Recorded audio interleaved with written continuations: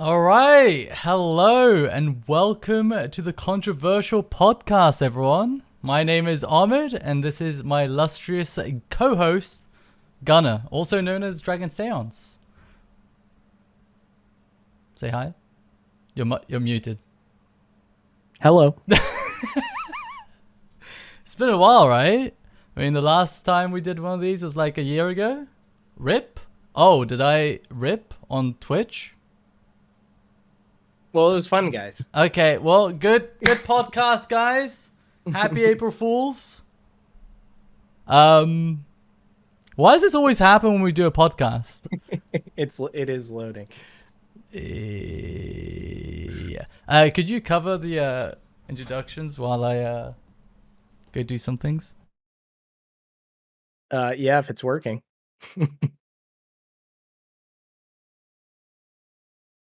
Restart. Okay, let's see. It's just loading on my side. All right.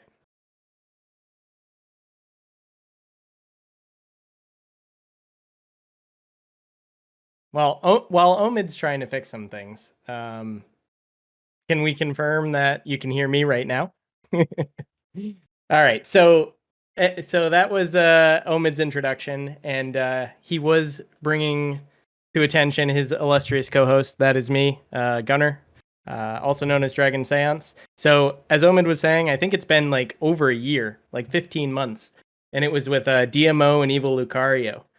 So that's where we're at. I think the last one wasn't too long, but some of these tend to last a while. So keep that in mind. Get some snacks, get something to drink.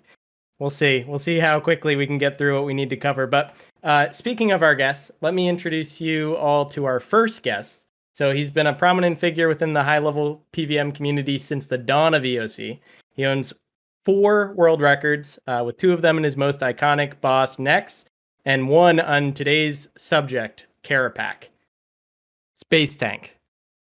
Hello. Excellent. And our second guest is a JMod who has worked some of the highest level PVM encounters in the game. He's worked on developing Nex AOD, Solak, and, apropos to today, Kerapac. It's Mod Ramen. Hello. I think that's all I should say. I thought you were going to introduce me with the previous 4 world records. I was like, yes, this is my time. Apparently not. I'm All just right. saying. Have you introduced everyone? No, you should start now. You should Wait, introduce what have you been saying this whole time then? No, I introduced them. Oh, okay. If I went through the entire thing again. All right, wait. Boom, boom, boom, boom. Perfect. Look at these beautiful human beings. All right. Well, it wouldn't be my podcast if we didn't have technical issues right from the get-go. Did you do everything? I introduced our 2 guests. Okay. Yeah, actually, I did everything. We're done now. Okay, that's the end of the stream. So thank you both for taking the time to coming on, by the way. I appreciate it. And I'm Nice. really excited for this. I'm also very nervous because I haven't done this in a while. But yeah. So the topic today is going to be Kerapac. It's long overdue, obviously, but, you know, it is what it is. And do we want to talk about anything in general before we get into it? Or are we good to go straight in? No, I think I just have a quick aside. I know you said it's been a while, but I think it would be good to mention that even though it has been, when did Kerapac come out? July of last year? Yeah, it's a while ago now. So it's been about 9 months. So 9 months later, I would argue Kerapac is one of the most influential bosses right now, based not only on the reward space, but also on the usage of the extra action button and kind of the complexity of the mechanics. But crit stick is very much still a thing. We'll get into it more in depth. But as Omid said, it's been a while, but still, it still feels very recent, very relevant. So that's all I wanted to get out of the way. Is it may have been 9 months since release, but it is still very, very influential in the present PVM meta. So, Yep. All right. Well, I think we should start off with the first mechanic that occurs during the boss, which is the shatter mechanic. Okay. So I think the one question I have is that when people start taking advantage of being able to step underneath the boss, right? That was obviously unintentional, and that's why you initially nerfed it. But what made you re-implement it, and what did everyone else think of it as a mechanic?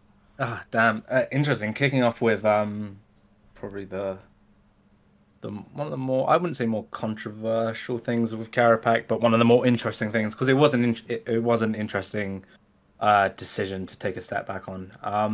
I guess it all begins with where this was the first Elder God was dungeon boss. This was the first Elder God was dungeon boss, right? And we knew that sentiment-wise among the community, players have never really been a fan of batch content, right? And when we were like, cool, they're gonna come out episodically, right? Boom, boom, boom, boom. Batches called fronts, right? Yeah, a front at a time. Players are in the community, and they don't know sort of what we've got going on behind the scenes, how big each of these are, Right. and the scale of these four compared to the original release back in 2007, and then the second release I think back in 2015. So it was easy to do those four as one big content drop because they weren't overly complex. They weren't much different. They were your very basic, a step up from the original God Wars Dungeon, God Wars Dungeon 2. But for Elder God Wars Dungeon, we really had to take it sort of into the stratosphere, right? And you couldn't do that amount of dev work for one content drop. If you think about if you think about the complexity of each of the four fronts, doing that in one packaged update wouldn't make sense. We wouldn't be able to tell a good amount of story throughout it. So we made it episodic or fronty. So initially, Sure, that's a word. yeah, Kerapac was the first one. So you have to. There's a lot of pressure riding on that, right? It's no secret that when something goes out, players will judge something instantaneously. Yeah. First impressions, everything, right? So with 3 other bosses sort of coming down the line, month on month, we had to get it right, because if players were left with a bad taste in their mouth from Kerapac not being as good as it could have been, we would have been in a bad situation. It was a month until the next one. That's a month of bad sentiment. That's stuff that as a community and as a game we have to manage. So that's why when a mechanic like that, and it's like, okay, this is how players are dealing with it. Are we okay with it? We initially made the fix. We quickly assessed the sentiment, and we were like, let's get this out. Let's just revert it, put it back, because players were doing the mechanic in a way that they were dealing with it in a way that was unintended. And if you look back over the years, and is what we learn a lot when we design mechanics, we will design a mechanic, and we, in our heads, when you design a mechanic, you design an intent for that player to deal with that mechanic in the way you've designed them to deal with it, right? RuneScape players, man, you give them a door, they will dig under the door, they will go over the door, they will go around the door. They will never go through the door. Never the way, unless you really force them to do that mechanic in the way you want them to do by designing it and developing it in such a way, they will find every other way of dealing with it. So when players found out that you could cheese it a little bit by standing underneath, we were like, well, that's not really the intended way of dealing with a mechanic, so we'll fix it. But then you just know that players will find another way of cheesing it to the point where they can just stand on the same spot, right? We were... Oh, my stream went down. Give me a sec. I am sorry. I'm trying to figure this out, and I don't understand. My net was completely fine for months. Now it's just shitting the deck. I am sorry for interrupting. That was Kyle's dramatic monologue. Oh god, this Now is he's so. now he's now Yeah, he's I'm gonna not start afraid. again. I know where I was. I know where I was. All right, that's good. Oh, we're back. Okay, cool. So I'm Yeah, gonna we're just back. going to continue. So what was I Yeah, saying? Yeah, go for it. Go on, continue. I was saying I was at the point of yeah. So okay. So yeah, when players will find a way of doing a mechanic, and if we had fixed it, players would just find another way of dealing with that mechanic in a very similar fashion. So the way we were originally dealing with that mechanic was, so what it was, Kerapac would send out a line to you, and then you would have a little sort of damageable NPC that would go past you and hit the edge of the arena and stop, right? So the way we were dealing with it was before we were doing the step under stuff, because that's how we deal with it now. I think myself, Mod Ryan, and I can't remember who else it's just other friends at the time. We would switch to mechanical chins and just, dark bow. So, and we would be stepped one tile so that when you're attacking Kerapac, you would get that AoE damage backwards. So players would have just dealt with it in that one way. If anything, it's a little bit more skillful to, like, you got to zoom your camera in, you got to make sure you perfectly click between his legs, get that click, and then move out. And it's a bit of a timing thing. So when we really assessed it, yes, we had the fix in the release build, and you can't just like go, right, let's pull it out. It has to go live, and that goes live with a patch note. And we sort of knew, we were discussing in house, myself, Mod Ryan, Mod Sponge. We were like, is this right? Like, should we be doing this fix? And in the end, like we said, just let them do it the way they were doing it. So we pulled it. And that's, there's this thing going around where, like, it's not a bug, it's a feature. You could say that about tendrils, right? And tendrils is now a feature. But you look at then things like onslaught, which I'm sure we'll get to when we talk about crit stick. That becomes a problematic bug, and you do have to then address it. But sometimes unintentional things you can turn into a feature. Is that a mentality you had prior to Kerapac, or was that something that came of in the iterative design process after its release? You learn everything from it, every project you do. Like, there are many things in other pieces of content where we as designers, developers look at it and go, okay, it's not the intended way, it's a little bit buggy. Are they having fun though? Yes. And is that important to us? Is, like, something we need to manage. We need to manage people's fun, right? If you take something away and that becomes unfun to them and they leave the content, we've made a mistake. But you've got to weigh up the pros and cons between, okay, is this bad? Is it okay? Like, yeah. It's case by case. And buffs always feel better than nerfs, but I guess that you said something that was very interesting, and Omid, you can go right after this. It's okay. You said it was a slightly skillful interaction to click between Kerapac's legs to stand under, and it involves timing when he like raises his arms to start the mechanic. Did that have any influence on whether or not you decided to fix it? Was part of it, balancing, or was it all just looking at what the players were doing and trying not to garner any ill will by nerfing that? We largely we just look at what the players are doing, right? How are they dealing with this? As I said, the door analogy, right? You give the players a door and they just don't go through it. They find every other way of doing it. But that's, the sandbox that is RuneScape. So the more we start to lean into that and if the players have so much at their disposal, and as I said, they're not going to do the mechanic the way you intended them to, so that's fine. Yeah. But is there more of a chance to patch, and I say this meaning to change to what was intended, is there more of a chance to patch something that does not take skill, that is, cheesier, or are you less likely to patch something that is a skillful workaround, I guess is my question, based on what you said.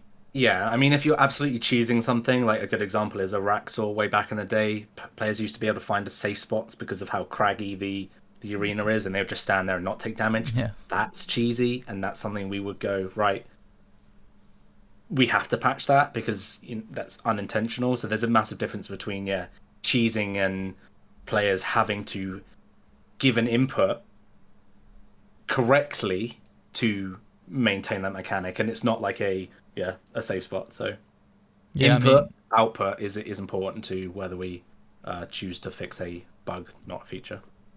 Yeah, players always love in any game, like they love like trying to break the game, right? And also, I don't know if this was touched on when I was away, but do you know why people didn't find the mechanic fun?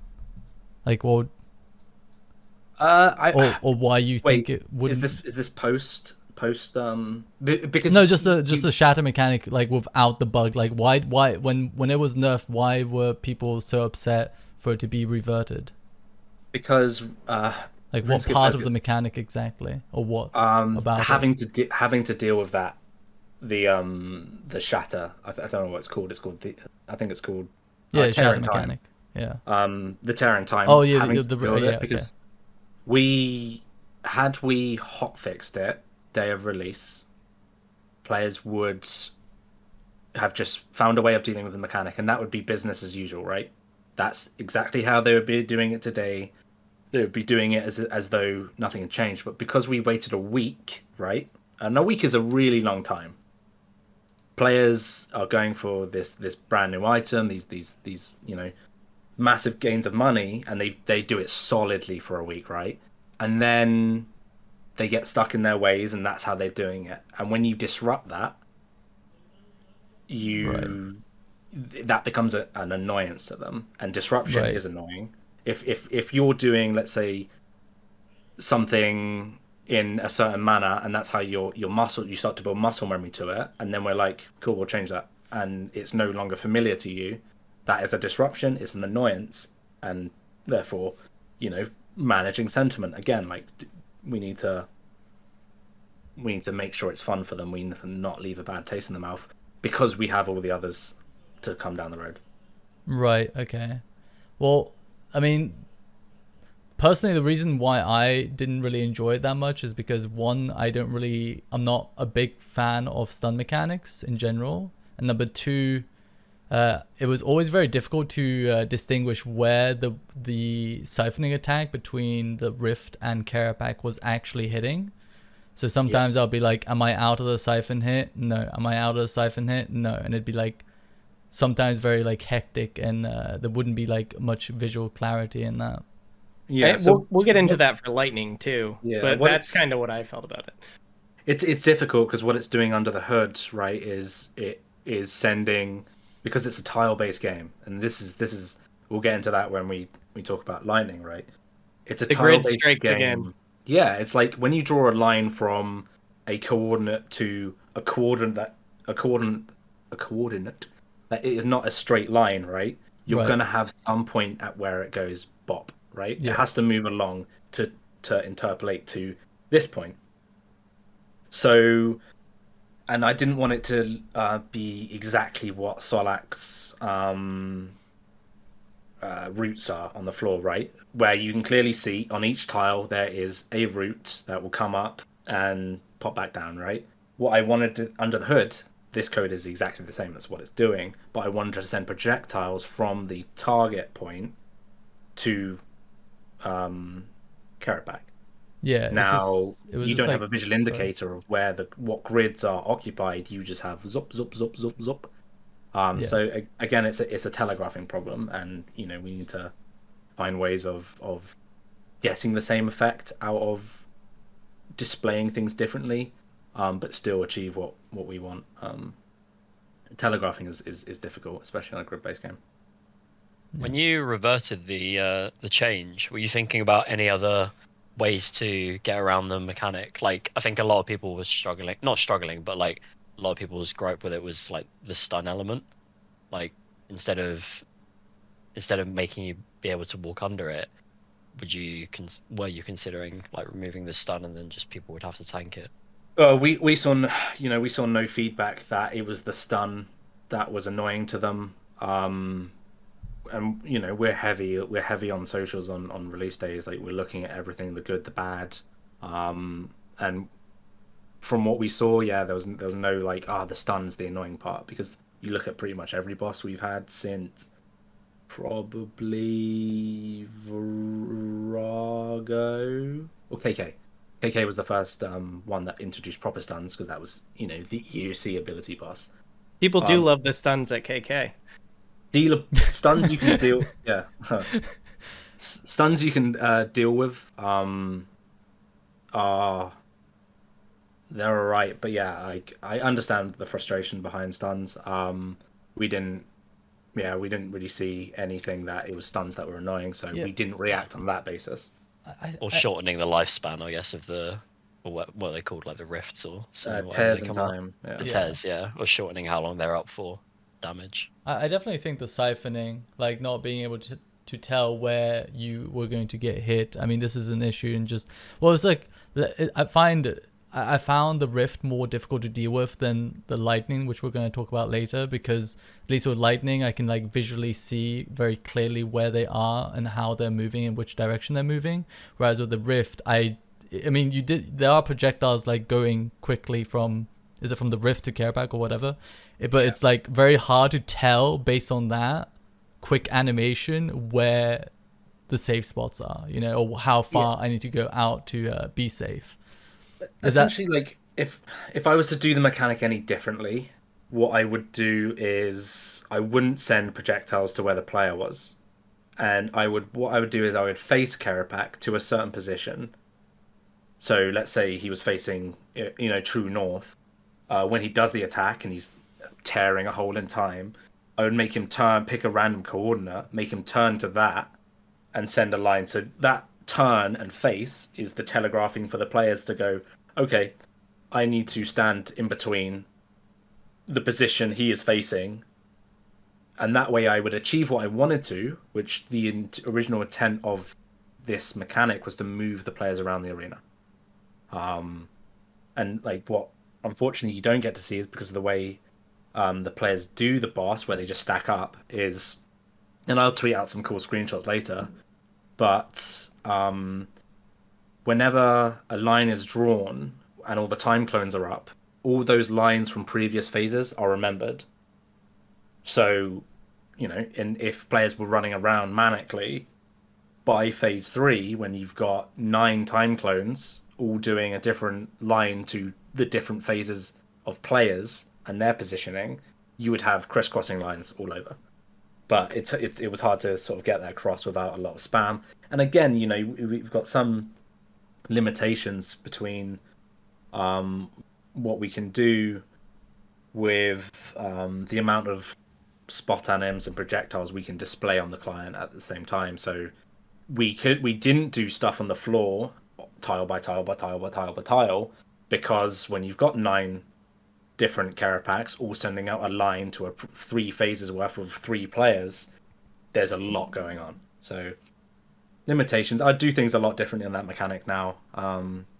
But again, as of everything, you sort of learn and you go, okay, well, won't do that in the future.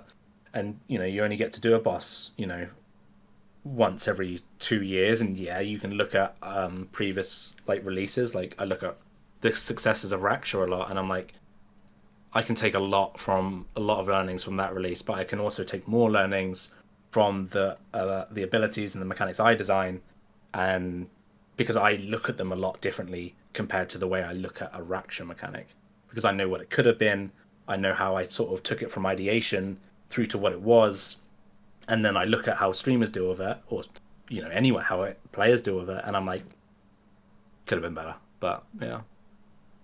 Can I just ask a candid question based on what you just said? So with looking at bosses that you released a long time ago, or that you worked on a long time ago, and maybe having less of a likelihood of revisiting some of those mechanics, are there any that you look at now that, if given, carte blanche to go do whatever you wanted, would you go and change any past mechanics that, like, are there any that you feel super strongly that should be changed in retrospect? Ooh, interesting question. What are we looking at?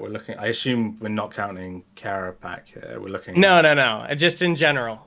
Page drop rate. I wasn't going to bring that up. I was going to leave that out of the discussion.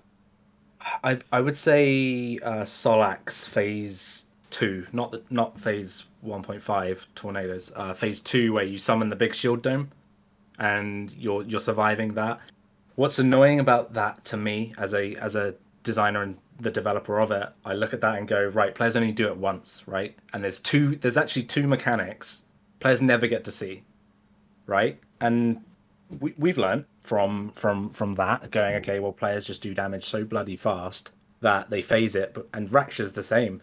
You know, you don't get to see the stomp mechanic because of our. There's full skips now too, so Exactly. So what are the two mechanics? It's the tornado one, and then there's the tornado, and then What's there that is Little one arrow thing. The arrow that points and then shoots. Oh yeah, the root arrow. I haven't right? seen that in years. Yeah, Yeah. I haven't seen that in ages. Right, I forgot about that. You're right. Yeah, so what I would do is I would go, all right, let's take that phase, right, and let's take that tornado and that arrow mechanic and just do away with them, right? Didn't need them, but I would double down on the need to summon a shield. So maybe what I would do is that purple rain juice, anima bomb. I don't know the name. Purple rain juice. Purple Good rain. name. I would have that as a constant. So it's constantly there through the fight, and the players deal with it by knowing the timings of the shields they have. So they would have a pool of shields. So let's say Nature's Blessing, all four of us would be able to pick up Nature's Blessing. And then to do the entire phase to get rid of that blight bar, the purple bar, blight, I would go, right, you have to maintain all these shields. So Andy would do a shield, right? And then when that's about to run out, Seance would do a shield, right? And then when that runs out, I would do a shield, and then Omid would do a shield, and the entire phase is dum dum dum. And yeah, like player coordination and having to communicate and go, right, I'm sure it'd be like S1, you'd be S2, I'd be S3, Omid would be S4, right? And then you're dealing with a high influx of damage, whilst also maintaining shields.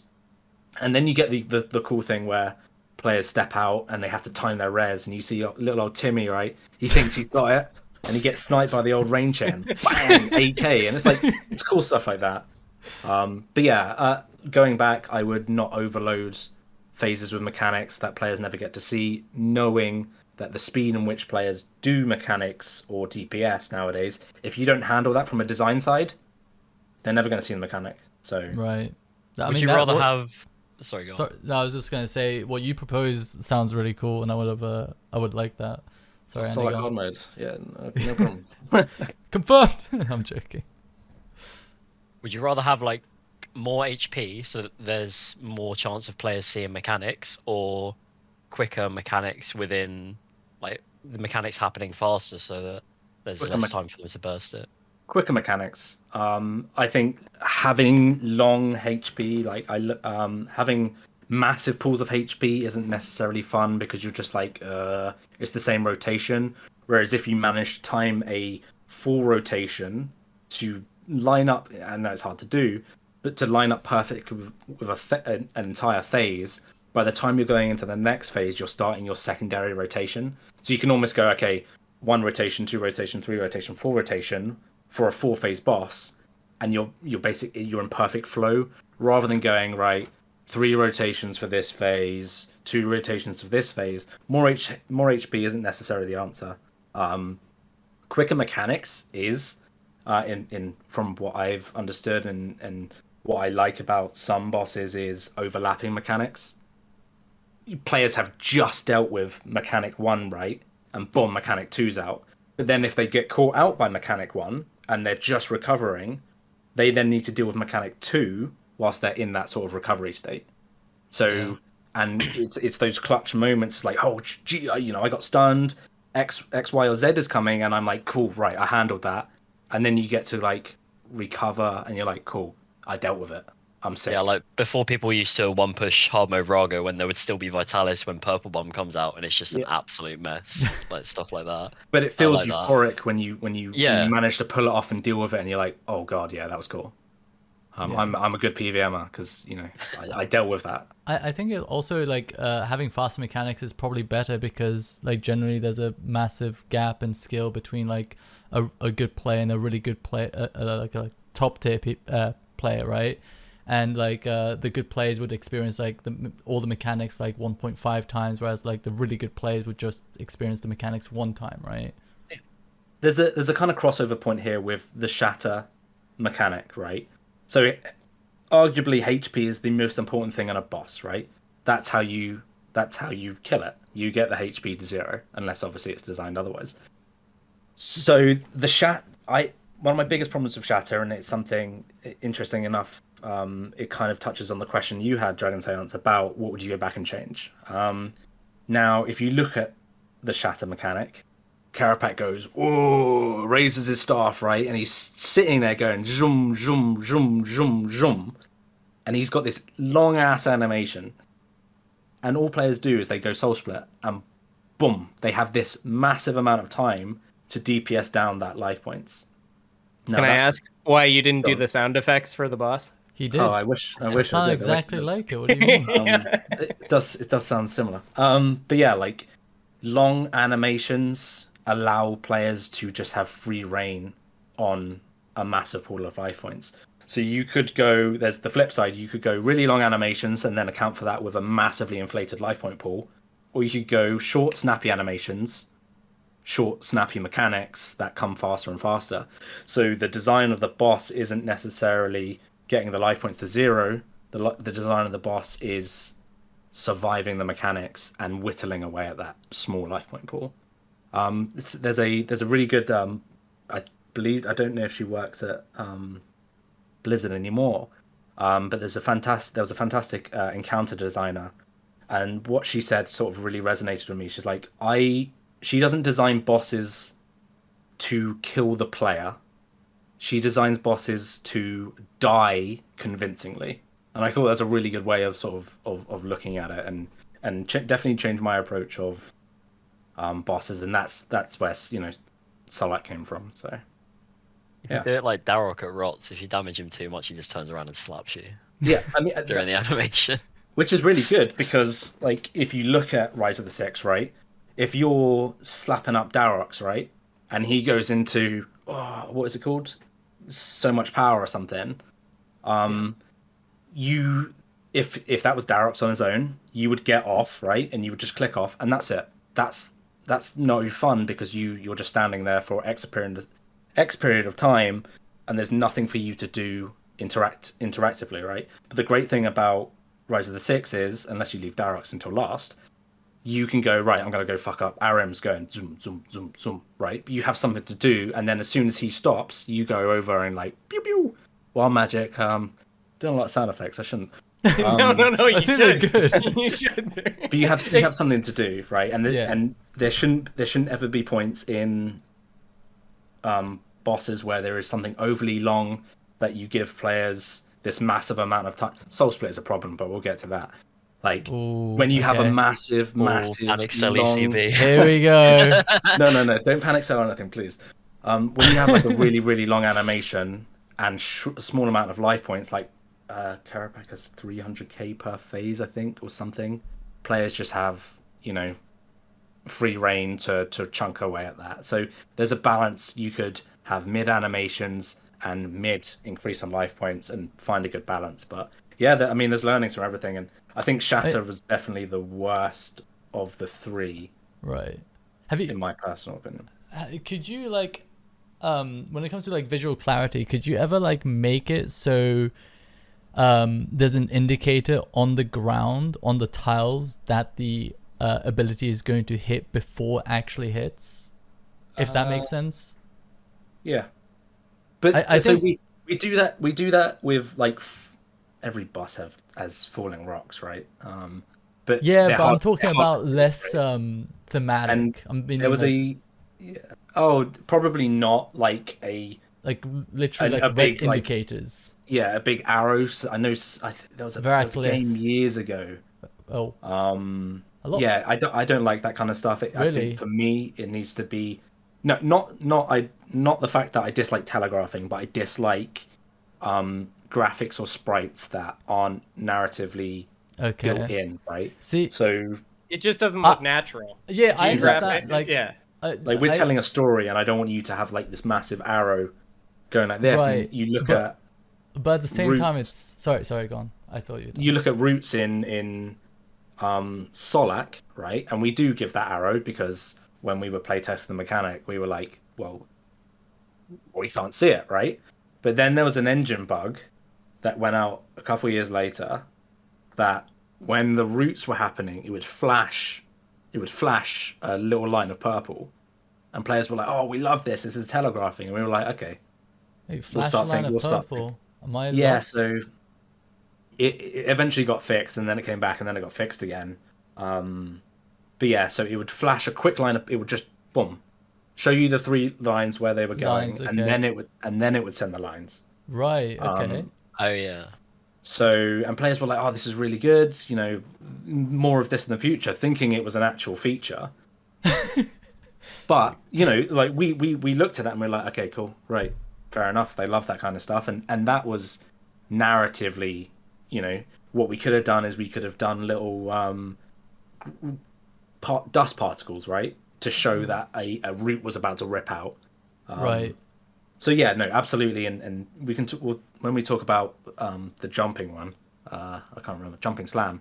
We'll talk about telegraphing more, but yeah, like it's absolutely something we're thinking about, and telegraphing is massively important. I think it's personally one of my biggest issues with the game is that, like, I understand that thematically it makes sense that, you know, for things to fit in with the story and the fight, but a lot of the time I feel like just having a clear indicator of what tiles are going to get hit ends up being more important than what you suggested. Like, for example, like don't want to get too much into it, but like Zuck, like with the line of fire or the wall of fire, I half the time can't tell what tiles are actually going to be hit and what tiles are being hit once the wall of fire is actually like finished. Yeah. Well, because it either has to err towards being thinner or being thicker at any given point if it's a diagonal line on a grid system. Yeah, I understand like the grid system, or don't fully understand the technical side of it, but like at that point, I'd rather have like all the tiles that are going to get hit flash red, so I know what tiles are going to be dangerous once it comes in. Yeah, that's fair enough, and it's definitely something we are like, the more prominent the video game accessibility is becoming in the game dev world, the more we're like, okay, we need to be thinking about this kind of stuff, because I fully agree with you. You know, yeah, I just want like visual clarity with the game, and I think sometimes it can be very difficult. And I assume it's mostly difficult because of the grid system, like you put, right? Yeah. But yeah, would you guys like to? Do we have anything more to say on the rift mechanic, or are we good to move on? Yeah. Okay. All right. Let's move on to the jumping slam, which is the second mechanic at Kerapac. Kerapac slams 3 times on the location that you're situated once he decides it once he lifts his staff all the way up behind his back, right? And then he does it the first 2 times he does it, he stays onto you until you move out of him, and he also reduces damage by 50% when he's on you, when he's damaging you, when you're taking hits. Yeah. And then the third time, obviously he does not do that, and he just continues with the rest of his rotation. So I like this mechanic. I really like this. It's my favorite one. Yeah, I think it also works really well with the echoes as well, and I think making it so you can't just sit underneath it and tank it is also a good thing in the sense of, like, rather than like taking too much damage, it deterring you by reducing your damage like significantly, right? Yeah. No, I mean, just sort of kicking right into it from my point, it's my favorite mechanic in the fight.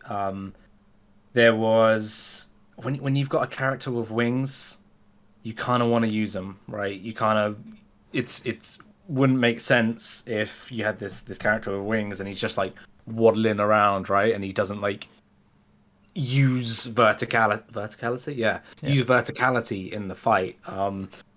Is that the Chekhov's gun of the game design world? If you show a gun in a movie, it has to go off. Yeah, in my world anyway. So If a boss yeah, has wings, it has to fly. I think so. I think so. So yeah, I wanted to use them. I like players moving, movement, and this is also why I don't like Kerapac, from my point of view, is He because said it. players just yeah. We'll get to that. But I like players moving around, and correctly timing, a surge and sort of weaving in DPS. Yeah, like Pads at Is Solak is a good example of that. Really, really good Yeah, example. yeah. And currently when you mess up a kill, right, and you have to surge out and you're not like standing in your little death dot, the more the phases go on, the more time clones that happen, and it looks bloody cool when they're all jumping up, they're all perfectly in sync, and they all go whoom, whoom. It's just cool, right? And this is sort of where telegraphing comes in. We did it. My annoyance with it's a very similar mechanic to Telos, right? Like, you can take a mechanic and you can repackage it and put shiny paint over the top, right? And it feels different. But when you take it at its core, it's exactly the same as Talos's. What's that one where he's like The swipe attack. Yeah, what's it called? Gillinor, give me strength. Yeah, that one. Look, That one. Telos Notice the expert, names. right? Warhound I over lost. here. I lost a 200 kill streak to that. Yeah, so Oh, you look at that one, and it's exactly the same mechanic under the hood. Not obviously not exactly the same, but it's basically, you time something and then you surge out the way.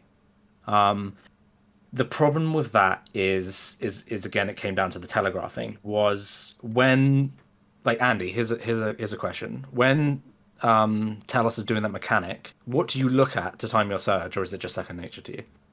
now it's second nature, but it used to be like just as his like arm comes up, like that's when. Interesting. So there is a visual cue on the animation that you use to go, right, now is the time to press my ability.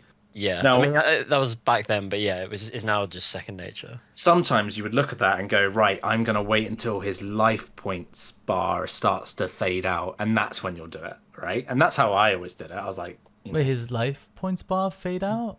there was some point where something would fade out. There are many sort of places in the game where you would wait for a visual component to time out for you to time something correctly, right? Now, the little like arm shift up, I never actually looked at that, but it was something when doing the jumping slam mechanic that I wanted players to have a visual understanding of when to press that ability. So it's not just I hope, and I press it. Yes, it becomes sort of gut feeling and second nature way down the line, but I wanted to make sure players had a visual understanding of, okay, when the boss does X, surge. Now, what I found really interesting is when we were doing playtesting, nobody could do it. Like, they were all like, nah, it's bugged. Like, we can't do it. Like, and I'm like, trust. Wait until the wings just come together and then start to move back apart. And that's when they were like, okay, cool. And they were nailing it every time. What I found super interesting was, so that was always the way I intended the players to look at the wings and how they come together. But players were like, oh yeah, it's when the toes curl up. That's when you surge. And it's like, cool. As long as you give some elements on an animation that when, he goes zoom, that's when you go boom. It's a reactionary thing. I think some people use like sound cue as well for it. Sound cues are really good, but you can't rely on everyone to have Sounds on, yeah. on sounds on. Yeah. So like, again, telegraphing was super important, and we went into that with the intention. Also wanted to sort of make you switch things up a little bit, have a think. That's why the damage is melee. So we could, he primarily uses magic, and we could have just done he goes up and he puts the staff into you, and then he channels magic sort of through that into you. Right. But you want to make them think about, okay, what's the economy of the abilities that the player has, and don't forget, this isn't a 1,000,000% enrage Telos. This is a step up from God Wars 2. Right. So you look at, okay, what abilities were players using in God Wars Ascension 2? How do we step up on that? And then you've got things like devotion, and that's why there's the voice line, "Your godly devotion won't save you" here, and it puts you in the fight, in the narrative, because the first thing players do when they see a lot of typeless damage come is they're going to go devotion and hope it kicks off. Is that the and voice of people that use devotion? It's that voice. little That's how voice I you make when I activate it. But then, again, so we kick that ability off, and it's not like a red bomb where all your defenses are kicked off. So if you want to sit there a barricade and hold that up, you're using a shield, right? So you're not getting a massive amount of damage output. So you can turn off like individual abilities. You can disable individual abilities. Is that the first time you've done that? Probably not. Okay. I can't think of one, but yeah. I can't think of one either, but I'm sure there is. Okay. There's been. That's many interesting. above. Okay. Oh. Yeah. Does a mort work on red bombs? I know we said aside from red bombs, but it was just curious. Well, I thought red bomb removed all defensives. No. I don't know if it removes immortality. Oh, okay. Because it wouldn't make sense to remove immortality and then do the damage. You would expect it would go, okay, cool, let the red bomb damage through, and if you die, then you immort. But I don't know. That came out in 2013. It's almost 10 years ago now, which is mental. That is But then again, like sort of, we were discussing this briefly before the podcast kicked off. Again, what would I do differently is I would make the melee damage he does to you way more, and do it less often, because someone pointed out rightly, like, enhanced devoted, and when he's on you and he's pumping that melee damage into you, every time you do that rapidly, it rolls on the enhanced devoted roll, and then it's like, cool, procced. And then what players do is, obviously they've got enhanced devoted and they've got their melee power up, and they just have time then to just damage down Kerapac, because they can just stand there and not take any more damage. So it's another free reign of going, right, I'm just going to whittle down your life points, which is, it's fine. It's, again, this isn't 4,000 enraged Telos. This is a step up from God Wars Dungeon 2. So if they're doing that, that's okay, and that's why we didn't necessarily change that. But we looked at that and go, okay, that's something we need to think about for the future. How do you feel about devoted and enhanced devoted perks? Because it sems like you have to develop around them, right? Like devoted, the ability, I'm cool with. Oh yeah, I'm talking about the perks. Yeah. I personally think the perk is kind of busted. Yeah, just delete it. You have the power. We do have the power. Again, it goes back to the disruption of what have the players had for years, and how have they been doing things for years. And do you want to really sort of throw dust in the rise and say, okay, you can't have that anymore, even though you've probably spent how many perks, components doing it. So you've got to find clever ways of sort of working around it. They do work together though, right? They have separate cooldowns, devoted and enhanced devoted. Yeah, I think so. Yeah, they are. So you can go, right, as soon as your, enhanced devoted is off, you can just pop devotion, right? But you're still taking a hit of damage. So by the time your devotion runs out, it's likely that your cooldown for enhanced devoted is back, and because it's rapid damage, it just goes pop, sticks it back up. So yeah, but then you look at how I spoke about that, and it's like, okay, cool, we'll do. And Sponge is the one that kind of pointed this out. He goes, rather than do more rapid damage, do less often but more. Right. So you're not rolling that chance to hit every one cycle. You're doing it every X cycles. And again, like, if it's a massive hit of damage and you're at, like, let's say it was like 4k, if you don't deal with that straight away and you're not praying, 3 hits and you're dead. It's So on the flip side, though, if you're doing fewer higher hits, your other defensives get better. So things that you're using, such as Disruption Shield or Rezo, those things get better. So is that a dance you do with every boss? Is think the frequency old of hits, amount of hits? the old defensive dance is something we've been doing since EOC began. One I talk about quite often on streams, and when players ask, I'm very honest about it. I think Resonance is the most busted ability in the game. No, It's a basic ability. I disagree.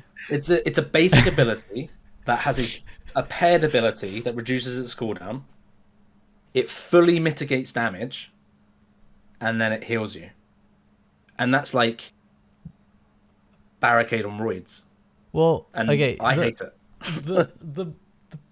the situations where it's like very, very powerful are like High Enrage Arc Lake or High Enrage Telos, right? Every other situation, you're using it at the expense of like damage, and in most cases it's not worth doing. If people want to do it to make their encounter easier to sustain themselves, I think that's completely fine.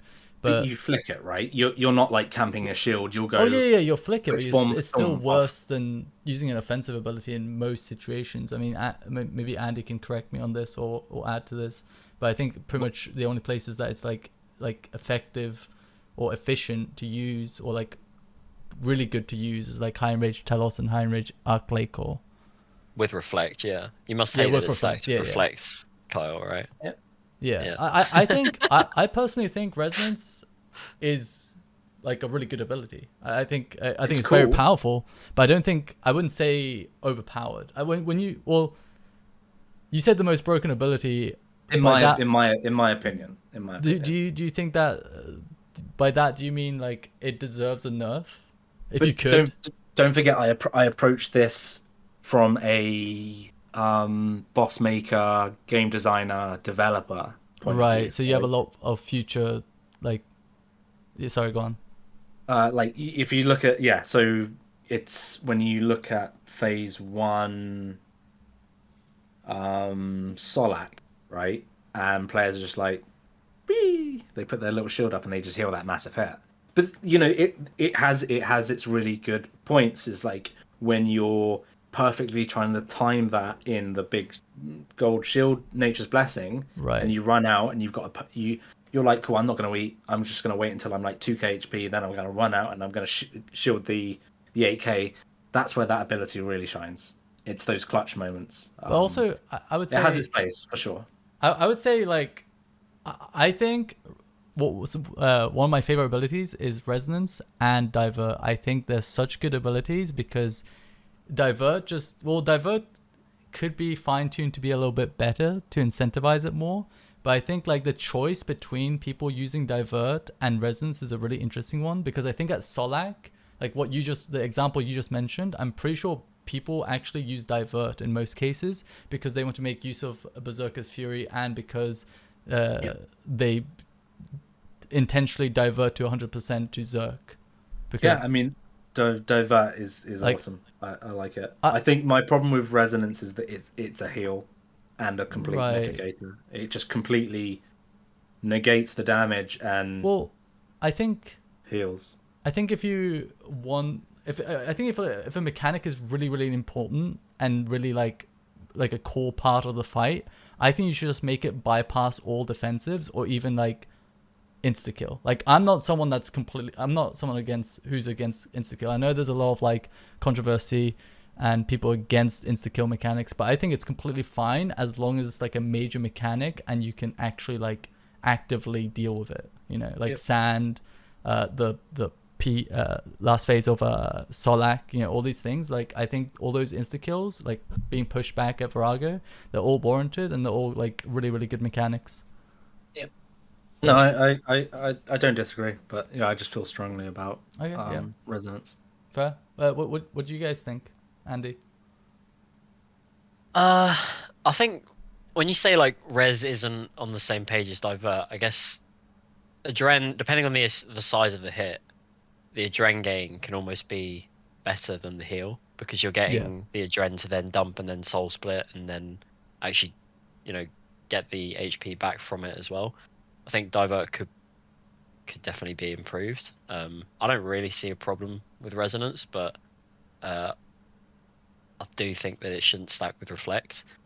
Right, that's probably my stance fair. on it. That's actually very fair.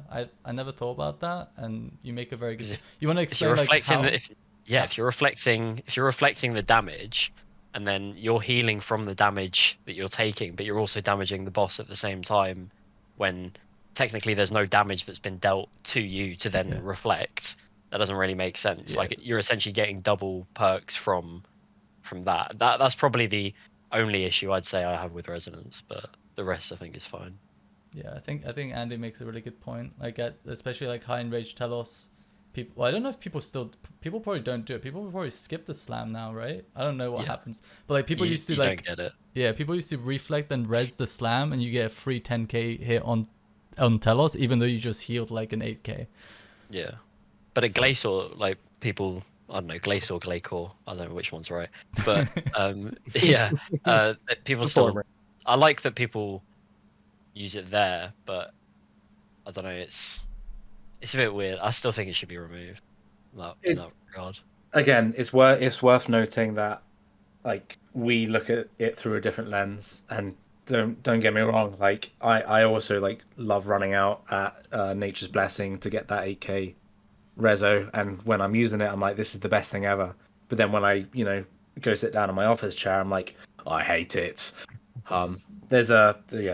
But I like that there's at least like a choice in like play style that some people use Divert over Resonance. Like, that's one thing I love about like MMORPGs is having a choice or making a choice based on your playstyle. Do you prefer the heal because you're less comfortable with the boss and you have a hard time sustaining, or you're gonna go for the damage and get a Divert off? A shared cooldown is really good. Yeah, like I said, Resonance Divert is like one of my favorite serve abilities personally. You see a lot of people using, well, not a lot, but you see people using Divert before Zerk just to try and hope that they get a bit more Adren as they Zerk. It's pretty consistent at Solak though, right? But like, do people like consistent, like, because obviously there's a range of hits at most bosses, like where does Divert see a use at a lot other than Solak?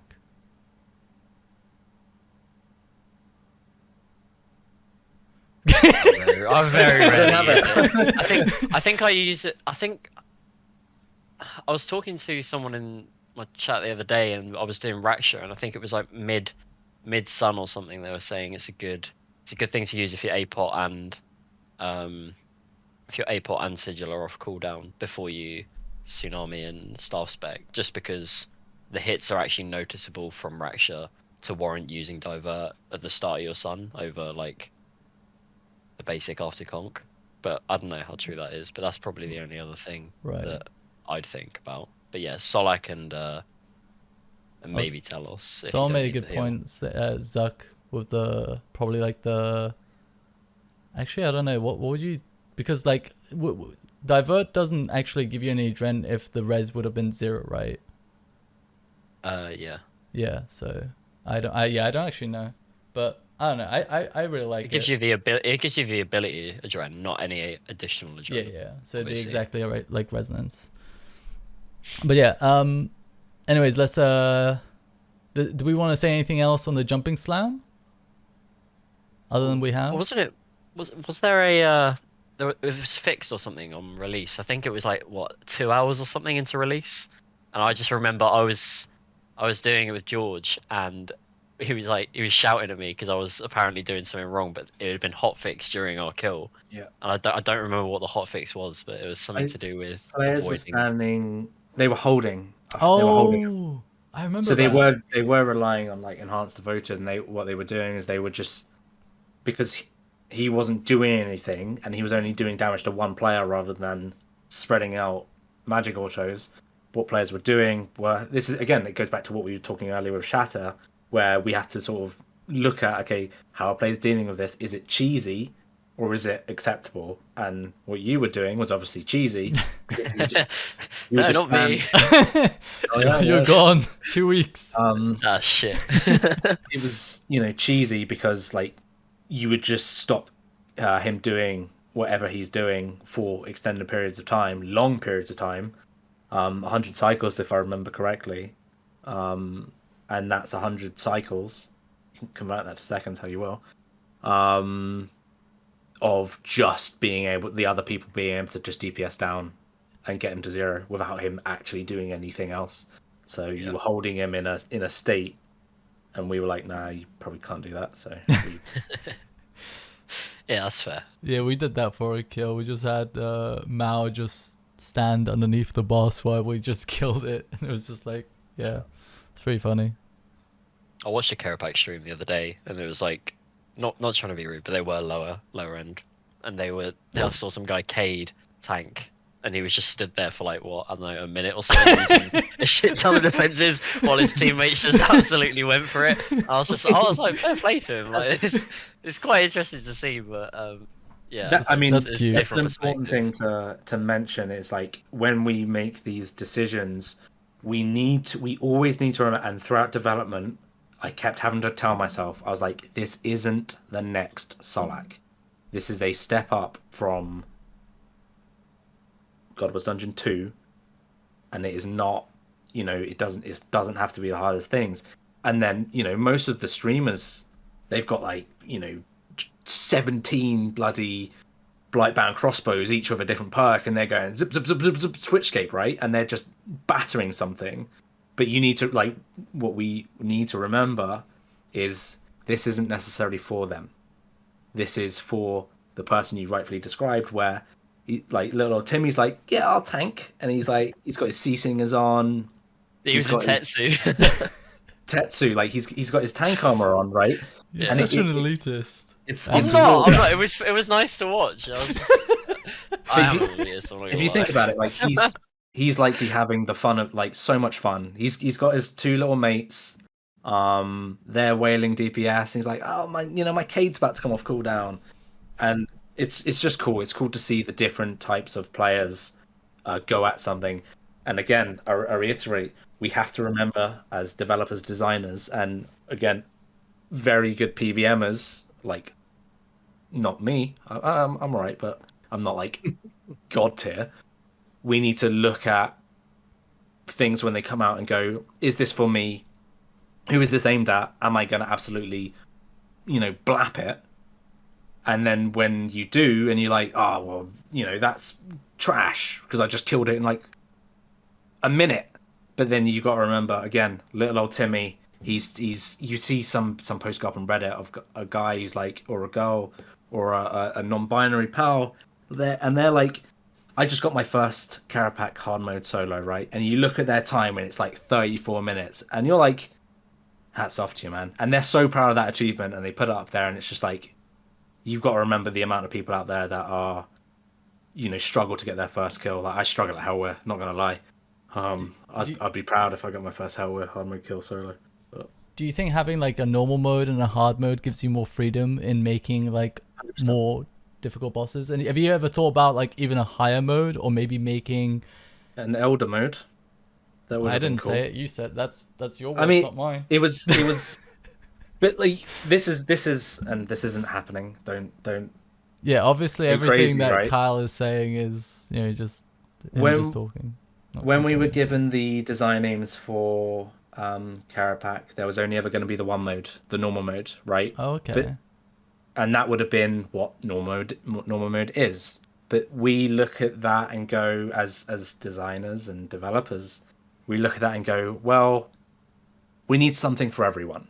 And that's a very important thing, because if the first front had dropped and you streamers had nothing for you to sink your teeth into, and you're doing a boss that you are obliterating in 30 seconds and you're not getting any meaningful rewards out of it, you're not going to have fun. And you are a huge, massive part of the community, right? People come to your streams for entertainment. Maybe they can't do it.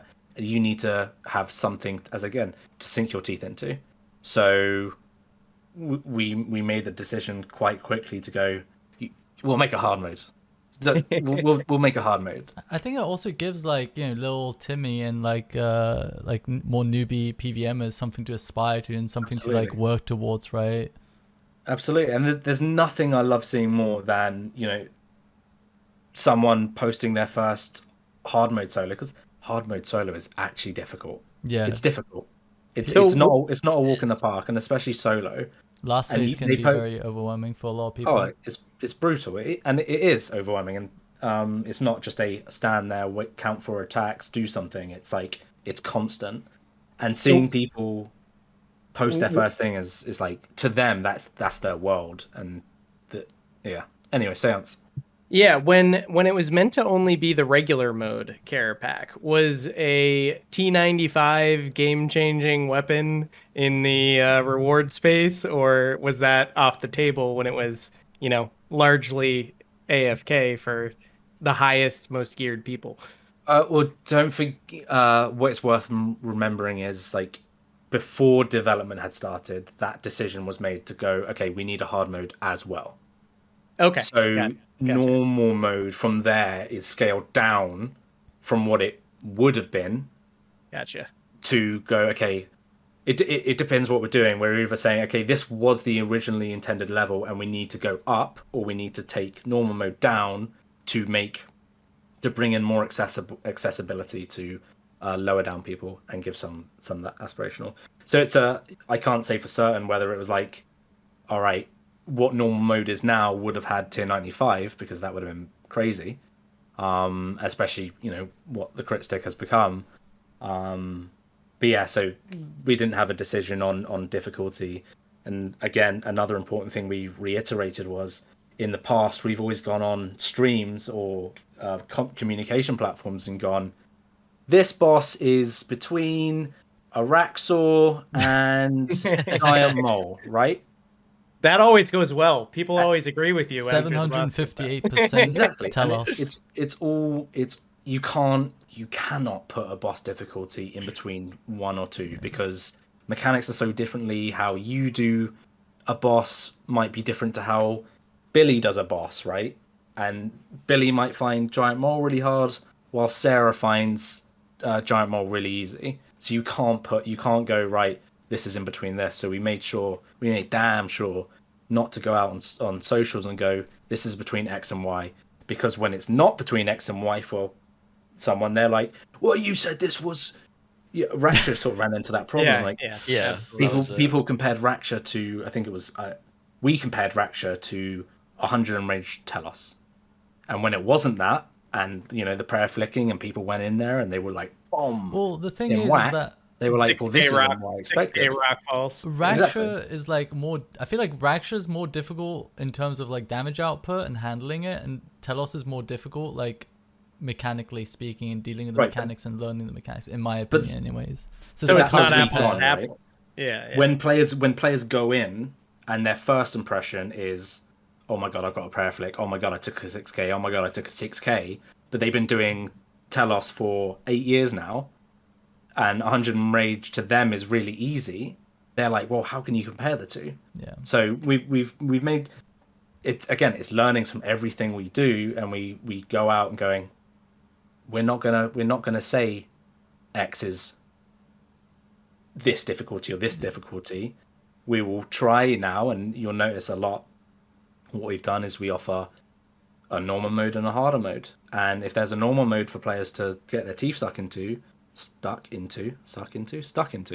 we can then take hard mode and go zoom, put it into the stratosphere. Now, obviously, we didn't do that for K-Dog, because we need to keep it. Kerapac. Yeah, I know, but like, it's a nickname he made up right now. Yeah, no. We've been calling. Is that Kerapac his name K-Dog for internally? years.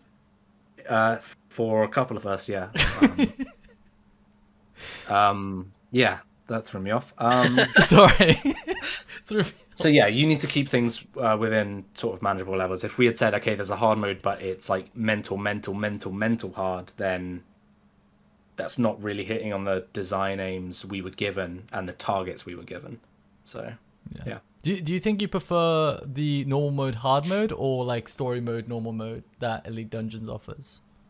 Like very, very easy versus like, I guess like if you had like Hard story mode mode, any- normal any day. mode in like for Kerapac, then the normal version would be like much harder than hard mode because it'd give you potentially leeway to do that. Couldn't say for sure. I think a story mode in a boss fight allows players who wouldn't necessarily touch PVM to experience the narrative and sink Yeah. their teeth into the story.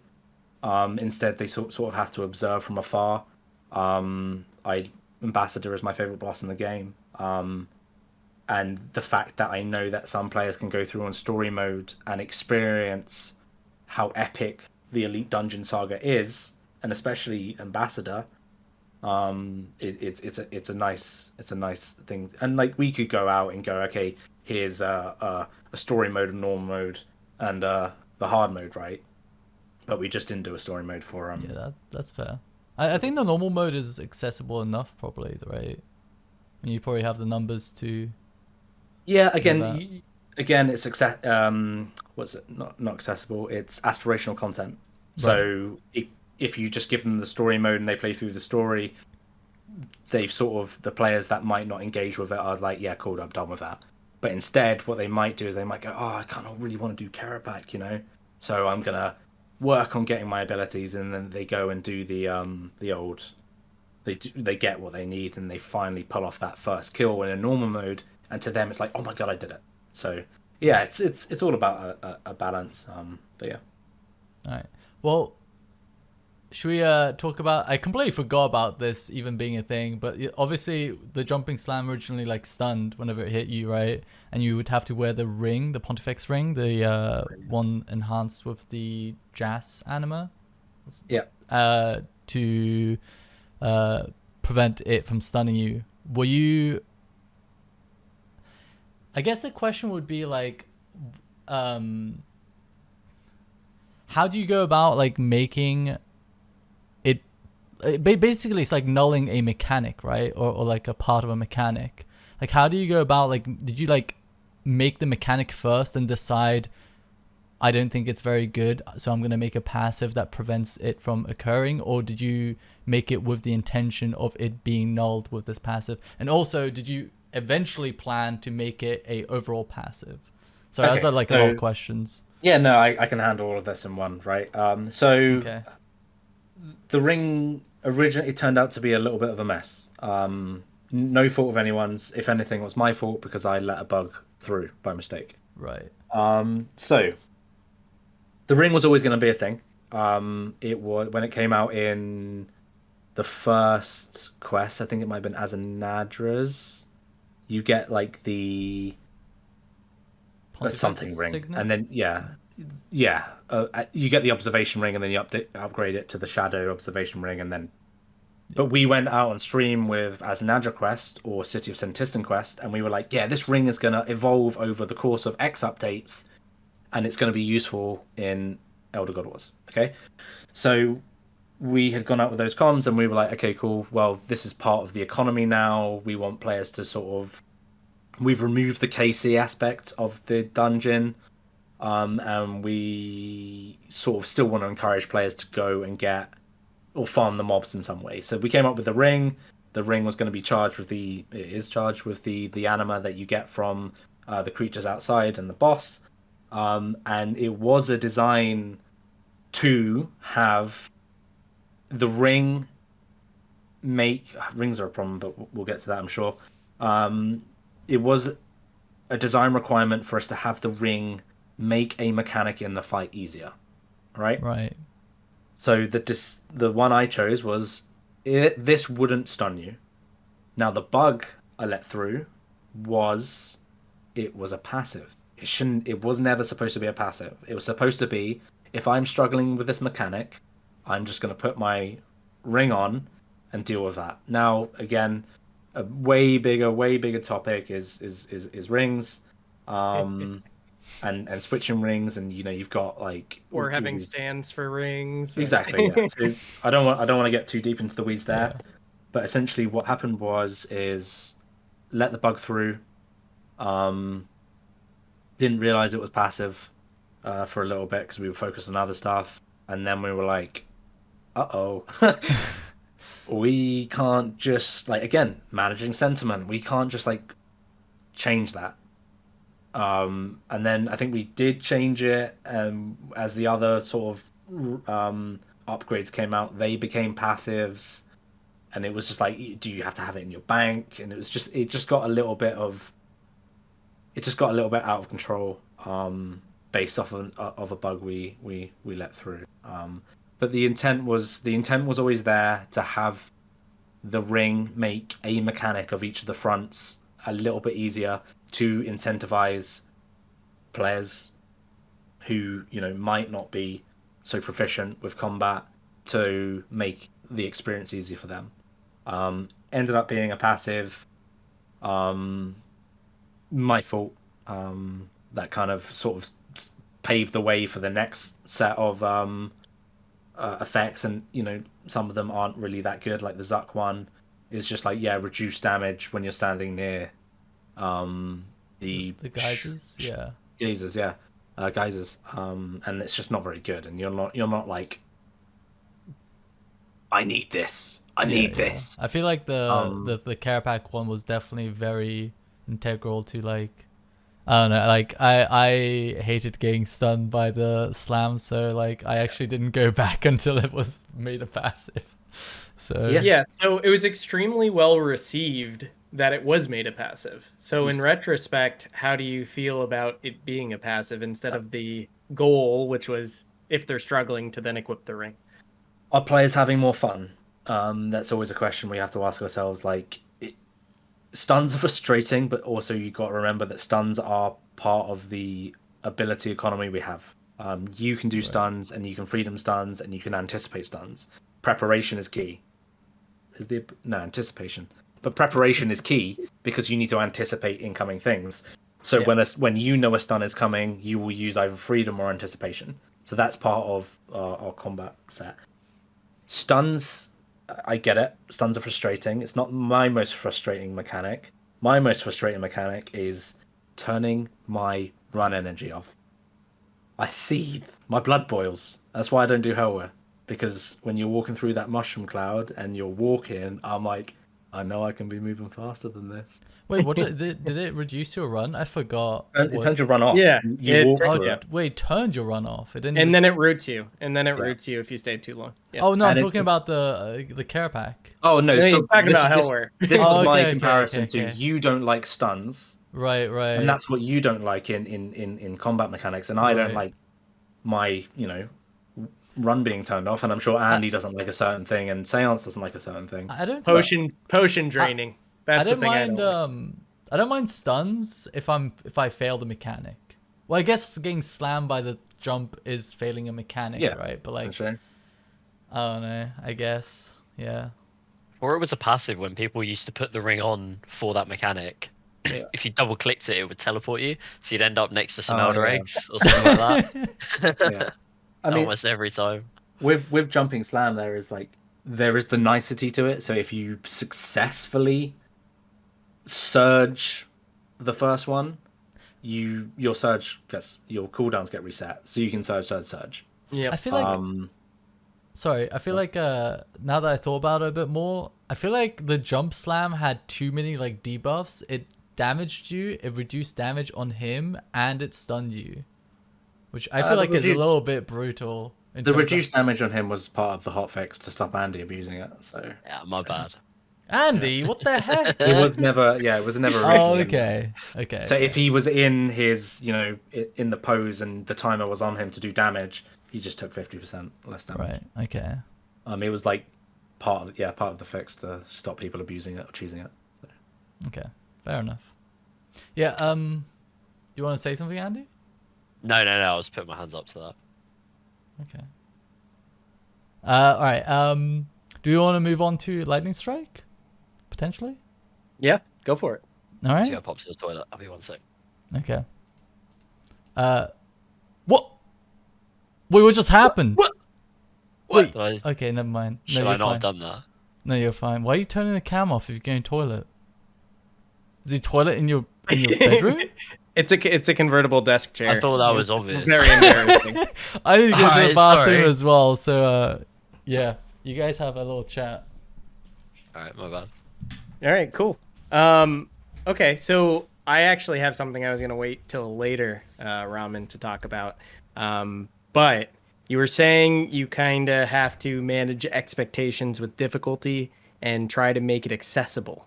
So, not to provide any spoilers or detail, but is that consideration something you are dealing with right now? You're not going to get anything out of me, I'm afraid. I am, yeah, stone But stone cold. you already gave us a huge spoiler though, Oh yeah, it's a giant chessboard. which is basically RuneScape, right? So the whole Yeah. game's basically a chessboard. It's just a massive grid. But nah, like, sealed shut. All right, I'll just keep following your Twitter then. Got a pretty good poker face. So.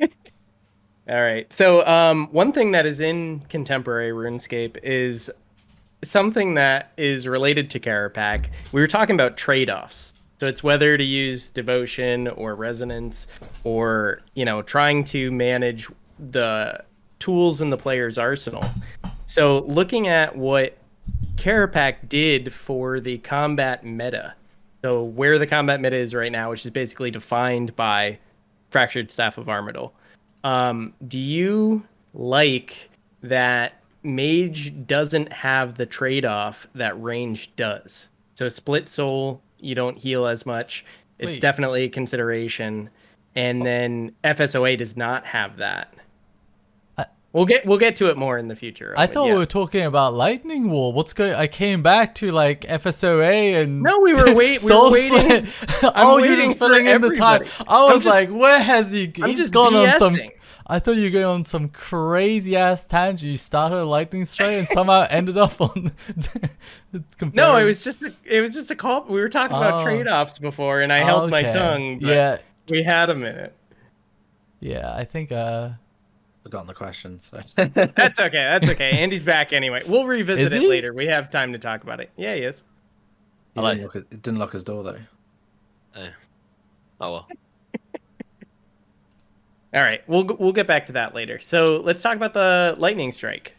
So one of the things that I thought was pretty cool about it, and something you talked about earlier, was the increasing number of these mechanics throughout the fight. So throughout the phases, adding more lightning walls. So that was something I'm sure was fairly early on in the design. Is that something you kind of backed into based on difficulty, or is that assumption correct? Is that you wanted to ramp up throughout the encounter? I kind of forget how the whole multi-phase and saving thing. It came around very early on because I remember the first screenshot I have of Kerapac is the blue dude from Raksha. I can't remember his name.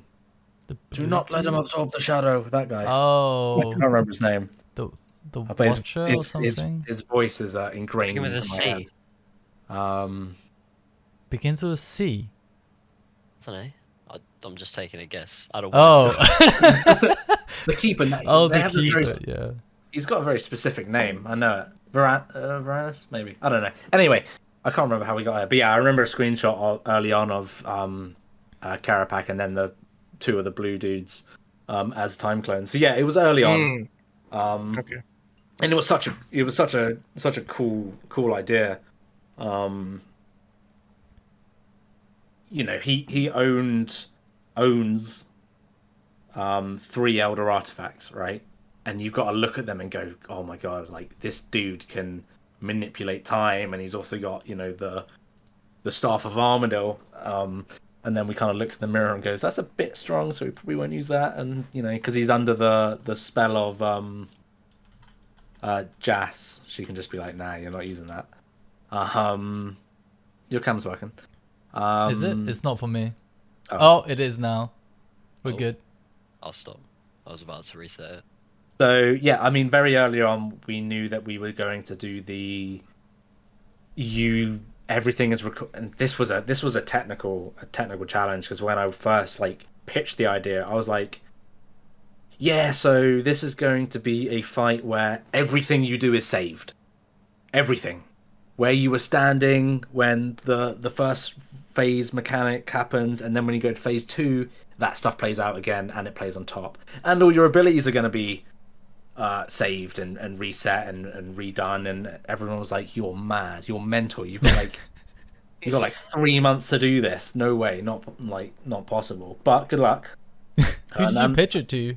Do you like You'd pitch it to the entire sort of RuneScape team, not as in pitch, but you go, okay, this is my design, and then we have something called a sprint review, where you then sort of talk to the entire RuneScape team and be like, this is what I'm working on, this is what I plan. Can you give me feedback on this design?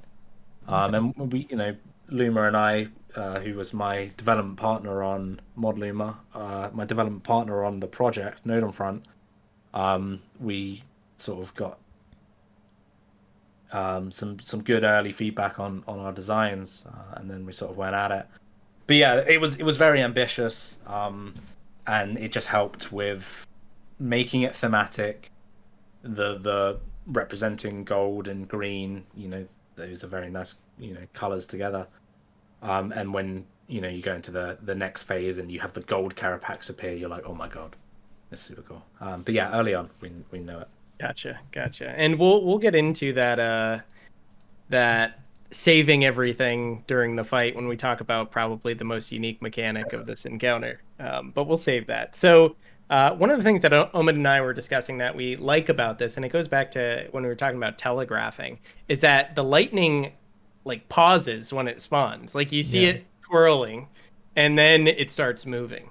Yep. So was that like a conscious decision? Like you don't want players to feel cheated, like they can see where it is, and then when it starts moving, they have time to move about? Or is that something you do with every mechanic? I mean, again, like it sort of comes down to what I was talking about with Jumping Slam. Like telegraphing is massively important, and in early years, haven't done the best of jobs with it myself personally. When something is doing that much damage and it just instantly starts moving, you don't have time to look, assess the situation, and go, right, I'm going to move that way. Especially for this mechanic where you've got 3 different intersection points, you can look at it, quickly assess, okay, that's the crossover point. I'm going to surge through here, and then I'm going to deal with whatever direction the last one is coming through. So yeah, making sure players have that pause time to quickly go, right, that's how I'm going to deal with it, and then deal with it the way it plays out for them. Because if it's just too fast and it's instantaneously, like by the time they've assessed the situation, a lightning is probably on top of them, and they're already taking the damage, and that's unfun. So yeah, telegraphing again, massively important. Would it be fair to say that the more telegraphed a mechanic is, the more punishing you can make it? I'd say absolutely. It's a good way of looking at it. If you're clearly explicitly saying big rock falling here, and you give them enough time, and there's a shadow around it, and they're just like, yeah, and it falls on them, you could just go, right, you're dead. So you're saying we gave you Rockfall should insta kill? If the shadows are fixed, yeah. Again, yeah. Sorry, it's a cheap shot. No, it's not like it's, we are limited with our tech, like a spot anim, like because that's what that is. It's just an I think it's an animation that plays on the floor, and then if another animation happens to play on that exact same tile, it overwrites it. So if you do sunshine and then that happens, it might overwrite it, so you don't get to see that telegraphed anim. We need to, we are being as better in the future about telegraphing, because video game accessibility is important, and we do have people with disabilities and need that accessibility help. But then you can sort of ramp it up for harder modes, make things quicker, but still telegraph in a key way. Do you have a lot of issues with overriding animations like abilities and auto attacks, for example? I think there were issues at Arclaycore and Raksha maybe, right? With Yeah, auto attacks, so- and how do you like work around that? And like even like sorry to extend this a bit more, like with a lot of like movement as well. Like for example, Gothic Staff, when you used to spec back in I don't know how many years ago now, your player would stall, but now your character actually is able to run while using the Gothic Staff. Like Yeah. So there's multiple levels to this. One is the one you sort of just described, is if we can put a certain thing on an animation that allows them to move whilst also casting the animation. It's called walk merge. Some old this might sound awful, but there was a time where I took someone into Red Portal, right, and there was an animation, kind of like you described. It was the hula hoop one, and it was really long. right, you I know what you're clicked- talking about. If you clicked, you were moving on the server, but on your client, you were standing still. So I'd get someone to follow me, do the hula hoop anim, click into the wilderness, and then I could attack them because they moved. But I was obviously Ramen the lure. What the fuck? I lured them for full white, full white armor, and I felt so bad I gave it back. Full white armor? Yeah. What the heck? Where'd you find this guy? Falador? Oh, this is it. Like, I was a naughty boy. I lured once, and I felt so bad because I was just like, I've been lured and it sucks. But anyway, yeah. So we can fix those with animations, and then on NPC animations, there's a similar system with player animations, but we have something called animation priority. Now, they are split between basic ability, which has a value of 10, and then we have threshold ability, which has a value of 20, and then we have ultimate ability, which has a value of 100.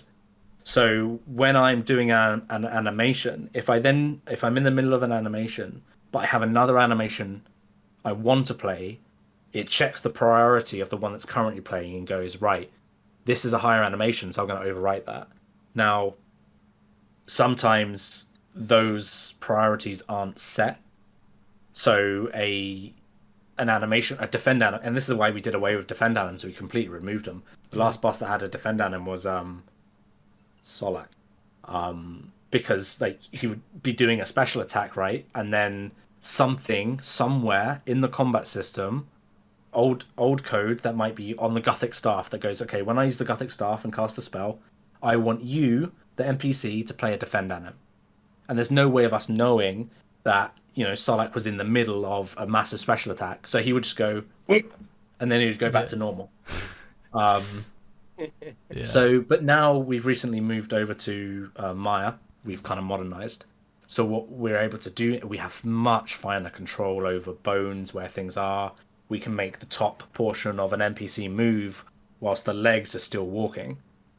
And you might notice, like Kerapac, when he's moving across the arena and he's doing a basic attack cast, you'll notice the top of him stays still, but his legs do something weird. That's called walk merge. But there's a lot that go. It's not as simple as going, right, I want you to do this animation when you're doing this attack. We need to, as developers and QA, we need to go, right, what other animations can we force this NPC to do that might overwrite the NPC the animation we're trying to telegraph. I wonder what spellcasters are in terms of like Priority. their number. Do they still have stalling issues? Yeah, 'cause even animate they dead fly around. Yeah. Okay, so it's like okay, so the player's doing the animation and then it catches up. Yeah. Yeah. You can do it for like back to back to back to back, and it will like prioritize over. Isn't that Goliath gloves over spellcasters? I think I don't know about they're all the Goliath, but I same. know it works with spellcasters. I thought- just assumed that it was fixed, but then again, no one really uses Interesting. it anymore. So I mean, if you come across them, like either give me a poke or let us know, because it's easy. It's just literally adding one thing to the animation that allows the player to move whilst it's running. You can move like a full map while animate deading if you try to do one other thing while the animation starts. So if you unequip or equip something while you animate dead, you can be literally a whole map away. Sponge is in the chat. So All right, another Sponge, animate dead. another reason I asked this is because I still see like new content having these issues. Like for example, obviously it's not a major issue, but like the Nodden Dragonkin, I believe they animation stall a lot, meaning that if they're attacking and move, they can't like I think they can't attack and move at the same time. So if they're attacking and moving really far distances, they actually get stalled in their position, and half the time whenever I'm like doing Slayer, I don't know where some of these monsters are actually standing. So this was the Node on Front project was one of the first projects to use Maya based animations. I might be wrong there, but I know it was definitely around that time. So we were going from old in-house tech, which was originally called Jagged, into the new stuff. So there was a bit of a teething crossover, and that meant some subsystems like Walk Merge, which is again what I said is when an NPC is moving and it tries to play another attack, we go, okay, cool, only animate the top bones and still do the second half of the walk animation. So you're moving as it is doing the attack anim. And based on time and animators, we weren't able to do that, but hopefully we can get back. Okay, fair enough. I mean, I'm not saying it's a major so far issue with the tech now, so that it shouldn't be a problem. So. Okay. No more moss golems in the future. Oh my! Wait, are moss golems still like that? They used to stall a lot. Of course. Of course. Okay. It's something I especially I've spoken about with our lead animators, and it is an engine bug. It's not like us. It's not like a laziness thing. Like we know that it's the walk merge is a problem, and we chase it. Okay. But what's the point in investing time into fixing ancient tech that we're about to deprecate than just and you be stop what you're doing, stop working on the new animation system, go back and fix the old one, when they could just be like, well, by the time we fix the old one, we might be done with the new animation system, and that way we can sort of move everything forward. It wouldn't make sense. So there's a cost to benefit thing.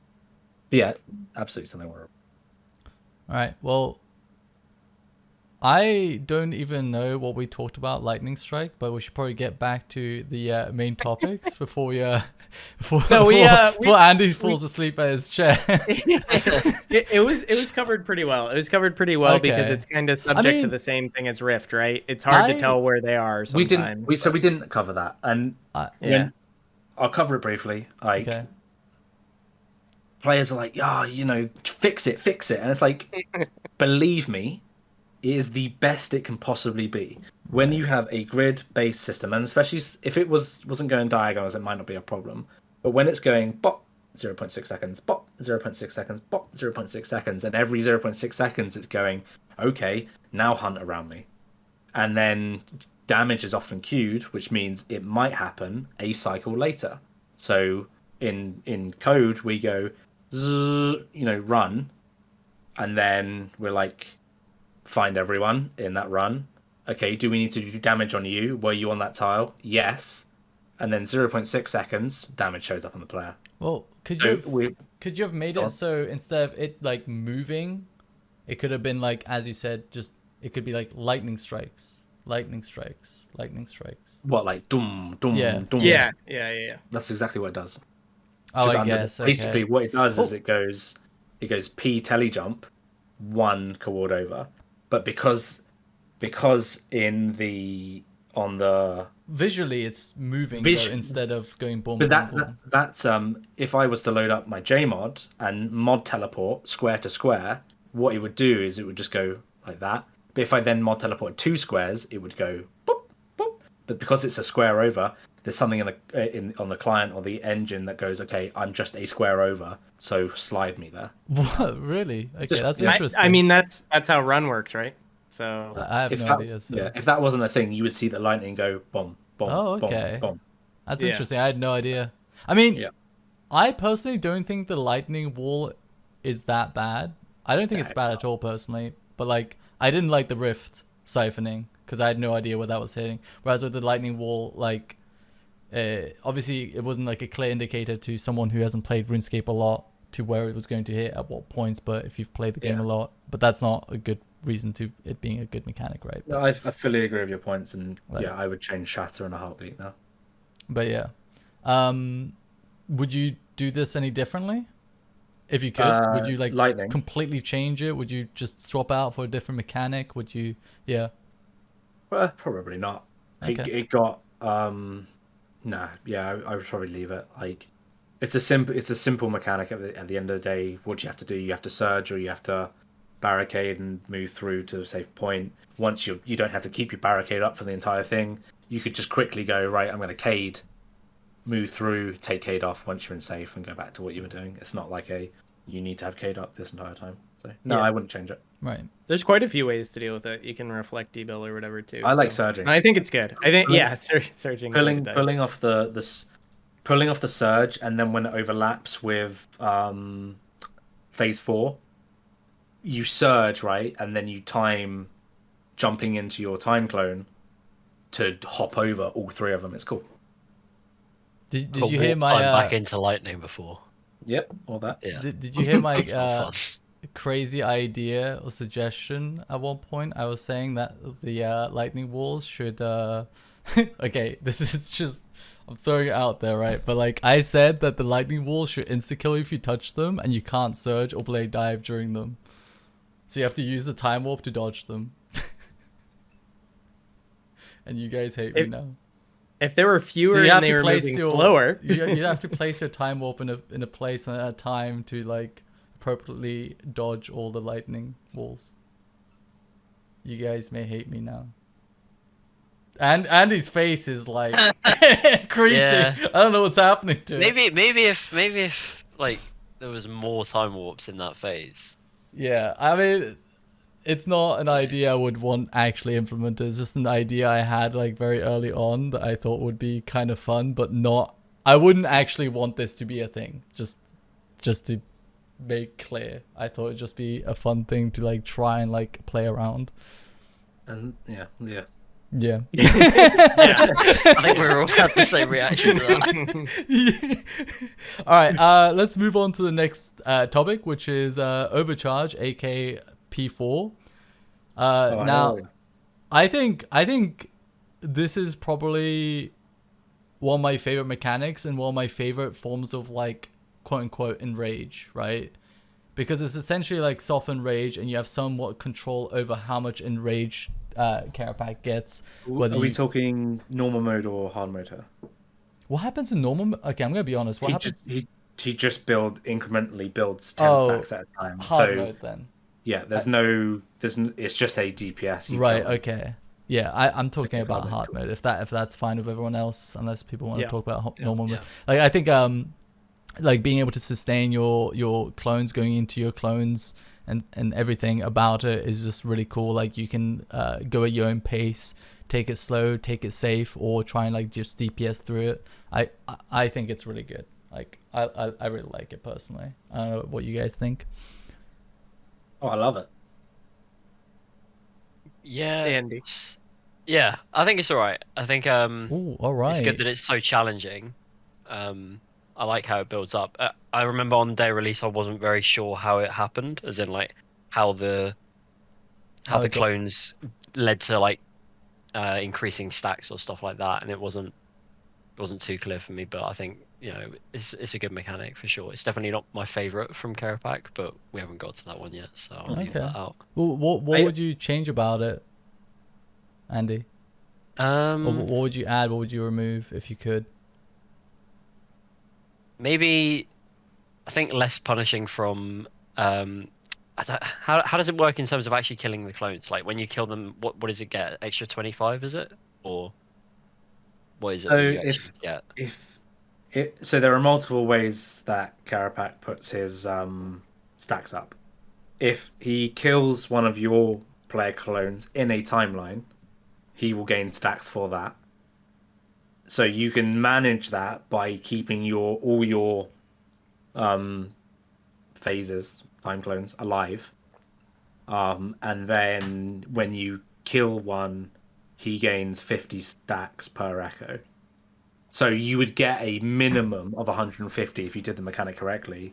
But if things snowballed out of control, he would go up to 300 and something. Yeah, I think what I was not confused about, but I was wondering why for killing them you then get punished, I guess, by getting Yeah, the extra Yeah, fair stats. enough. I remember It's so you people being can live confused close about. together. Yeah. I remember people being confused about that because we all thought, well, if it's gaining enrage, we're doing the mechanic incorrectly, right? Yeah, that's what I Yeah. thought, because it's just similar to how at Raksha you get the enrage goes up if you mess up the pools, but I wouldn't necessarily intuitively expect that it would get, it does seem punishing in that regard. Yeah, that's a fair bit of feedback. But like with a finale, like you need it to ramp up, right? Um, if it's just like cool, you did all the mechanics and then the boss just falls on the floor, right, and dies because then nothing happens, it's a bit underwhelming. You might be like, oh, but with a finale, you kind of want okay, build, build, build, build, build, and it's essentially a seesaw. Yeah. You want the boss to be getting stronger, and you are overcoming that strength by getting stronger yourself. But yeah, I can understand how that's confusing. That's good feedback. I appreciate it. Yeah, I mean, Sorry, go on. no, I was just gonna say I like the mechanic. It was just like confusing that where we all thought that we were doing something wrong because the enrage was going up. But like Yeah, ultimately, I like it. I don't think there's any hint. There is something that says that Kerapac becomes more enraged when you kill each one, but not knowing how that relates to the overarching mechanic. Potentially, there could be more hand-holding, and I guess this kind of leads me to the question: is Raksha really does show when like the pools get sucked up? There's a very, very clear animation on that one. How how much do you have to balance the hand holding of the players to try to instruct how to deal with the mechanic? Did that come into play here, or like to guide them to killing the echoes around the same time so that the last part of P4 is as short as possible? I mean, that stuff is kind of exploratory for the player. Like, I didn't go into that going, all right, the way to do this is they whittle them down and then they kill them within a vicinity of each other. If you Okay. look at somewhere where we have done that in the past, that is Rise of the Six, right? So what I could have done is taken the Rise of the Six concept and gone, right, you've killed an echo, and then it gets the bar above their head, and then if you don't kill the other echoes in the time, they come back up, right? That is a very clear visual indicator, clear telegraphing, and it's understandable the first time you fail it. But yeah, I mean, what I could have done is as like you defeat one of the echoes, or just before you defeat an echo, Kerapac does a voice line and sort of pulls the echo towards him and sort of absorbs him, right? That's Yeah. a clear visual storytelling element that would help Andy understand, okay, so I didn't manage to kill him, and maybe the stacks that if I was to do it differently, what I would do is I would do similar to what he does in normal mode, where the longer every attack he does, he gains stacks, right? So he starts off with 0 stacks. All of them start off with 0 stacks. The bomb, gain, gain, gain. So then it becomes right, I kill these quick before Kerapac absorbs them, and then whenever Kerapac absorbs them, he incrementally gains the amount of stacks that were left on him, or the amount of stacks that he had on him when we killed him.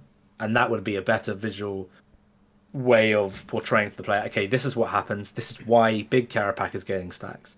Because it's just like, okay, I dealt with the mechanic, I killed the thing, but Kerapac got stronger anyway, and there's no...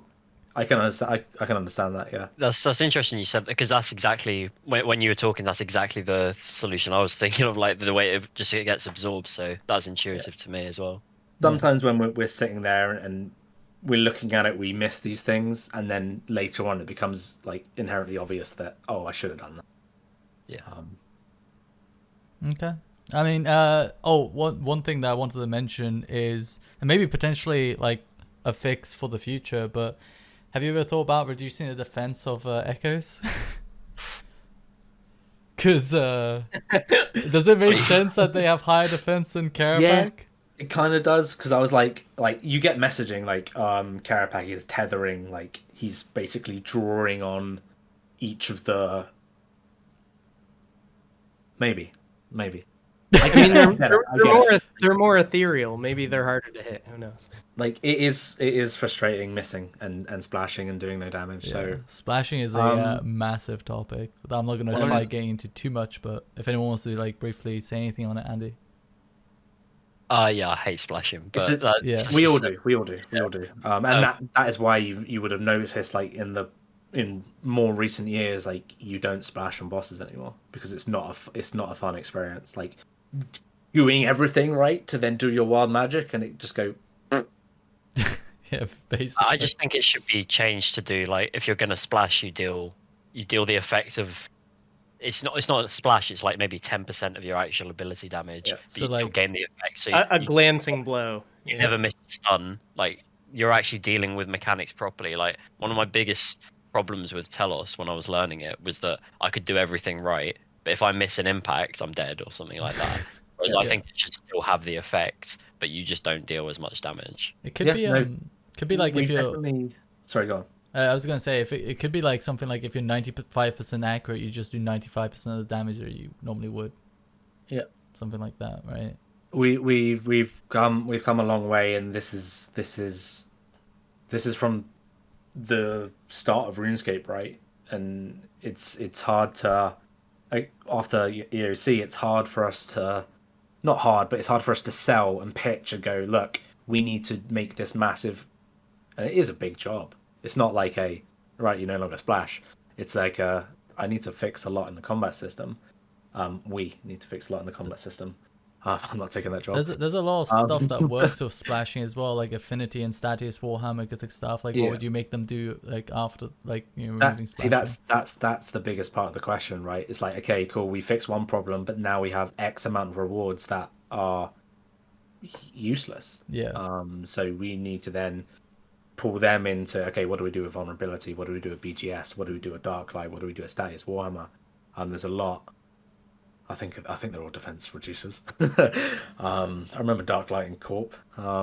So yeah, that is part of another way bigger conversation. But we have a lot of good players amongst our development team. Like we actively do bosses. It's not like we're clueless.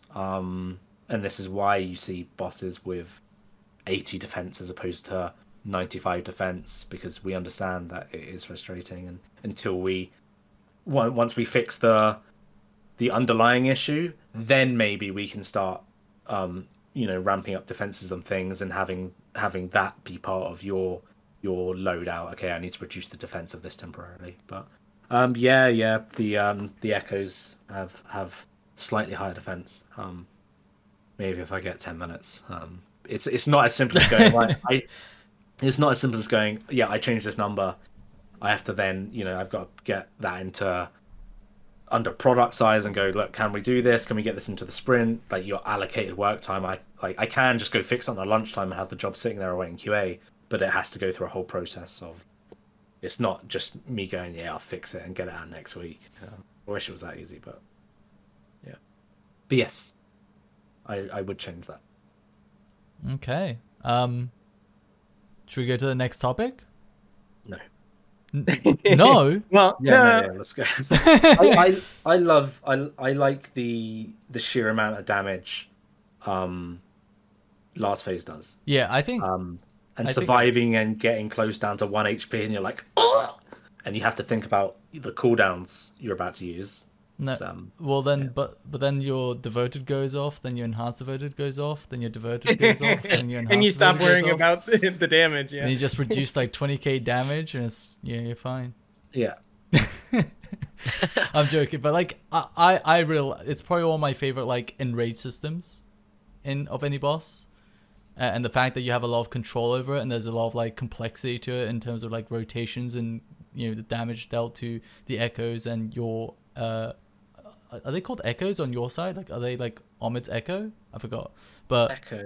No, I thought it was clones. Oh, are they called clones? It's clones, yeah. Okay, Technically, it should be called Echo of name, but yeah. Okay, yeah. I mean, that's something we didn't mention. Like, when have you ever seen player clones in RuneScape before? This is the first thing where you have an actual player clone, because in any quest like Dishonor Amongst Thieves, where we need to represent the shadow self, it's always that girl or guy in Serenic with their staff of Sliske, or their it's always a custom model. And now I was like, when we were doing it, they were like, do you need any engine commands? And I was like, make me clones. And we've been asking for clones since Virago. Like Chris L's original intent for the stone clones was to be clone versions of you, stone versions of you, but we never had access to that engine command. We never had access to go, right, I want to make an NPC that looks exactly like me, what I'm wearing. And when they were like, what do you want? I was like, snap their finger off. I was like, please, like, this is integral to what I want to do. I mean, yeah, there's a couple of issues with it. You know, if you have some recolors don't completely transfer across. So if you've got like a white party hat on and it clones you, you've got a red party hat because that's the original underlying colors. But the possibilities in the future for questing, and that's a part of a lot of the thing is when you are requesting engine time, you kind of have to go, right, they go, so you want this for this, but what other pieces of content would this be useful for in the future? Is this allocation of time worth it for something bespoke, or worth it for something that can be used in the future? So you can imagine quests where there's a great one in You Are It, where you're in the player-owned house and there's all the different Yuris, right? You can imagine that now with the player. It's just you duplicated over and over and over, and the different puzzles you could do. You could literally stand there, watch yourself acting something out in the past, because we've never been able to portray the player in cutscenes doing something whilst you are there observing them. Super cool. When So does it did take you? the- You first. You first. Okay. When does it take the snapshot of the player? Like, is it just as you go into P4, or is it is it continuous? I don't know. So the snapshot of the player clone is just a bet. There's nothing. It doesn't take your abilities. It just says, okay, add an NPC, name them that, and make them look like that, and then set their life points to 4. So it's just a fresh NPC. There's no like, okay, what were your abilities? What was your health? Because like, if it'd be so unfortunate if you snapshotted, if the phase started and you were at low HP, so as soon as your P1 time clone would spawn, the echo would just go bap and that's dead, and then Kerapac's enraged. Yeah. I was more visually like, if you could change outfits midway through. As soon as phase 4 starts, whatever you were wearing then Okay. is what it would pick. So you could change your outfit and then change your outfit again. If you wanted to, yeah. So if you found, like, if players somehow figured out, right, because the clones do damage to Slay echo wearers. Yeah, you might players might have figured out that the ability set on, and I'm sure one of them has to be the strongest, right? Because there's a custom set of abilities that each of the attack styles do. So I'm sure if players doing speed kills, they might figure out that, wearing mage spawns in a player clone that is stronger against the echo, so they might quickly switch to mage and then switch back to range, which is superior for doing the else, just to get that 0.2% extra damage out of that player clone. Or like a Hex Hunter bow to deal with the unfortunately defense it's or not, something. yeah, I wish it did work with weapons, but unfortunately it's not that deep, but that'd be his dream. Yeah. Did you So ever? does this mean you first, Omen? Oh, I was gonna say, did you ever like think about having the player echo do the exact same thing as Kerapac's echo, where it would like, you'd go in it, you'd use, let's say, wild magic asphyxiate, but once you leave it, it would repeat that exact same ability rotation that you did. Yes, and the amount of tech, the amount of work I would have had to do for that was always like, when I was like, okay, it's time related. Right. From the very get-go, I was like, oh yeah, I would love to do that. That'd be cool. But in the back of my head, I'm like, and I talk about this, I speak to, Mod Ryan and Mod Sponge, and we're like, how do we do this? And then it becomes is this worth the investment for something players may not even see? They may not even recognize that the ability rotation they did Oh yeah, is it the would be same as the huge. I one. think if it was a thing. I'm not saying it would be worth it Like, because I don't know the dev time behind it. But like, I think people would take massive advantage over something like that if it was an if we actual were to thing. do a harder hard mode, then that's something I would consider, because that then factors into, okay, I want to do this set of abilities so that replays out on the time clone when I leave it. That'd be cool as Right. fuck. Because you could like, Um, I don't know, dump a rotation into a clone halfway, and then Yeah. leave your clone, and then your clone will do that same rotation again, finishing it off. You know. for You've then example. also got to think about overhead, because if we then add, when we add Right. abilities in the future, and this is already a problem with warp time, you then have to go back and add it to that and make it work, because like me doing an ability isn't the same as an NPC doing the same ability against an NPC. There's different code involved, just based on So different things within the combat system. so whenever you add a new thing, you have to go back and add it to the clones. Essentially, is that what you mean? I would have to do that. When we add a new Okay. ability, now have to go back and add it to warp time to make it work with that. But Okay. That's interesting. Since we're running a bit short on time, should we move on to echoes? yeah, Okay. Echoes. Echoes is a topic with just the the overall. So we're like moving away from the phasings and more onto the overall mechanics that cover the entire boss fight. Obviously, we've talked a bit right. about it throughout the podcast so far, but anything that we've not covered or like general thoughts on it. You want to say anything, Andy? Yeah, the only thing I don't like about echoes, other than defense, is the fact that when you kill them, you can still be in combat with them but not attack them. So it kind of temporarily stalls you using any ability. Yeah. Wait, what do you mean? Which is like when you do the 100k damage to it, if you're trying to go to the next echo or something like that, it's on 0 HP, but it's not truly on 0 Yeah, HP. it's the HP bars. So and you can still you're still in combat with it, but you can't attack it still. This Which is like makes it almost stuttery, if that makes sense. Right, it makes sense. It's kind of similar to Solak, when when he puts his arms down, but you're accidentally still attacking him, even though he's unattackable and untargetable once you switch off. Yeah, that's something we need to fix, and make sure like if we are preventing someone from combat, we need to drop them out of combat. So yeah, so it's a frustration. Other than that, yeah, just defense is the only other thing I've brought up, but that's been covered. The echoes are also meant to cover like the echoes throughout the phase 1 to 3 as well. Like, do you guys like that the mechanics get repeated based on where you like, because obviously you place certain mechanics and you remember certain mechanics, like you place the jump slams and you try to position on like phase 2 to avoid the slams of phase 1, for example. Or like with lightning, you know that the first lightning came from this direction, so you don't need to look at that position anymore, because like I personally really like this whole like building on like existing mechanics and then being repeated on onto the next mechanics. On the next phases. Dealing with the consequences of how you dealt with something in the phases prior is cool. Yeah. And this kind of, you asked me a question before the stream, and this kind of leads into I don't like Kerapac. That's a statement I'm very open about. Like, it's cool, it's really cool, but as part designer and developer of it, I look at it and I don't like the fact that players just stand on one tile and just do the entire boss. To me, that's a failure of me. Now, not everyone does that. It's only the players that can do mass DPS really quickly.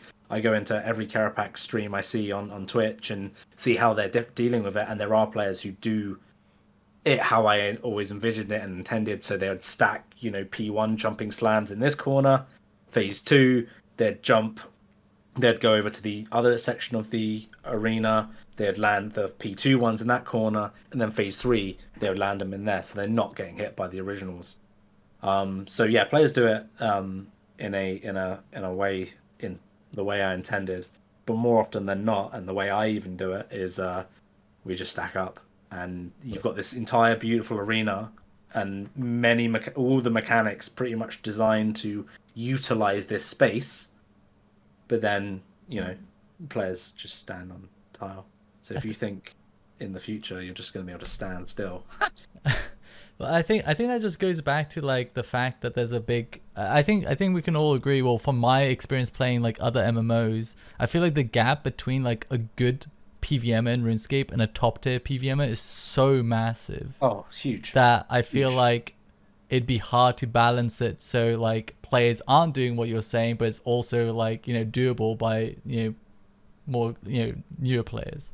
So it's a if you are balancing to the top end, you are punishing all the lower people. right. If and I think that's a problem I might have personally run into in the past with like AOD, right? I'm thinking about, oh yeah, I'm gonna mess up the Dardans of the time, right? And like all these mega PVMers, and I'm designing to them, not knowing and not thinking about who else is going to be, sort of getting involved. I'm not thinking about them, and they're getting absolutely mashed up. So yeah, Right. now it's a case of like thinking about everyone, accessibility for everyone. And it's okay when people like Andy come in and absolutely decimate something in 30 seconds because of that's his skill, that's his loadout.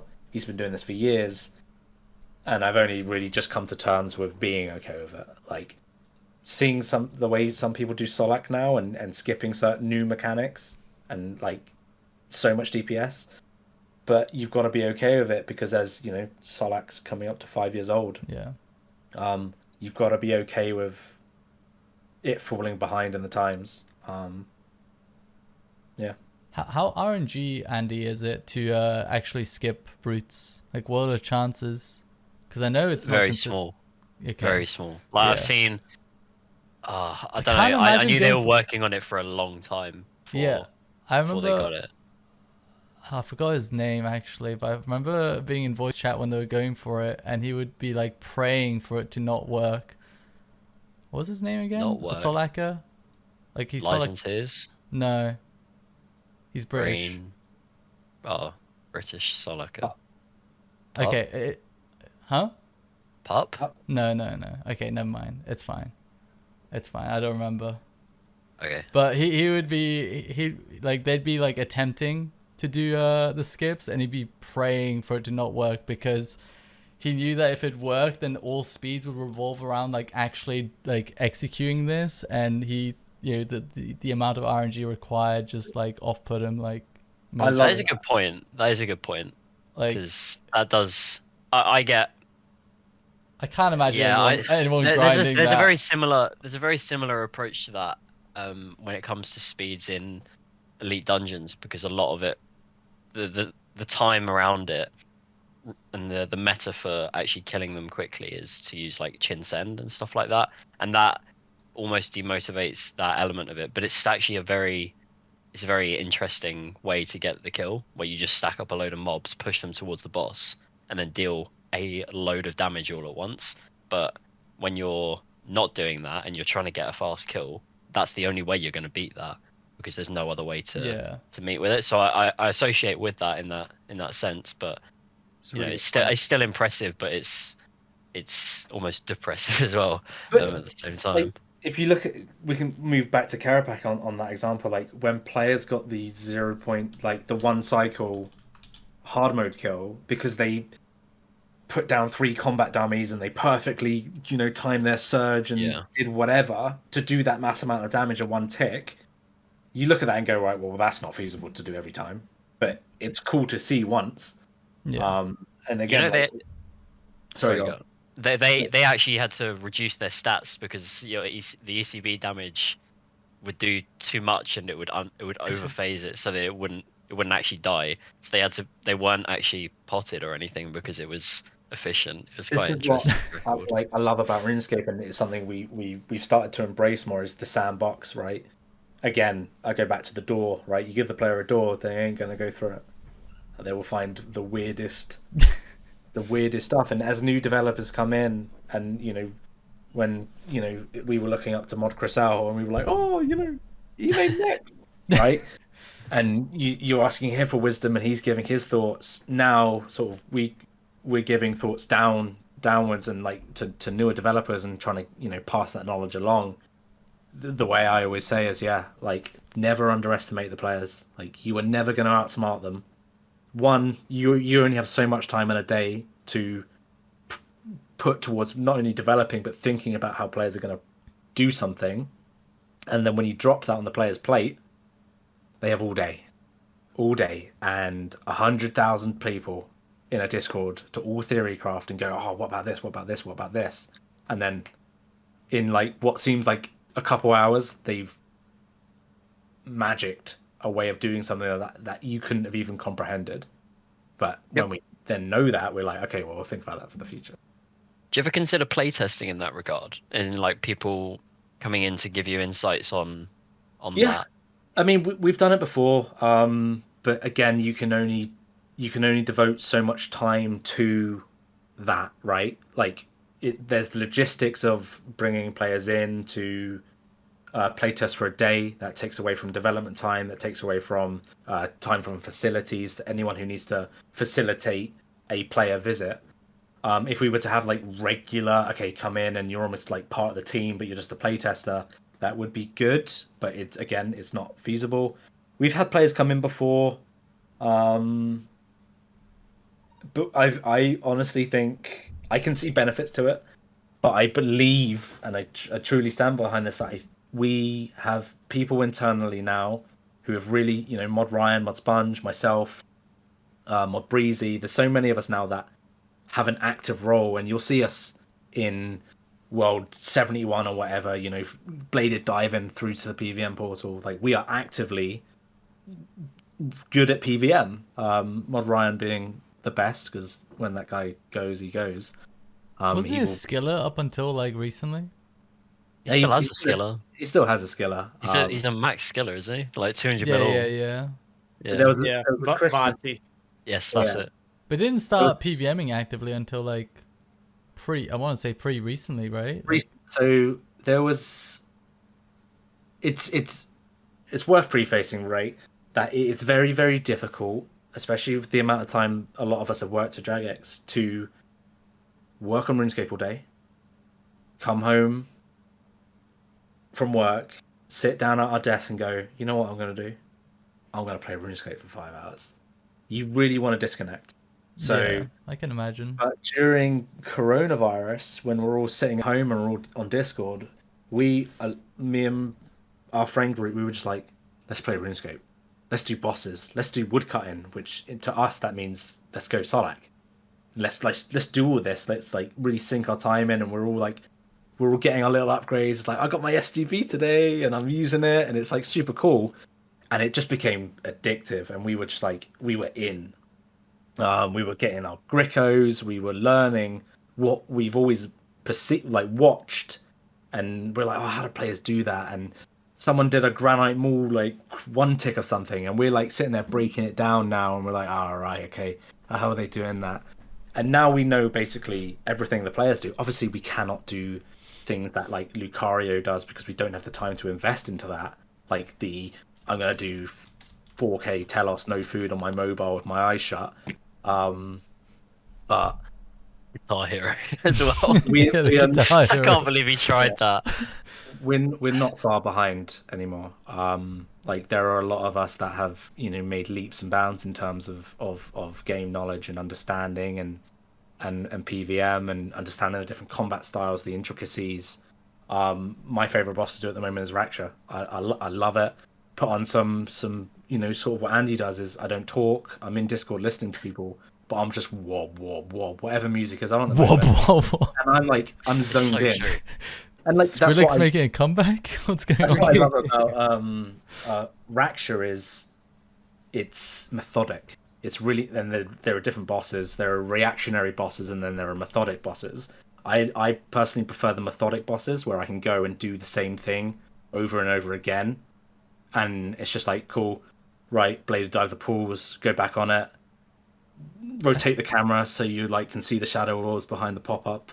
I feel like Raksha's very just, it feels very clean. Like everything like hits you when it feels like it hits you. All the animations now are like very good. Like, just visually everything just feels clean at Raksha. So it feels good to execute on them, I think, in my opinion.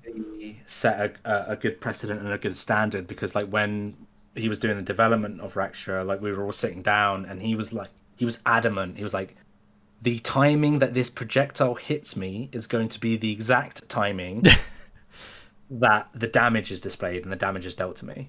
Yeah. Whereas, I go back and I look at, there is a point in Solak, and if I change it, that will mess up a lot of people. But when the head bar disappears, the damage from the first, like, pew, is delayed by a cycle. And that bugs me. But then if I change that, that might change speed kills, or the way, the perfect timing that someone is doing whatever ability.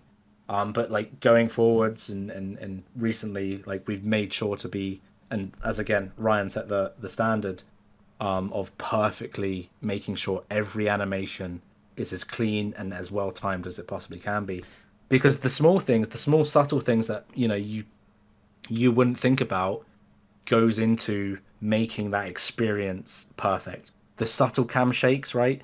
You might not notice it when one Kerapac is jumping, right? And when one Kerapac is jumping, there's a small camera shake that you cannot see. But when all the Kerapacs are jumping, the camera shake is increased. It increases the more, and that small thing you don't sort of key into, it all goes into the whole look and feel of the fight. And I want to go back and touch on what you said, like in regards to like when things hit. I think I mean, I don't really mind when things hit, but like I think it's good for consistency if like everything did hit at the same time relative to the animation. I think one of the only cases that I could imagine it actually affecting gameplay would be Virago, where you get like a melee swipe and a blue bomb, and if the blue bomb wasn't delayed, I think it would hit at the same time. I'm not 100% sure, which prevent you from prey flicking both of them. But I think in most cases, I think everything should just like hit at the same time, because I feel like if a player, I mean, we know better because we've played the game for such a long time, but I feel like if a new player goes and does Raksha, then does another piece of content with delayed hits, they're just going to be completely thrown off with their prey flicks, right? Yeah. So what we did in the past, and you'll notice it with, and I don't like it with Kerapac, is again another part of the reason I'm not so much a fan of it. But like what we did in the past was when we sent a magic attack, right, we would calculate the distance that you are from the boss, right? And that would determine the calculation in which the hit is delayed, right? So I would go, right, your X squares away, so Seance is across the room, but you're right next to thingy, so your proj would arrive first, but 7 cycles later it would hit Seance, right? Now the problem there, and you'll notice it with Kerapac, is, and I won't ever do the hits like this again, is then Seance starts moving, right? Let's say he surges, boom, boom, and he's right there. So he's still got 4 cycles of his original hit left, but then Kerapac has done another one, and Seance is now standing next to him. So those 2 hits hit at 0 cycles at the same time. And that's frustrating. Whereas what Raksha does is it just goes, right, no matter where you are in the room, in 4 cycles, this proj will hit you, and you will take damage in 4 cycles. There's none of this, right, yeah, you're X distance away, so we'll try and calculate it. A brutal example of that is actually Kerapac. Like, once you kill the second echo, if you surge towards, like, between the third echo and Kerapac, you get, like, a stack of, like, 4 auto attacks. If your third clone on the third echo is dead, because then there's Kerapac and the clone hitting you, and then there's 2 sets of autos being stalled because you're surging towards them. Then there's 2 autos hitting really early, so there's literally, like, 4 hits hitting, like, within the span of, like, 2 ticks at the same time for, like, multiple thousands each, and it can like be very, very brutal. Like I most of Yeah, the time you're either bang devotion on. or reflect whenever I search over, for example. But yeah. No, you're right, and yeah, it's something we're aware of, and yeah, as I said, Ryan sort of did that, and we all looked at that and went, okay, that's the way. So, All right. Well, I think we should probably like move on. I Yeah, don't mean to be rude or let's- anything or No. cut anyone off, but I think we should move on to Time Warp, which is probably the biggest subject. Andy, Warp time, big Time smile Warp, right yeah. there. I love this He's- mechanic. I'm He's just gonna say excited. it So up front. I It's think my I'm favorite gonna mechanic. let Andy go ahead and take this one from the start. Yeah. Okay. Yeah, warp time without a shadow of a doubt is my favorite mechanic in game.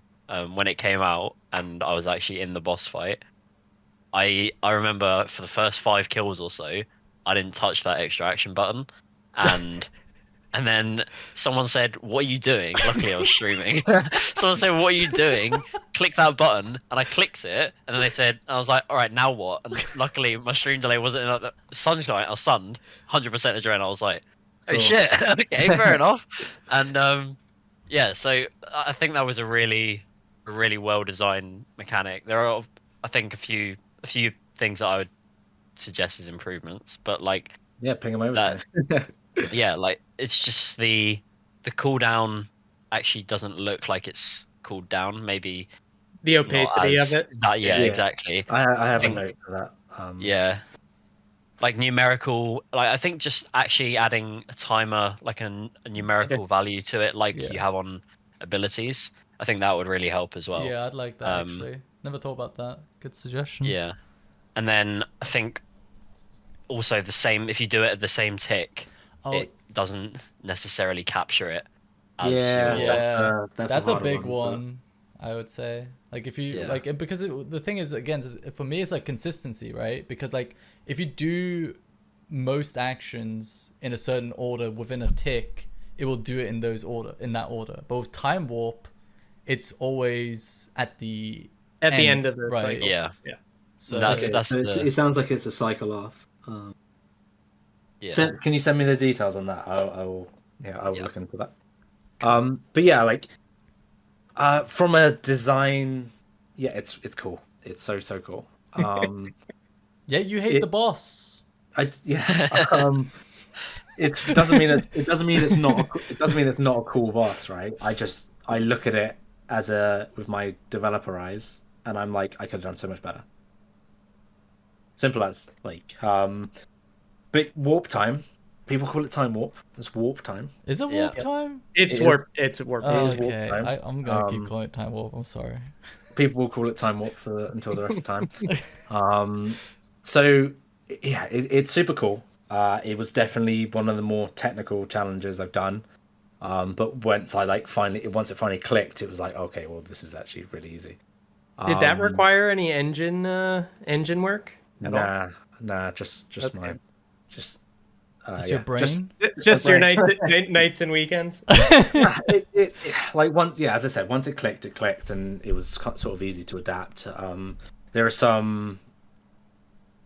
Originally, it was going to be buffs and debuffs as well, but then that was just there's so much overhead there that you're like, okay, I need to restrict Reduce the it scope. to Right. yeah. So you've got your main, your life points, your prayer, your summoning points, and your abilities.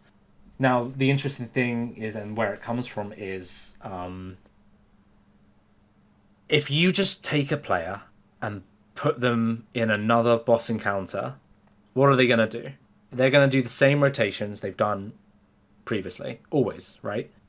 And it's the same thing. I'm going to wait 15 seconds for wild magic. Yeah, I use wild magic, right? And great, that's fun, but when you've been doing that for X amount of years, it's not, it becomes repetitive.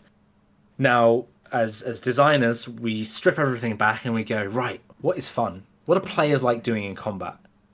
They like dealing damage. Do you like dealing damage? You like seeing big numbers? Yeah. Yes. Right? So how do we lean into that? We're like, okay, what happens if we just go, your ability damage is all doubled? Yeah, that's cool, but it's still the same key presses, right?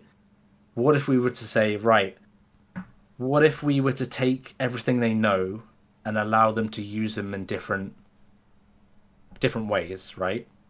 What if they, had Sunshine up and then they could suddenly instantly get to Omni power, and then they have all this time in their Sunshine to do things they have never been able to do before.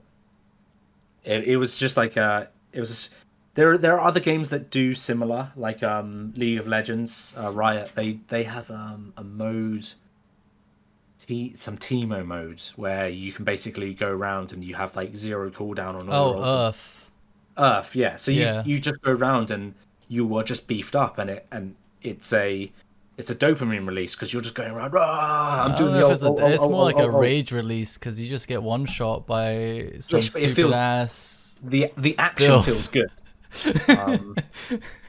The action feels good, and giving that control to the RuneScape community with Kerapac and saying, right, here's the tool set you've known, you've loved, you've used for years and years, and now do them differently. Now use it differently. What are you going to come up with? And seeing the reaction to warp time was epic, and it. If you strip back Kerapac and you released it without warp time, would it have been as successful as it was? It's unlikely. Yeah, definitely not. I'd agree with that. Yeah. So it's the extra action button was one of the cooler things to add with Solak. And you look at other games like World of Warcraft, and they've had the extra action button for years, and giving the player this. Now it can become repetitive really quickly, so we need to make sure that not absolutely everything uses it. Otherwise, it's just like, oh, it's another boss and it's another extra action button. Because overuse is. I don't really see it like that. If it's like a different ability on the extra action button, like, I do agree. But if it's the same sort of action, it's like, okay, like if Timewarp was in every boss, basically. That's Okay, but thematically it wouldn't fit. So, but I think to Omid's point, having an extra action button, having utilization of that, because it is just one keybind, right? It's the same keybind, so you could use that in most encounters. And I don't think I'd get sick of it as long as the mechanics of using that extra action button are unique. It was used on every front, right? So I thought that was the proliferation of that button was one of the best things to come out of. What do you mean it was used at every front? So you have the extra abilities that are from the like battlefield abilities. Oh, okay. If you remember, if you remember those. Not like the. Well, Zook uses it, right? Zook uses it, but Croesus and Archblazer. I haven't been to Zook in a while. That's how you start. Yeah. Right. Okay. But like, so the design philosophy around it is, what do players like doing? What is enjoyable? How do we lean into that and make this? If you give the player like unlimited power for a little bit, they're gonna love it, and they do love it. So why don't we just do it? Yeah. So there is one thing that comes up a lot when discussing warp time, and a lot of players have asked the same thing, and this is something I put in the notes also. Was it a conscious balancing decision to not reset special attacks? Was that one thing that just came out of the scope? Was that too much damage? Totally out of the scope. Wait. Like damage wasn't a concern for us. Like we knew that players would find the most higgledy-piggledy ways to do things, right? If you then triple their output and really let them play in the sandbox for a little bit, that we're okay with that because that's what we're doing. We're giving you that tool set, so we're not then going to go, we need to reel that in. We're going, unleash yourself. It was out of scope because a lot of the special attacks, they're not embedded in the combat system. They are, okay, I use special attack, I'm going to set a timer on me, and I've got like a queue that I need to check to see if that's still on cooldown. And it just became out of scope, and that's why buffs and debuffs and that's all out of scope because there's hundreds of buffs and there's hundreds of debuffs, and keeping a track of all of that would have become a scope nightmare. Yeah, I think players sometimes just find it anomalous between a special ability and abilities. So we can't use our, you know what I mean? So I think that's where the conflation comes from. I agree, but I think even if we did have the time, probably wouldn't have put buffs and debuffs in anyway. just because. No, agreed. But just specs, easier like players- being able to SGB twice. It'd be cool, but who knows? So, I wanted to kind of go on a slight tangent and ask you guys a question. Like, Ramen was talking about like what players enjoy, and that more damage always equals to more enjoyment. But I feel like the whole more damage thing kind of wears off very quickly. Whereas like I feel like what I enjoy is like mechanics that involve some kind of engagement and coordination with your like group if you're doing a group boss. So for example, like Solak pads, or even like the Solak rain with having to drop the shield, right? Like there's some amount, I mean there's not as much coordination anymore, like at this point, like everyone gets a shield and everyone drops their own kind of shield, right? But like if there was a limited amount of like shields, you'd have to actually coordinate. And I think that's kind of like being able, like having that all click between your teammates and executing a mechanic just is the most fun for me. And obviously all the banter that comes along with it, like you not dropping a shield and barricading, right? If that was a thing. But what do you guys enjoy the most? Like give me like an example mechanic maybe. So for me, I think it's a balance between both. So I think that one of the second to warp time, I said it right that time. Second to that one, I think Raksha P4 is probably one of the more fun mechanics, and that is essentially a mechanic which involves, your damage increases based on, it's not a difficult mechanic, it's just how many you pick up, right? But you can actively increase your damage in that regard, and it's just so much fun seeing all those huge hits.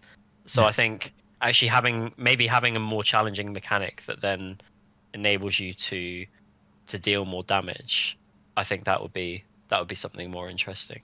So it's like effort reward for you. Yeah. Gotcha.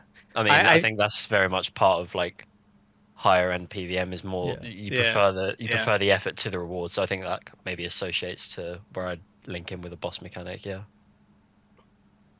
I think the execution of multiple mechanics in a row is something that I find very satisfying. So like the flow of certain bosses can be really good, and Raksha is quite a good example, depending on what you skip. So I haven't gotten to the pools. I haven't gone back with Mage. I only ever did it with range. So no pool skips, but actually BD switching, getting through the pools, and then in solo at least, interacting with the Shadowfall and all that, like in quick succession, feels very satisfying. So it's more towards what Omid is saying, but on a solo level, is just doing the mechanics correctly and getting that positive feedback in the way of doing like no fooding Raksha is obviously pretty easy once you get the mechanics all down. It's less so about the brute damage and more, okay, am I doing this right? Am I doing this right? Am I doing this right? And it just all adds up to be more positive over time. And that learning process, I think, is what I like the best. Yeah. Yeah, I mean, I'm going to answer this one myself as well. Go for it. I like Raksha. The only downfall of that mechanic is the fact that hits are capped at 10k. That's an inherent problem for another day. Like if it was uncapped and you were actually seeing the amount of damage inflation you were doing, and if you were hitting 25k or 41k for some mega crit hit, that'd be sick. Large numbers. I used to be a big Warcraft raider. So when doing raids and Warcraft do something interesting where they have to do a stat squish, right? Because you need to feel more powerful than the previous expansion, so numbers like inflate, and then eventually you're getting to the point where you're critting millions, right? Yeah. And you're seeing bomb, bomb, bomb. But they do something really good, is they size the hit splat on the screen based on the damage range possible. So if you're hitting 100, your 100 mark is there for a small amount of time and it's smaller. But when you hit that crit, it's like bosh in the face. And again, it's all down to psychology and chemicals in the brain. That is massively important in game design and how we are making the player feel emotion through certain things like this. So doing large amounts of damage and pulling things off, again, So my favorite boss mechanic is in the game is Ambassador, the that thing. Really? What, the Yeah, beams? I love it. I love it because Oh. It when you're doesn't for the doing sound of it. No, I mean, like, I just didn't imagine it being his favorite. That's all. well, Is that? I'm biased because my favorite mechanic is going into the mind realm whilst and doing the last phase of Solak whilst your team are doing the DPSing. Yeah. Being the the shield tank and going in and being like, even though we don't need to do it Yeah. because we can do the DPS, I still like doing it because it's satisfying to me. And that in for me as a gamer, like I'll quickly tangent over to Call of Duty, for example. Warzone, right? There are always meta guns. Like the Mac 10 was meta for years, right? But I wouldn't use it because it wasn't satisfying to me to use. The animation, the sound, everything wasn't comparative to a different gun that I used to use. So I would favor that because it was satisfying to me to use that. It felt good. The reload anim was great, and I enjoyed it. So I'm not a meta slave in any way. So when I do Solak, I like pulling off the mechanic. I like successfully doing it, and that's why Ambassador thing is my favorite mechanic because you are going around, you are moving, and you are doing DPS. So you have to do that. And if you don't manage to kill the crystal shard thing, There's a Yeah. penalty. Yeah. there's a penalty. But you can also clutch it by managing to kill the one that's ahead of you, surging back through the flame. Yeah. And it's all tactic. Like I would drop combust and then I'd do shock, which would move it for me, and then I would move forward knowing that the bleed is enough to kill it. I love it. I love I it. think. It's a I mean, great I think it's mechanic. a really good mechanic. I was just surprised to hear that it was your favorite. And also, you make a very good point about like animations and like effects and even sounds making having a huge play. And I agree. More immersive. More 'cause- immersive. Yeah. Like, I think Pulverize is the coolest fucking ability in the game, but like obviously no one uses it because it's garbage. Not good. But yeah. like, has anyone within JX ever thought about like completely reworking or like completely like buffing the feel of like abilities and animation and sound? Yes, Because I feel like all of us. okay, Like, but but think how many animations there are, and it's agree. not like there are.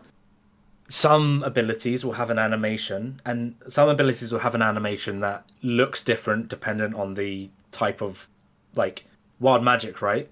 If you're wearing dual wield, it's like the most satisfying ability in the game is wild magic. and then it looks when you're ugly dual with staff. If you And use then it you with do- staff. I like it with staff. What? See, that's it. It's Like, Wait, funny. no one- You just swing that shit over your head. Wait, seriously?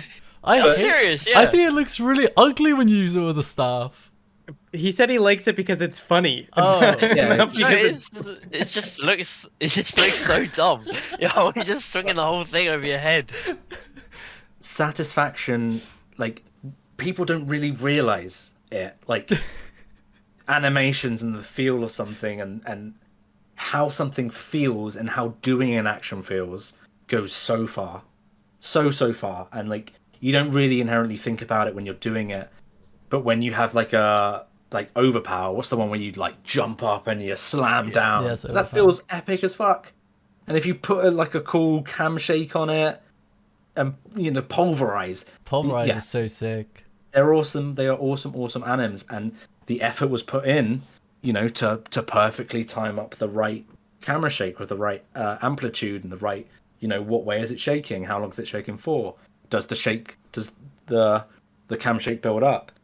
And sort of back to your original thing. Yes, like we talk about it every week, every month, every year.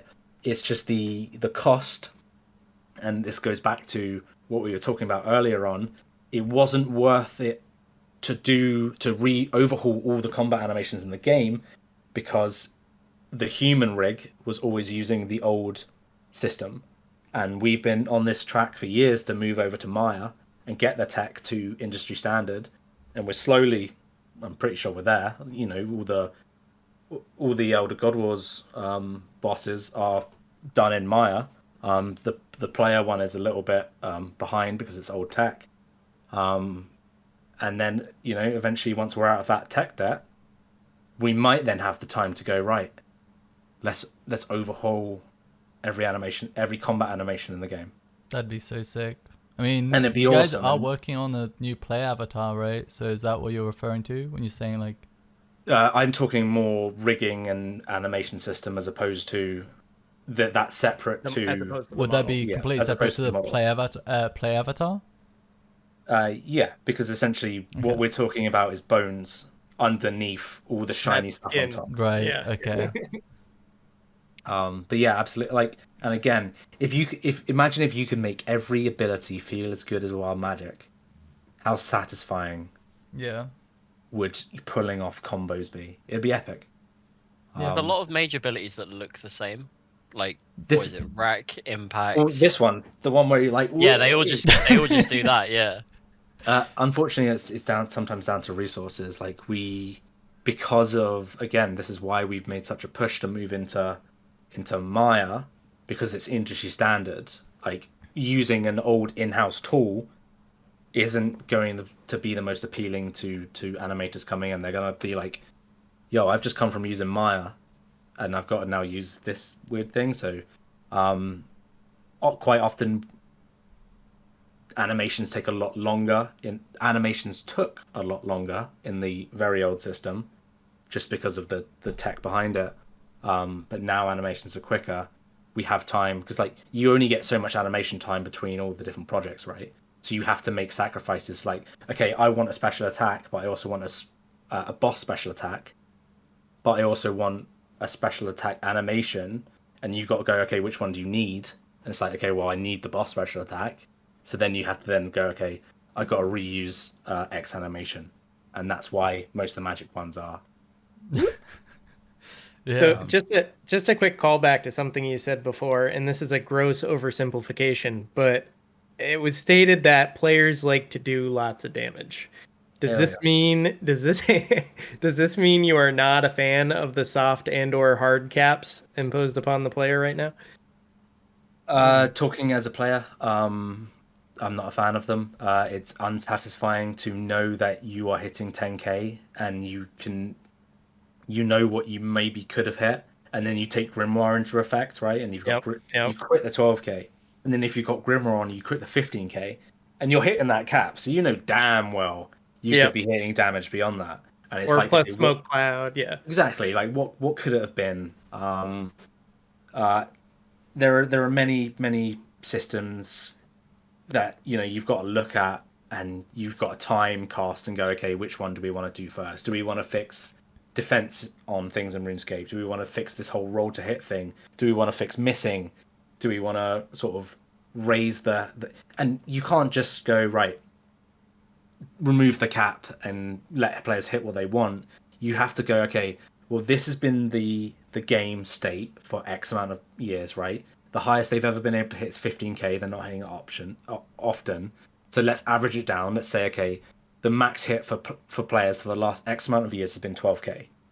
You then have to go, all right, we can't just lift the cap because players might be doing 30k, 70k because of all the different ability combinations. You have to really think about and put, Mod Pi is fantastic for this, but you have to put your hat on and go, right, do we need to draw a bell curve to make sure that damage isn't getting out of control too quickly? Do we have to then make a different, an exponential curve? Do we have to, at what point do we say, okay, spike, and then go, all right, careful, and bring it down? It's a lot of math. It would also disproportionately affect the styles, right? Like a Ruby SGB would get a lot more benefit than a singular melee hit. Continue on. Well, I was gonna say on that point is, would styles really become that unbalanced relative to each other, or is it more because you don't want players to be able to kill bosses? We don't I'm know. thinking about it, and I'm like, would anything change in terms of meta if the caps were removed? That's the thing. Like they'd have to do all that math. I think we mage would don't still know, be meta. like- Melee would be improved, but I don't know if. I Melee mean, I don't know. Melee rarely reaches that peak. That's why length swords aren't really that beneficial outside of things that you get the buffs from, like dragons. Do you even you would use have a length spec ever? Say again? No. Do you ever use length spec? Because I don't. very like rare unless it's something's time gated. It's not really worth Right. Okay. the adrenaline because you never really reach that peak unless you're like in those bigger damage boosting areas. Oh, I But guess. Oh, sorry. Go on. I think in terms of hit caps as well. Like I'm not really sure where Smoke Cloud sits. As in, I'm not sure why it's specific to Mage and why it's only got 40% effectiveness. That was a weird change, I think, when it happened. I think it maybe, especially since it's Magescape now, maybe it should be changed. But I'm not sure how style specific changes like that should affect hit caps. But I think hit caps should be maybe increased, and it's good that they're going that way in terms of power creep. I think I kind of meant it the other way around. So not that stylistic considerations would affect the decision to remove hit caps, but the decision to remove hit caps would affect the different styles differently. So yeah, so like range, you'd get your Ruby SGBs that you are hitting cap. Period. Ruby You know what I mean? would need to be capped because on some bosses, if it's actually based on percent, you'd hit like ridiculous amounts, right? Like straight Yeah. you, I don't know what you'd hit, but you'd just phase them instantly. That's what happened with Solak on release. When players were like, "Oh, how do we do the last phase?" Because they were just dying over and over, right? And then they were like, "Right," because Solak was building up such a massive hit. We've never done like 100k hits before underneath the hood. We've never done it. So when players were like, "Yeah, let's stand together and group venge," right?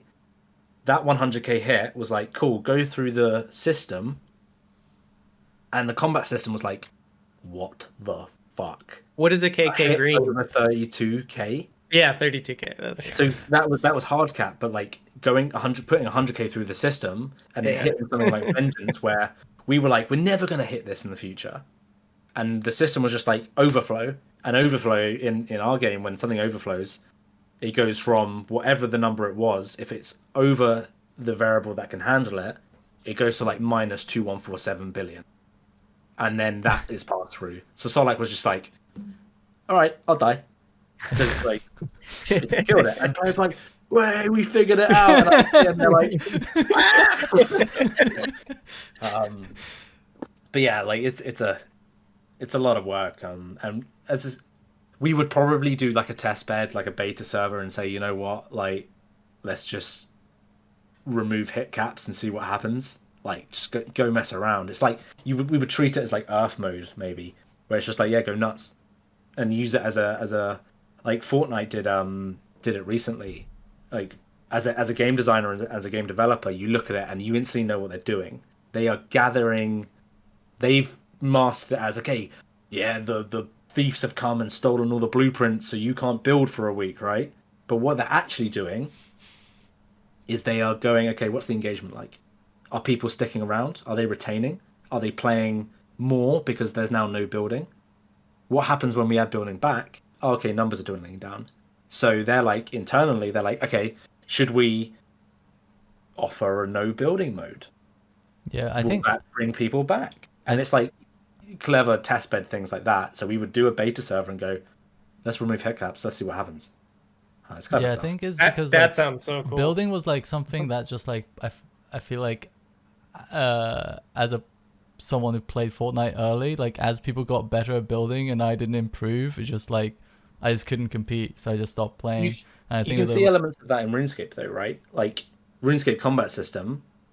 Think about it 8 years ago, or how you were using the system 10 years ago, right? When EOC first released, right? And then people slowly, incrementally go, oh yeah, this little switch is 0.2% more damage, right? And then they add another one on top, and they layer it, and they layer it, and they layer it, and they layer it. And these people get so good that when you look at them, you're like, I'll never be able to achieve that. Right. But then again, RuneScape is a PvE game, so you're not directly competing against other players. Correct. But I definitely like. What do you think is a development of meta that has kind of pushed players off the game? I mean, Switchscape. He's gonna. yeah, I mean, I was gonna say, inherently Switchscape. I don't think Switchscape is as bad as people make it out to be. I agree. Yes. Well, yet like what? those, as in like yes, those people. Oh, if they say yet, my bad. Yeah, he's gonna No, make I it thought worse. you were gonna like start like pumping out Switchscape. A lot of the time I feel that the people who and I'm not saying complain about it, the people who are more against it are the people who don't want to put in that level of effort to achieve the small marginal gains. And they're not always marginal, but most of the time that small flanking switch is marginal. It right? is very marginal. I don't think like many people even bring it at Solak anymore, right? Andy, you can probably make a comment on that. Sorry, I was replying to someone. What was the question?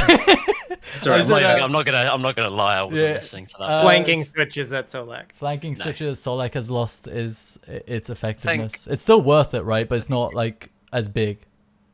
I don't think it's as big, no. Okay. Like there are people mage a lot at the moment. There are a lot of swaps, and I think that's in some cases,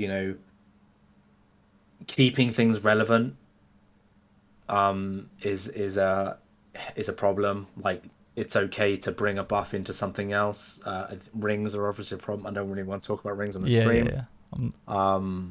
But yeah, I mean, like, if you want to put in the effort to reap the reward, go for it.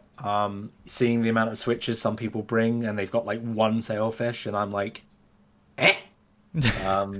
But they've mastered the sandbox that is the RuneScape combat system, so all power to them.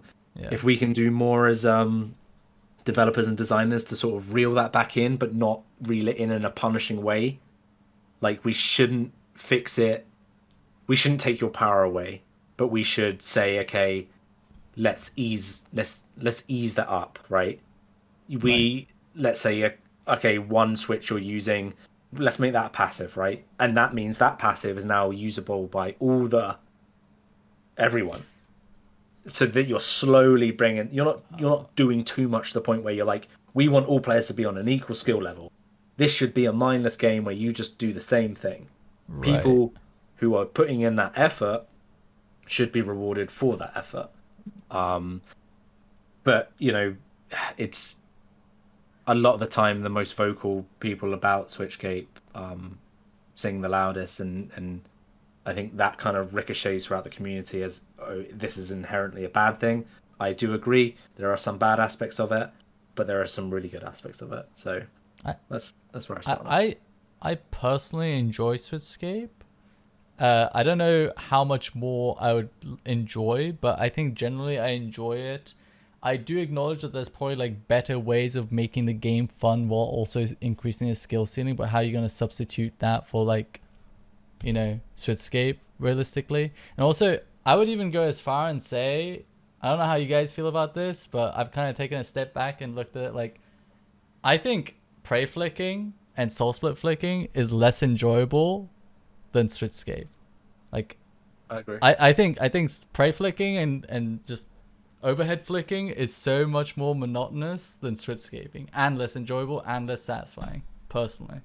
I don't know what you guys think, Andy. It kind of goes back to what you're getting out of it. Like, when you switch to your EOF, right, and you pull off the SGB and you get that damage increase. Whereas soul split flicking is now just a part of, I get a minor heal and that's it. It's just like, I've been doing this for years and it's kind of second nature, so I might as well do it. It is pretty significant, right? Especially when range was meta, right? But with Eldritch, yeah. What are you gonna say? With Eldritch, you just keep it on, but go on, Andy. Yeah, I think prayer flicking. I mean, I don't know if it's just because prayer flicking is second nature, and right. You don't really need to keep up to date with what comes out. Like, prayer flicking's just never going to change, and so your Switchgate, you're not necessarily thinking about it. So once you build that into your muscle memory, it's just done. I feel like. But I think. Sorry, no, it's my bad. With Switchgate, I think mage and range are fine for Switchgate, but I think melee is a huge problem. There's so many things that come out with it that just, like, you are just running out of inventory space, and it's not. You always hear that argument of, oh, just bring less stuff, or just don't do that. But when you're trying to utilize and fully optimize what comes out, it becomes, fun to try and learn, but there are limitations to, what you can keybind, how many keybinds you actually have. And I don't know, I think it's melee I really struggle with from a personal standpoint in terms of actually switchscaping with that. And so I'd much rather things were maybe combined, or like the new weapon that just came out, what's it called, the abyssal, The Scourge. Abyssal Scourge. Scourge. yeah, Scourge. Scourge, yeah, like the fact that that came out in the same sort of time frame as the Leng weapon, and you're almost using just the Leng switch just for your destroy passive and your hurricane passive. That, I think that was an unnecessary introduction. But yeah, that's probably where I stand on it. Yes, that's fair. Yeah, I think it all comes down to like a balance, right? Like too many with melee, and like, does mage have that many switches? Now that I think about it, I feel like with mage I had the least amount of switches compared to the other two styles I've used. But it's got 40 AA, so like it's Oh still yeah. kind of lean forward. Right. And, you know, Well- players are doing the whole switch to benefit from both, you know, Sonic Wave and Greater Concentrated Blast. So like it's switchy, but it's not as switchy. Forticking isn't as dominant anymore, right? Because of Fractured Staff Armadyl and because of G-Conk, right? Like I don't remember, like was G-Conk used a lot when forticking was a thing? Sorry, Conk, normal Conk. Yeah, it was still good. Like you'd But still you didn't do use it on cooldown, right? Like you But do you would now. cancel the last. Yeah, right. but you'd use it after your also, so like you do like Detto, auto conk, and then D-breath, and then also something else. Like you try and use it as first. You use it as the first ability of the Fortic cycle where you have to use it. I remember now. You'd staff auto, then switch to dual wheel and Conk, right? I forgot. But yeah, but it's still worth using G-Conk now in Sun with staff spec. But yeah, staff spec has massively reduced the need for ticking. Should we move on to the rewards and Fractured Staff Armadyl since we're on the Yeah, topic? it's a good segue. It's a good segue.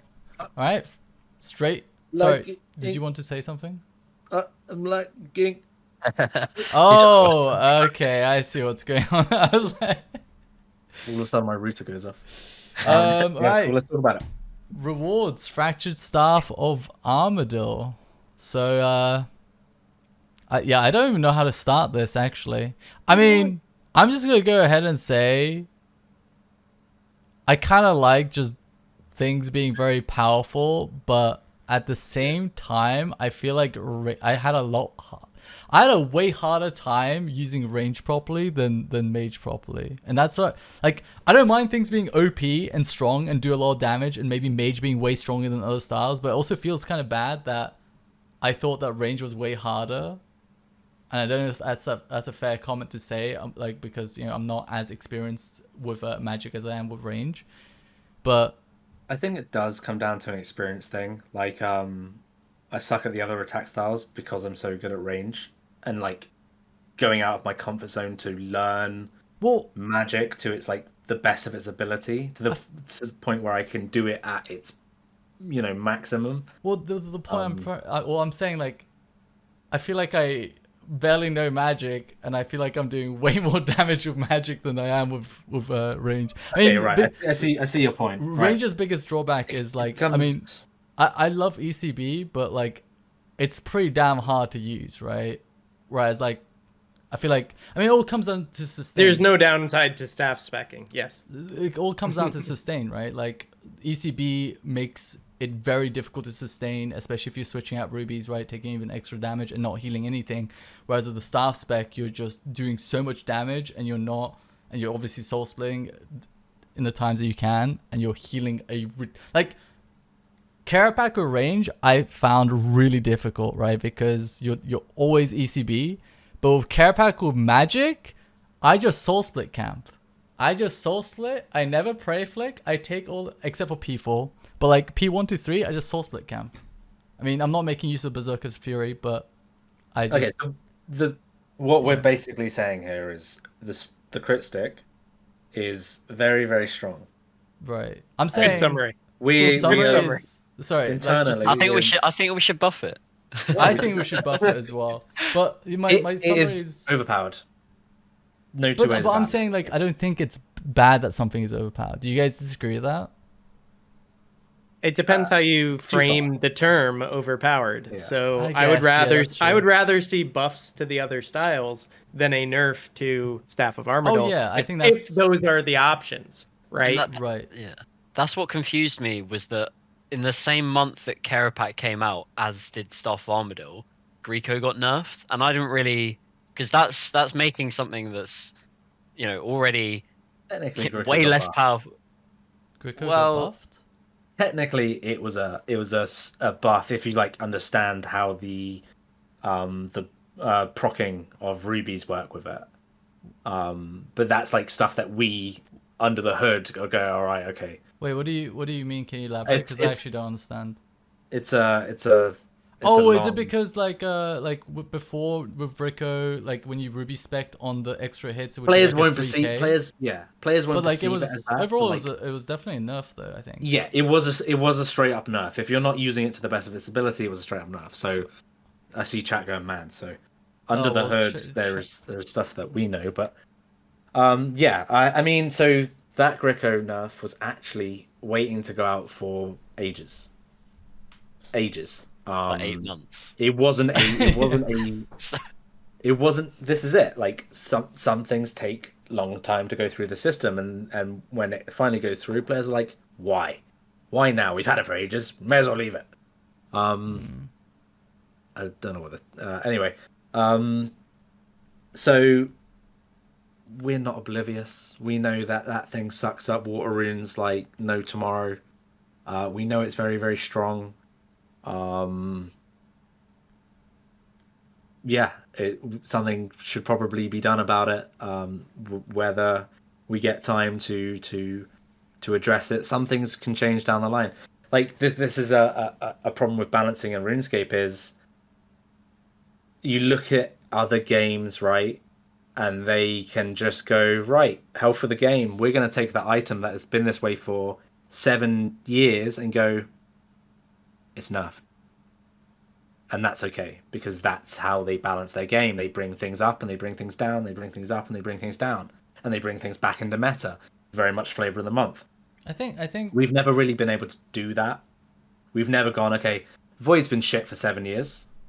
Let's make Void good again. Let's see what happens. Because we're not working in a game where power gets reset constantly, if that makes sense. This is going to be a topic that not a lot of people agree with, in my opinion. But yeah, I mean, the staff is too strong. I think whether we buff other things to bring them back in line, so release new rewards, that slowly puts that back up. But like you look at what people are saying, right? For the last X amount of years, they put that that meme of the person in the swimming pool and one's drowning and then Yeah, you've got the and skeleton melee's a there. skeleton. Yeah, Exactly. Like, and for 3 years they were like, magic, magic is the worst, right? Magic is the worst. And now they're like, okay, what's the worst? Melee. yeah. And everyone's like, it's like the seagulls, where it's like, "Rip, rip, rip, rip, rip." It's like, okay, one, the styles are never going to be on equal pegging. We just won't be able to do it. Pi has spoken about this a really good amount, and he's absolutely nailed talking about this. But like, there is always going to be a flavor of the month, and yes, we can try and get them as close to each other as possible, but at the moment we're there's quite a difference between a lot of them. And yeah, I agree. Perfectly balanced is slightly boring. Having that thing be the new thing, and then you then go, oh, well, I've neglected magic for 4 years. One, I need to go learn it. I need to go get all the different perks, and need to go get all the different abilities, and I now need to learn how to use them in the situations that I've always used them. It's interesting. Well, the one thing, I mean, I don't know how you meant it, but like when you said the flavor of the month thing, I don't really like the idea of like fine-tuning certain things with the intention of making one thing meta over the other for a certain period of time. Just because it's such a big investment in like gear and weapons and perks and stuff. I think doing that will... I don't know if I'm a big fan. I think fine tuning stuff with the intention of balancing it better is fine, but like over tuning it with the intention of making it more dominant than another style just because it hasn't been dominant for a long time, I'm personally not a fan of. I don't know what you guys think. I mean, I can't agree or disagree because it's like not up to just me. It's a whole Right. it's a whole balancing act, and I think, yeah, like think how how spaced apart different gear pieces drop, like or abilities drop into the game. Right, they're so far apart that you have that flavor of the month for not a month, but like 6 months, or then we like, okay, well, we released an item and it still didn't pip range past Magic, so Magic's still the best. And then poor old Melee, he's sitting on the chair in the bottom of the swimming pool.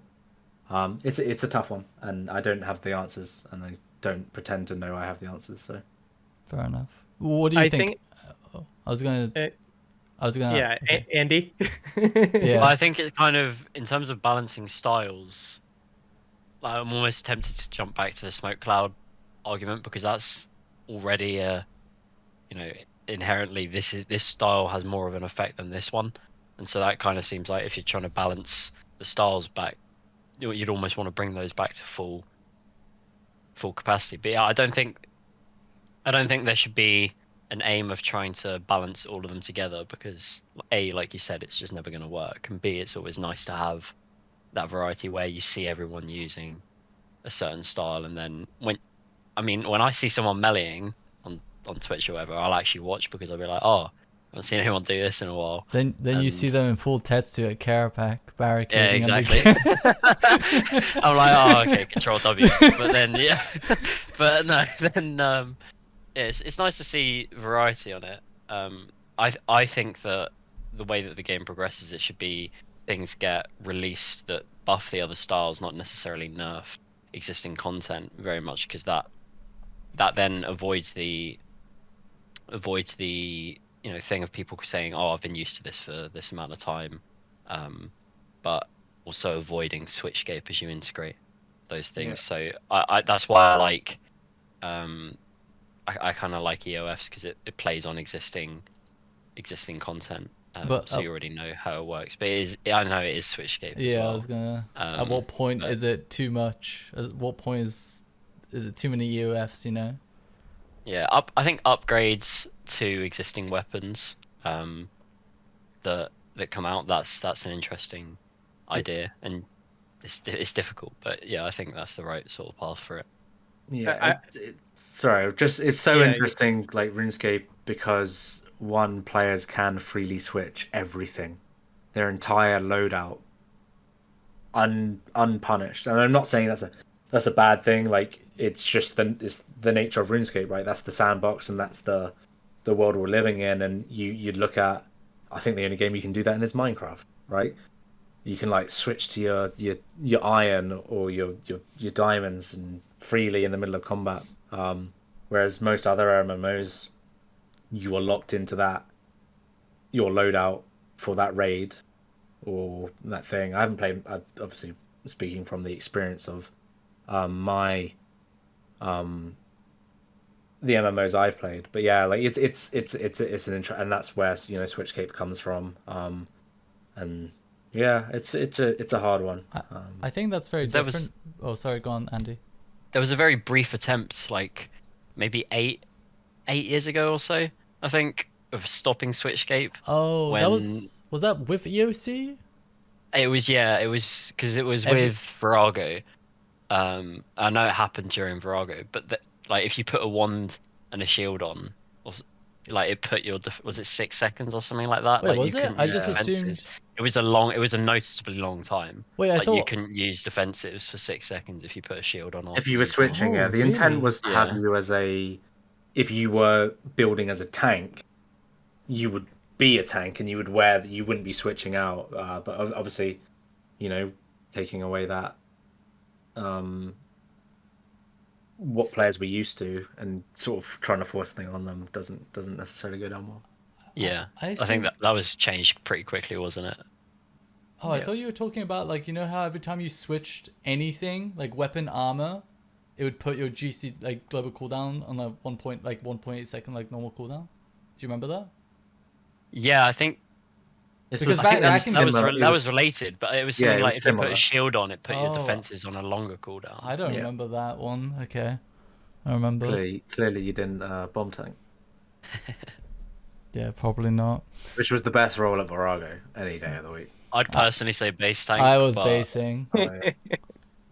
I was gonna say before, I think something that players struggle with is the time frame of turning those dials to try to bring some semblance of balance. It's before the mage meta, right? We had range for a little while, and before that it was mage for like most of a decade. Mage dominated for years. Yeah, Years.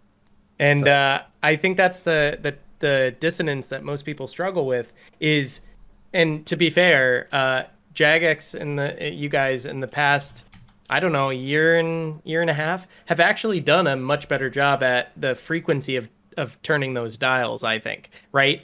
You look at FSOA, you look at Magma, you look at Gricko, a lot of these things have had some fine tuning where in the past, I don't know if it was a reluctance to make changes or if it was just, you know, the implications of making changes as you've talked about a couple times. But I think most people don't really mind if the meta changes from one to the other on it. Like, I don't think most people are expecting them to be perfectly balanced at any time. Right. I think the frustration is just how long one style stays so dominant, and it's trying to avoid that situation of mage being the best for the better part of a decade. I don't know if that is unpopular, but that is my read on the situation. Yeah, I wouldn't say you're far off, and you're not wrong. I know that we have done a better job in recent years of sort of bringing the up, but that, you know, players looking at it be like, well, no, you've absolutely flopped with melee, right? And it's like, you know, melee isn't where it could be. It needs a lot of improvements. I think the style itself needs some level of cleanup. Like, Leads have fundamental issues, yes. one, it's become very much a bleed style. Forgive me, because I don't melee as much as I never melee.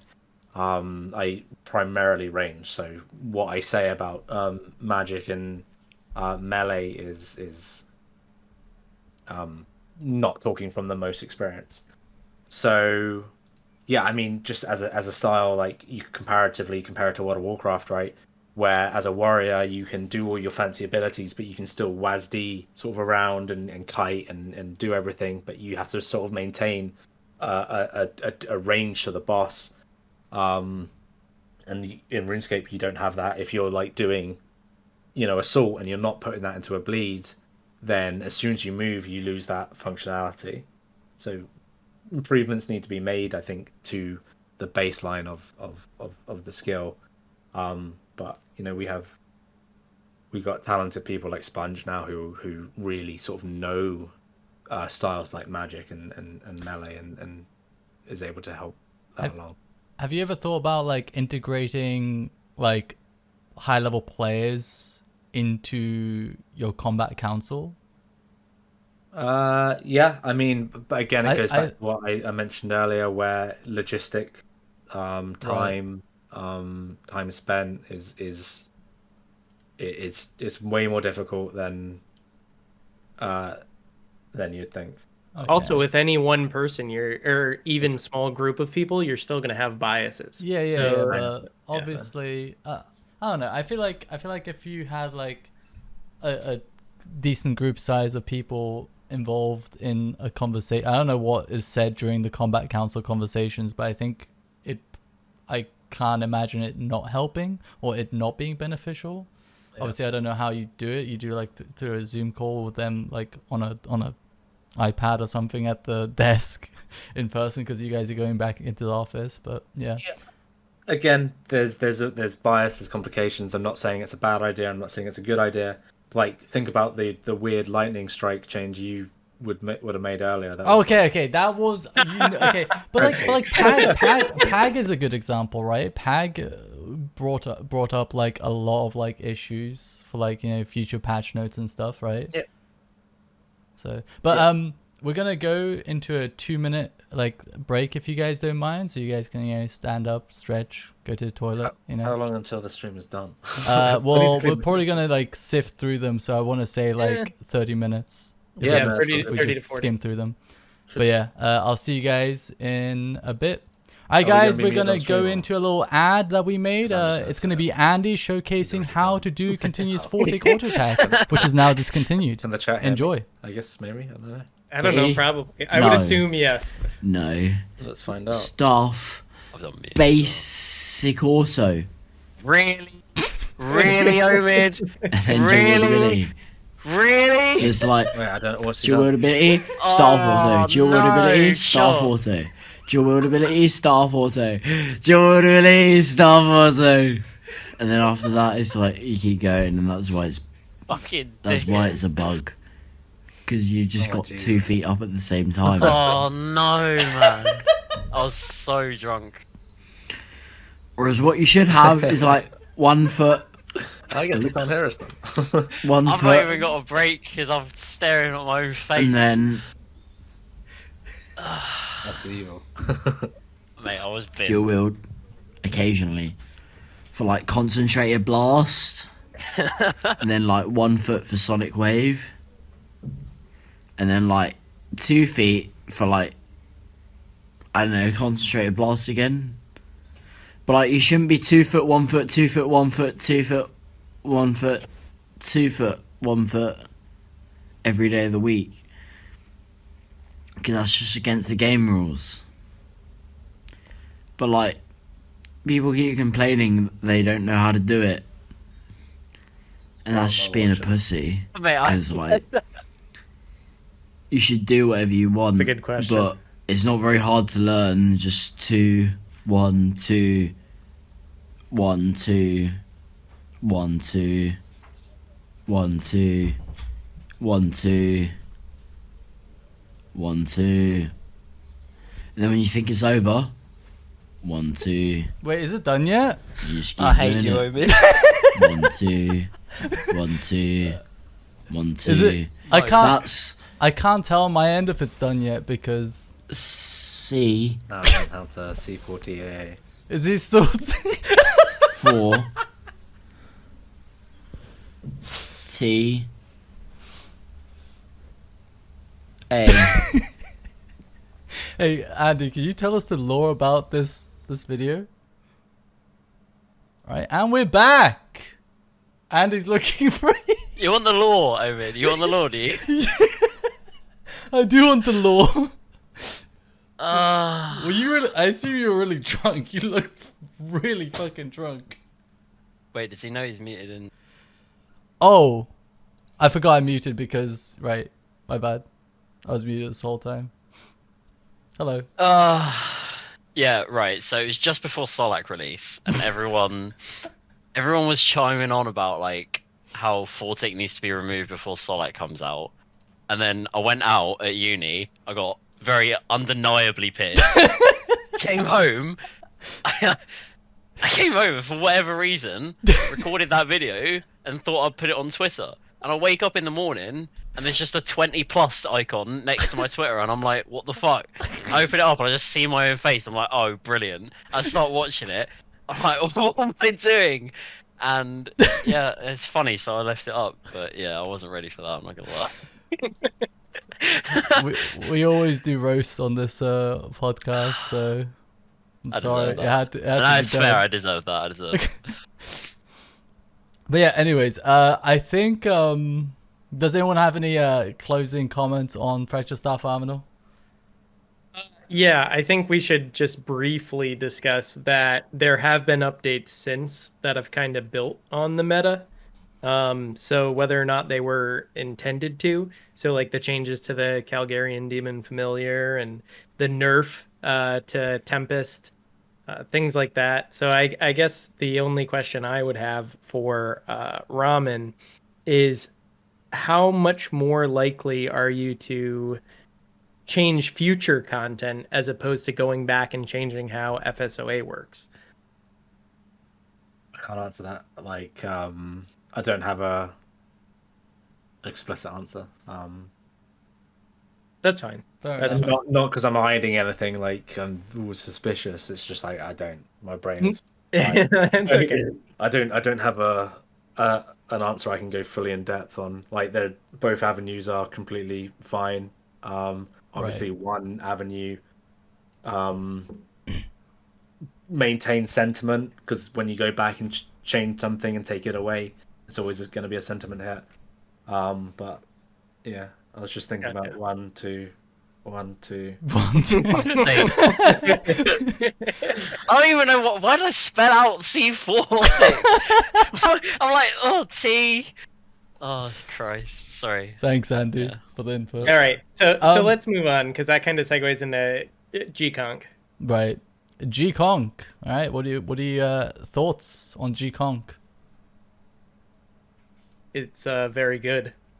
Wrong. Yeah, it is very powerful. I don't know if most people will like my opinion. I think Kyle knows my opinion on this. I didn't like the fact that it went from a potential 5-tick ability from a 3-tick ability. In most cases, you didn't use. I don't think you used 5-tick almost in any situation back then with normal conk. No. But I didn't like the simplification of 5-tick to 3-tick or potential 5-tick to 3-tick. And I also don't like the fact that it's just used on cooldown no matter what. Like, it's such a powerful ability that you just use it on cooldown. So you're always going to have one of those abilities, right? Are you though? I kind of... Well, not as far as like G-Conk, I feel. Like, you even use it during FSOA, which is kind of crazy, right?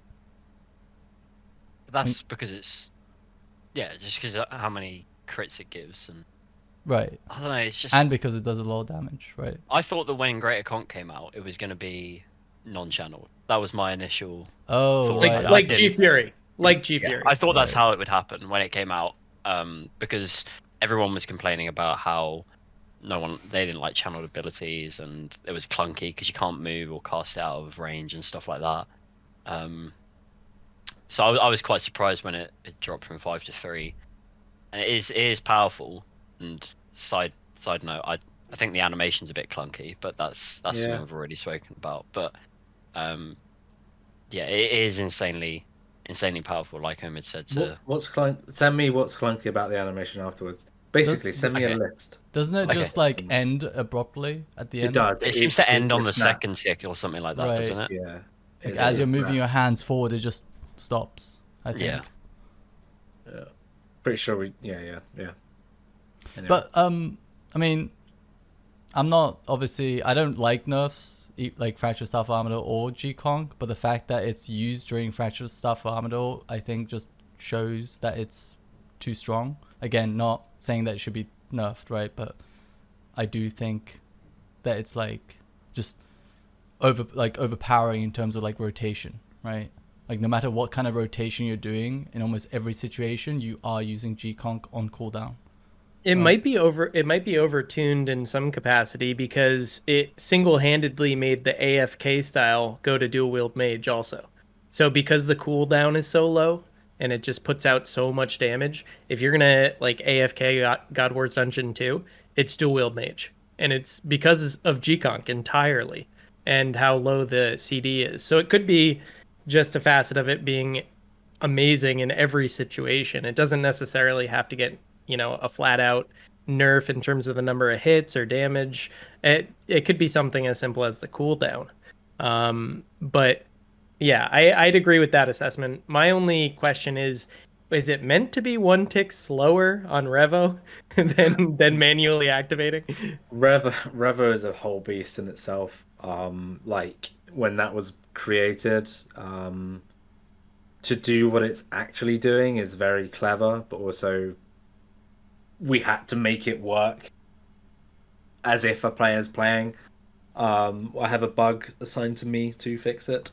I just haven't gotten around to it. I've been obviously focused on other bits. Not intended. It's just the magic of Revolution, let's say. I think other abilities. No, that's it. That's a good answer. Do you guys like how powerful G-Conk is? Like, I think we all acknowledge that it's very powerful, but do you guys dislike it, that it's like used in almost every situation at all times, or are you guys fine with it? Do you guys like it? Do you dislike it? What's the verdict on you guys? Do you guys sorry. I'm kind of curious on like if it was, because it's used in some for mainly in staff spec for like 2 reasons as well. Like one, it gives you like a crit buff on your next ability, which then relates directly to how much you're getting out of the staff spec, but also the hits themselves can crit. Yeah. And when you it's almost worth doing beforehand. You do conk into maybe dual as fix, but it's worth doing conk into two-handed as fix. Then you go back and do conk in a lot of situations, right? Yeah, and you're not even getting the crit buff on the asphyx because you're switching weapons, but you're still getting it's still worth doing because of the chance for SOA to proc on your G-Conk. So I wonder, not that I'm advocating what happened to Magma Tempest to happen to Conk, but I'm wondering if the ability for it to still boost your next ability was retained, but the ability for G-Conk to crit was removed, if that would still make it a viable enough ability for it to be used outside of Sun but not within Sun. Sorry, outside of staff spec. FSOA, yeah, exactly. If that makes sense. Yeah. Yeah. I don't think crit should be removed from abilities. Oh yeah, I don't think anyone would want that. I mean, I personally like variation in abilities, and I guess G-Conk is a little bit too dominant for my preference. Like I mean, you like, I've said this before, but like my favorite ability is Greater Barge, because it went from a useless dead ability to a very powerful ability that is used only situationally, right? It's not used on cooldown, right? Like a lot of people made the comment about like wanting Greater Barge to not have the timer, right? Which makes no sense to me, because it'll be almost used on cooldown at that point, and I wouldn't want that. Like I like the situational powerful usages of abilities. I find them so much more interesting and so much more fun. I don't know what you guys think, but on a personal level, I think in this case, I hate the retrograde thinking to look at what an object is priced at, or what an ability is priced at, or where it falls within the economy, or where, how that dictates what the player base feels about it. But G-Conk has value, and it has objective value, which shows that the player base either enjoys it or just recognizes its power, right? And in the case of, I think it does homogenize too much. As I said, basically every AFK encounter in the game, you use dual wield mage now, and you do that only because of G-Conk.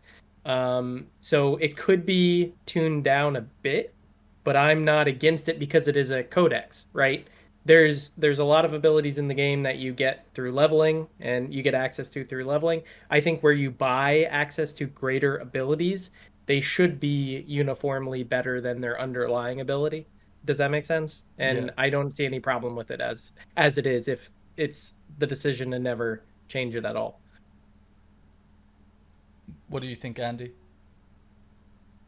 I think it should be changed, but I think it's difficult on a general sense. Like, do you like, what's your favorite ability in the game? Oh, I'm almost biased towards ECV spec, if that counts. I mean, but that's your favorite. That's your favorite. Why is it? It's actually balanced. No, it's pretty powerful. I think it's still. It's the reason I like it so much is because it changed so much at Next for me, and that's a very biased opinion on it, but that's why it's my favorite effect.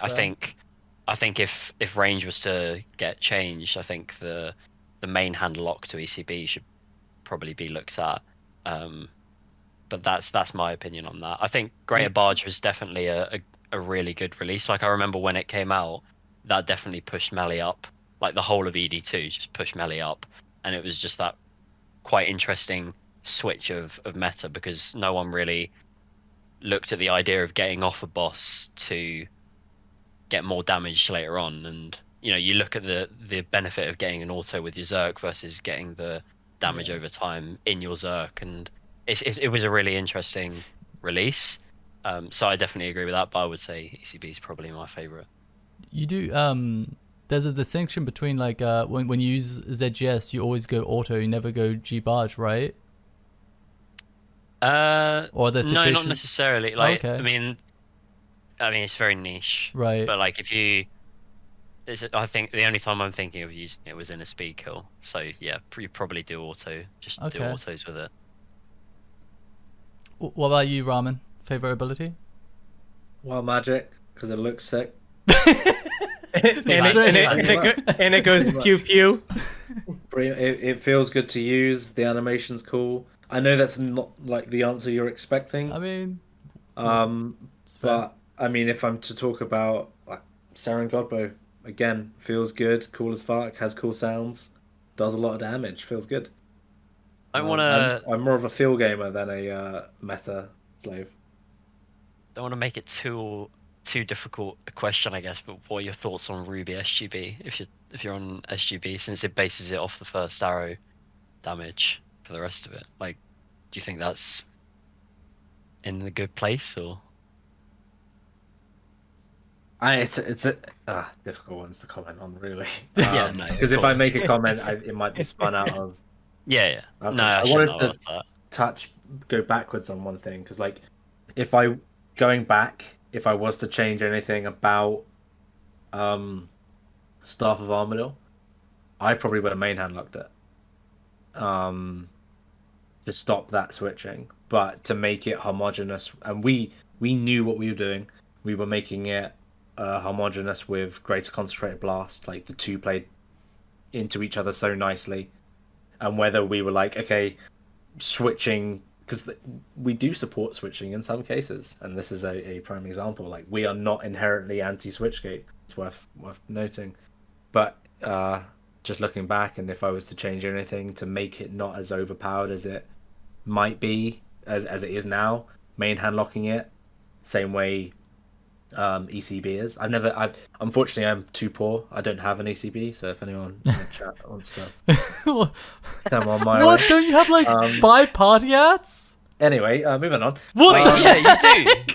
This Yeah, guy. but they're priceless, so I don't can't sell them. Unfortunately, I've never been able to use ECB, so I don't have the experience with it. I'm not. I know how it functions. I know where it sits within the meta, but without using something, you can't really make a real informed decision how it fits in your rotation. You can only observe and go, okay, well, that's how similar to my rotation, but it's not quite. So I can only comment so far on certain things like this. So it's interesting when Kerapac was released, there was something on, if I recall correctly, there was something on the news post talking about combining the power of the Fractured Staff of Armadyl with the essence of finality. And so if it were, main hand locked and you had to stick with dual wield, maybe a lot more people would EOF F it. Yeah, exactly. But that's a type of balancing too, right? Sometimes it's cost related. Yeah, exactly. So exactly.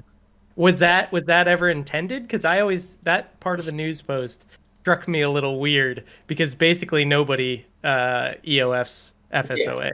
Yeah, I mean, so we might launch with something with maybe expectations that this, because we had just released EOF, I believe. I think, or I can't remember when we made it. I coded it, which was so much fun. I worked on it with Sponge and Ryan, which was awesome. I can't remember. I think it was like 2020. Must have been. Yeah, 10 months prior. So we were just seeing the meta evolve with EOF, and the more, like, once we added, you can now recolor them, and players are going with the entire rainbow, the spectrum of EOFs in their inventory. We were like, there's a possibility that players might just whack this into their EOF and use it like that. And are we okay with that? Yeah, it's fine. We We made a amulet that sucks up weapons, so you can sort of use them in funky ways. If it was main hand locked, you're correct. We would see people. We would see people putting. Andy looks so confused. You wouldn't put a stuff Armadyl in an EOF, even if it Yeah. was main hand lock. Well, this is it. Like, we don't know where if that was the case, different rewards might have been perceived and thought up and designed in such a way, because we do design to what's the current state of the combat system. Again, I don't pretend to be an expert at top end of Magic and Melee,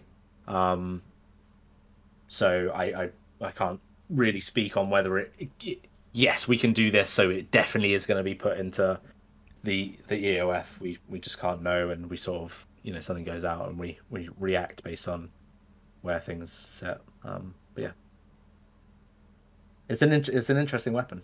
It certainly is. Yeah. All right, should we move on to Kerapac's wrist wraps? I think this is a pretty interesting subject. So the one question I have here is, sorry, I was distracted. What made you apply this to Kerapac, like a glove slot, when you know Cinderbanes are so dominant and it potentially sets up for Switchscape? But not everything's poisonable. First of all, right, a lot of things are though. A lot of old things are, but like sort of going forward, we know where Cinderbane's set, and we do make conscious decisions. Okay, should this be stun locked? Should this be stun immune? Should this be poison immune? Should this be X immune? Does it make sense? Like if you look at what's his face, Raksha, you can't be poisoned. That's not like we forgot to put the param on. That's like okay, do we want players to consider the glove slot as a choice for this loadout for Raksha? That's kind of just where it sits. Like, yeah, a lot of things are poisonable, and Cinderbanes are very, very strong. If we were to release a glove upgrade, a Shadow Spike, and upgrade all gloves, probably wouldn't put it on a hybrid glove. Same way if we released hybrid boots. There is already the upgrade for gloves, right? From Rock Lake War. My bad.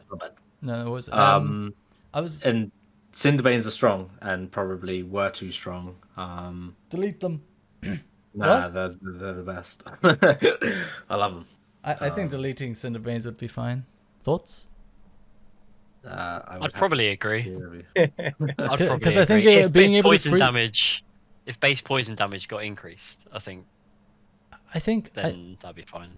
I think being able to freely use these gloves, right, would be much nicer than Cinderbanes, basically. Like in most situations where the boss is poisonable, people bring these gloves to switch, right, and that's it. No one's gonna camp these gloves over Cinderbanes. I don't think. What I find slightly interesting about poison is we're starting to see poison builds come into a thing. Wyvern crossbow, Wyvern crossbow, or Laniakea's spear, Blood Reaver mainly. Blood Reaver. Yeah. So the more we sort of lean, because the more we lean into that and make sure it doesn't go too far to the point where you can use all that stuff with, fracture staff of armor, like the Wyvern crossbow and the Laniakea's spear, and being able to work out a build. And that's what I like is different builds, and specifically stylizing or making conscious decisions on what pieces of gear you're taking to lean into. I want to crit poison more, and by crit I don't mean crit, I just mean tick. Like I want more poison splats to trigger, and I want that effectiveness to go up, so I'm going to make a poison build. Maybe it's niche or meta or fun to do. So but yeah, I want to make this is a pretty difficult question. I want you guys to answer it in order. Andy, Gunnar, Ramen. Do you guys enjoy there being niche situations where you use certain gear and weapons. I'm talking about like Rex Matriarchs, where it almost like borderline forces you to use a bow over crossbows. Situations where you just simply use, like, is taking Cinderbanes over another pair of gloves and using poison a fun decision or fun engagement? Like, do you like there being like divergence in these like using hex weapons, using different types of weapons, using different, like, I mean, this isn't really a thing anymore, but using different spells depending on like weaknesses and stuff. Like, do you guys, essentially weaknesses, right? Like something being poisonable well, is hold on, essentially like something. What? You're not just talking weaknesses though, right? You're talking more like Corp, where non-spears get X damage like Corp reduction, is or a, Legios with the. I mean, right, you can arguably say it's like essentially like a weakness that it's only susceptible to like spears and it doesn't get hurt by anything else. Do you guys like that? No. So Okay. my biggest problem with RS is probably splashing and defense and stuff like that. I think that ties into this kind of thing. When Matriarchs came out, I really didn't like it because it felt like it was a big step away from the direction that the combat was currently going in. And that's not necessarily a bad thing to do all the time, but it felt very pre-EOC. Kind of using those weapons just didn't feel right. And I don't know if that's the right answer to that question, but I think it's like quick switches, like using Kerapac's wrist wraps for combust and then going back to Cinderbanes. I feel like that's almost not a very useful reward slot in the sense that you should almost want to be using them all the time and getting a long-term benefit or something like that. I think that kind of switchscape is a bit,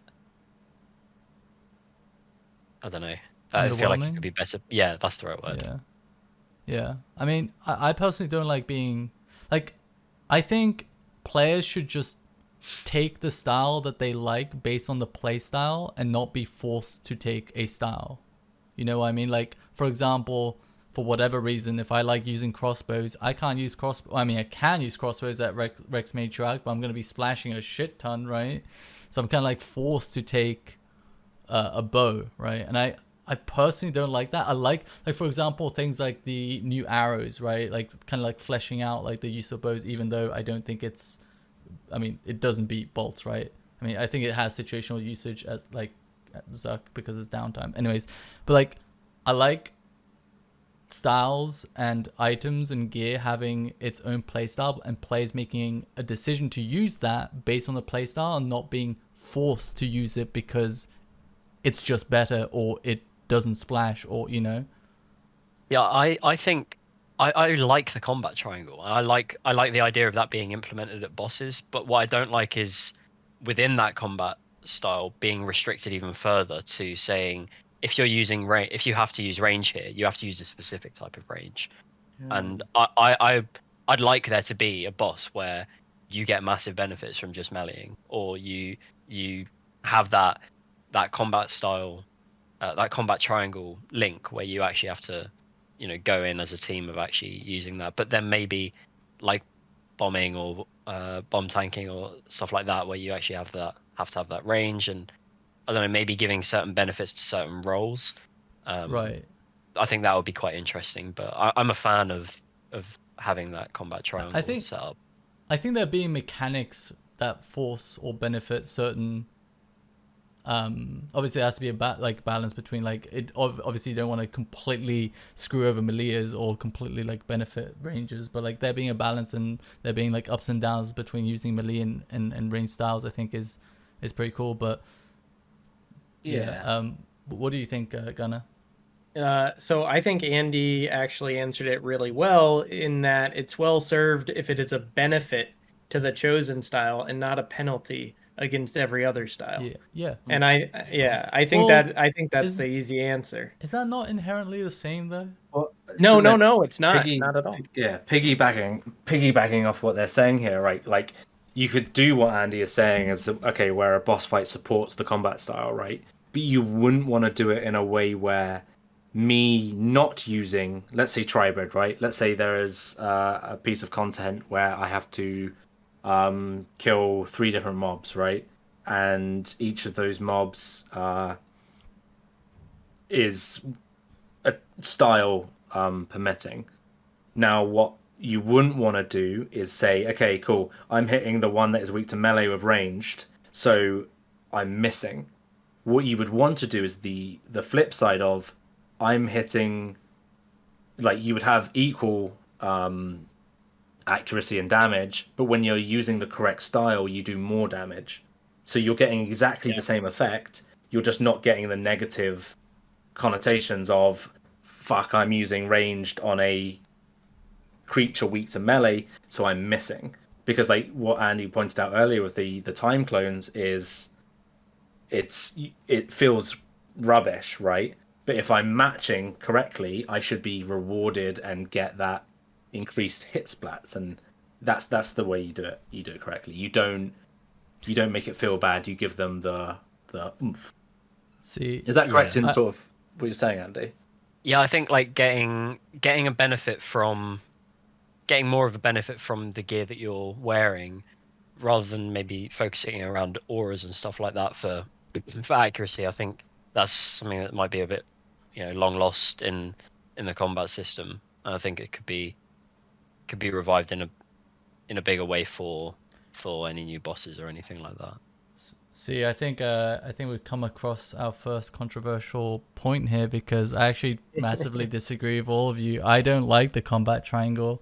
I don't like there being benefit. I don't like there being like benefit on the boss side in using certain styles. I think people should use certain styles because they like the play style of the styles. That Like, just doesn't I make think, sense thematically, keeping with the controversial but like point. thematically in every other game, there is no combat triangle. Omid, I want to get my DFS and my Goliath gloves and kill water fiends. I want there to be niche usages for, content that is not necessarily ubiquitous, like FSOA and Cinderbanes. And the way you do that is by rewarding using those items or styles. I mean, I don't know. I definitely think like there being like and I don't know. I just don't like there being a forced way of making you use a certain style. Like for example, I mean, this is off the top of my head. Like for example, like Rise of the Six Brothers, the melee ones. You're probably not gonna melee them in like average teams where you're not one-shotting them, because they're gonna spin and they're gonna kill you, right? Like that's a natural like mechanical like downside to using melee. Like I don't know. I wish like I don't know.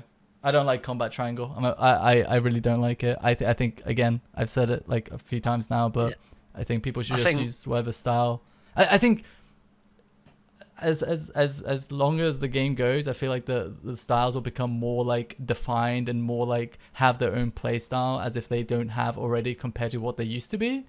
But like, I think people should use styles because they like the way it plays.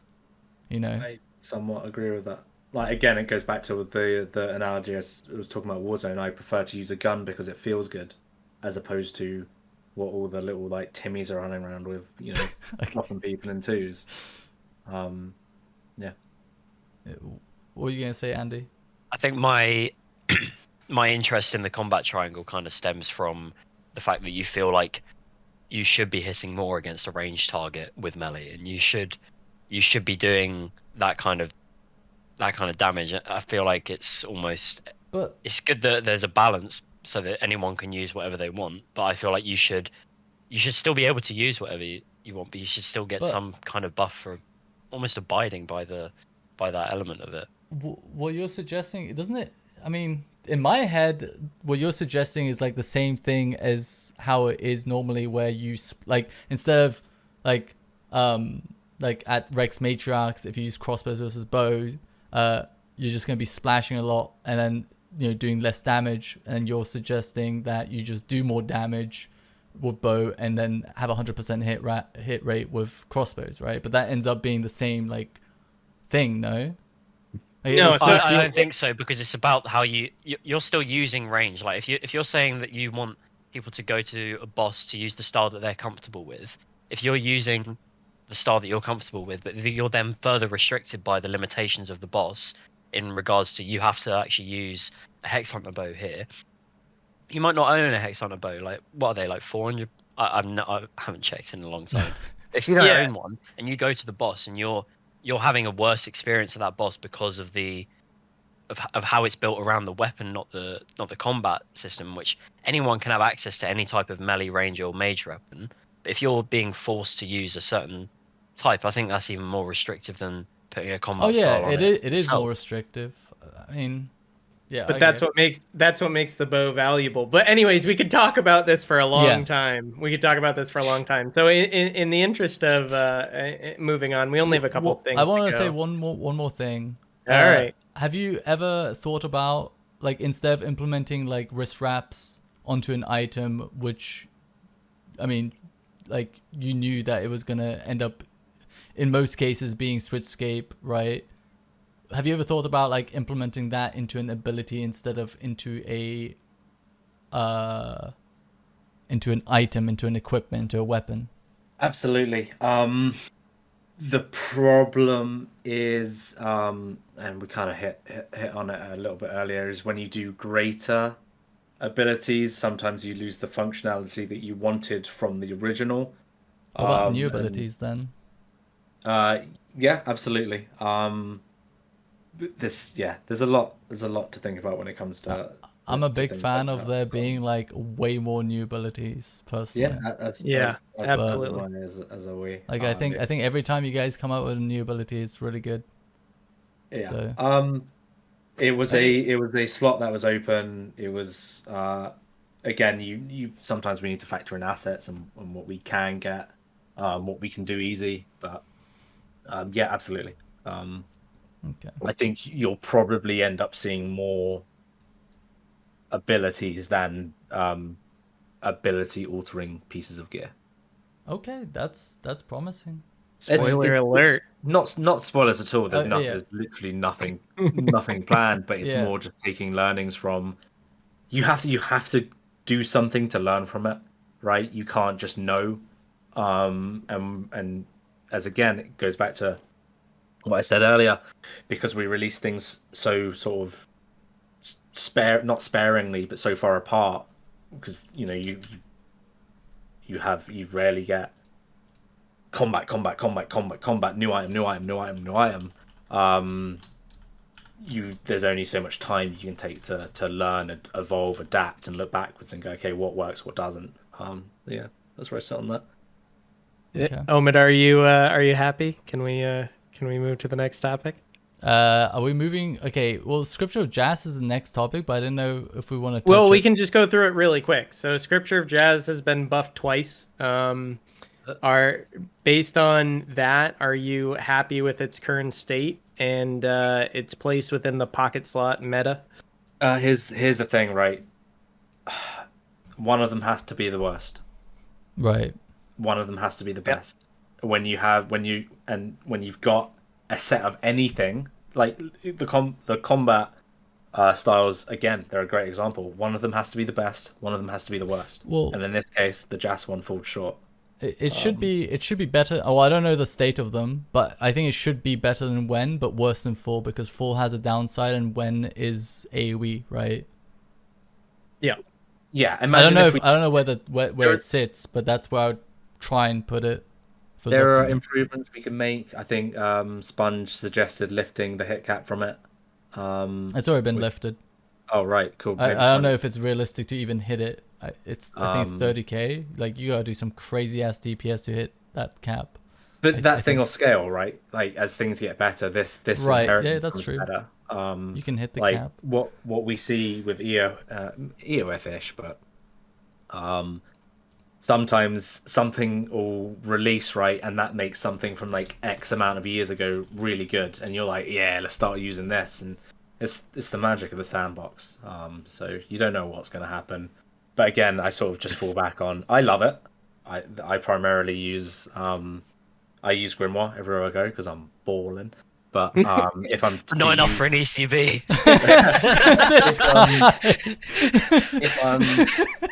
if I'm using one of the books, then I'll use Jas because again, it feels cool, looks cool. I like the gold lightning, so I use it. And it has a big hit at the end, you know, big Yeah, boom. and one of them has to be the worst, and that's such a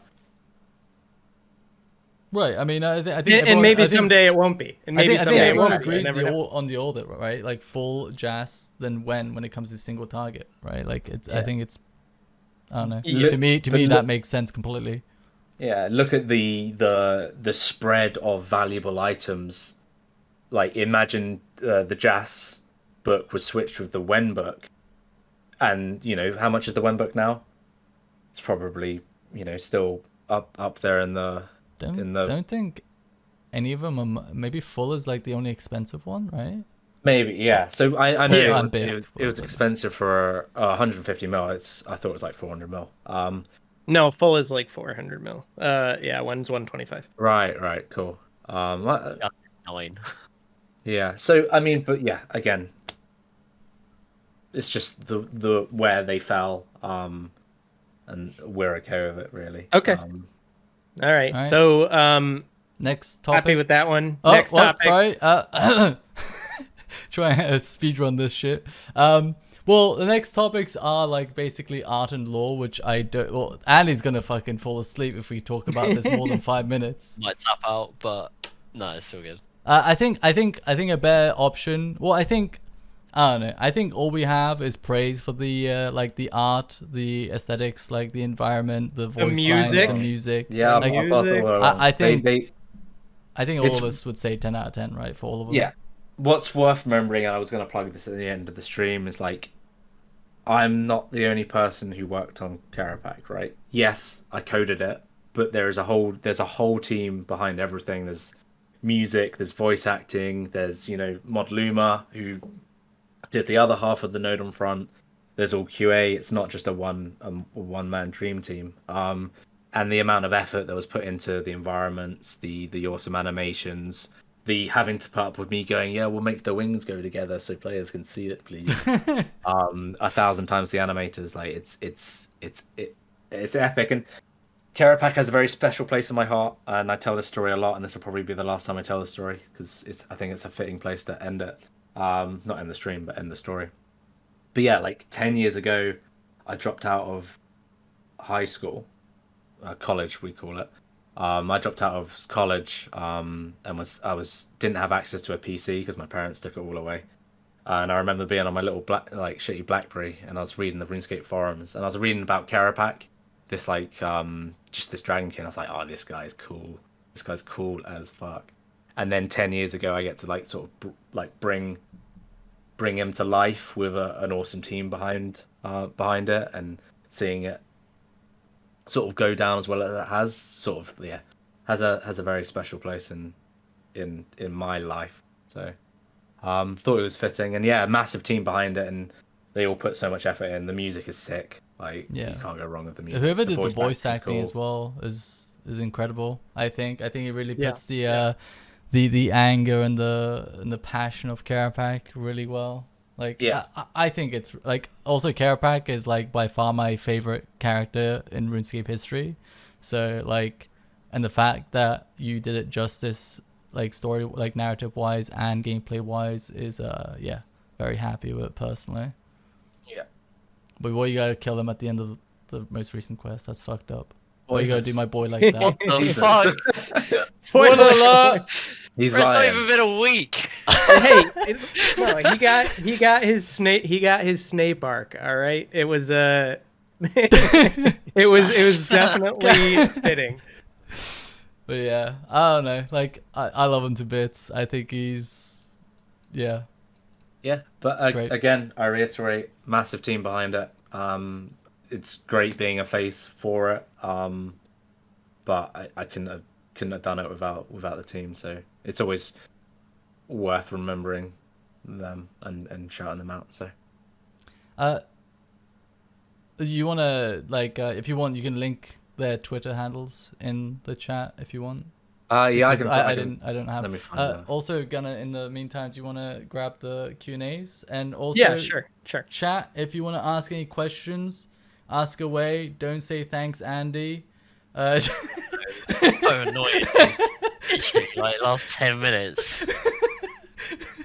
If you want to ask any questions, Andy, you can pick out whichever you want or whatever you want.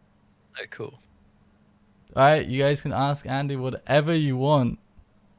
Nothing C4 tick related. Why is Kerapac's face scarred? I actually don't remember how he got the scar on the right side of his face. It was a quest. It was one of the first. I think it was either Desperate Measures or Desperate Times. Who messed him up? It wasn't us, right? I think he messed himself up. Oh, okay. He's into that. I respect it. All right. Any other questions? Gunnar, do you have any questions? Yeah. So taking them from primarily the Discord.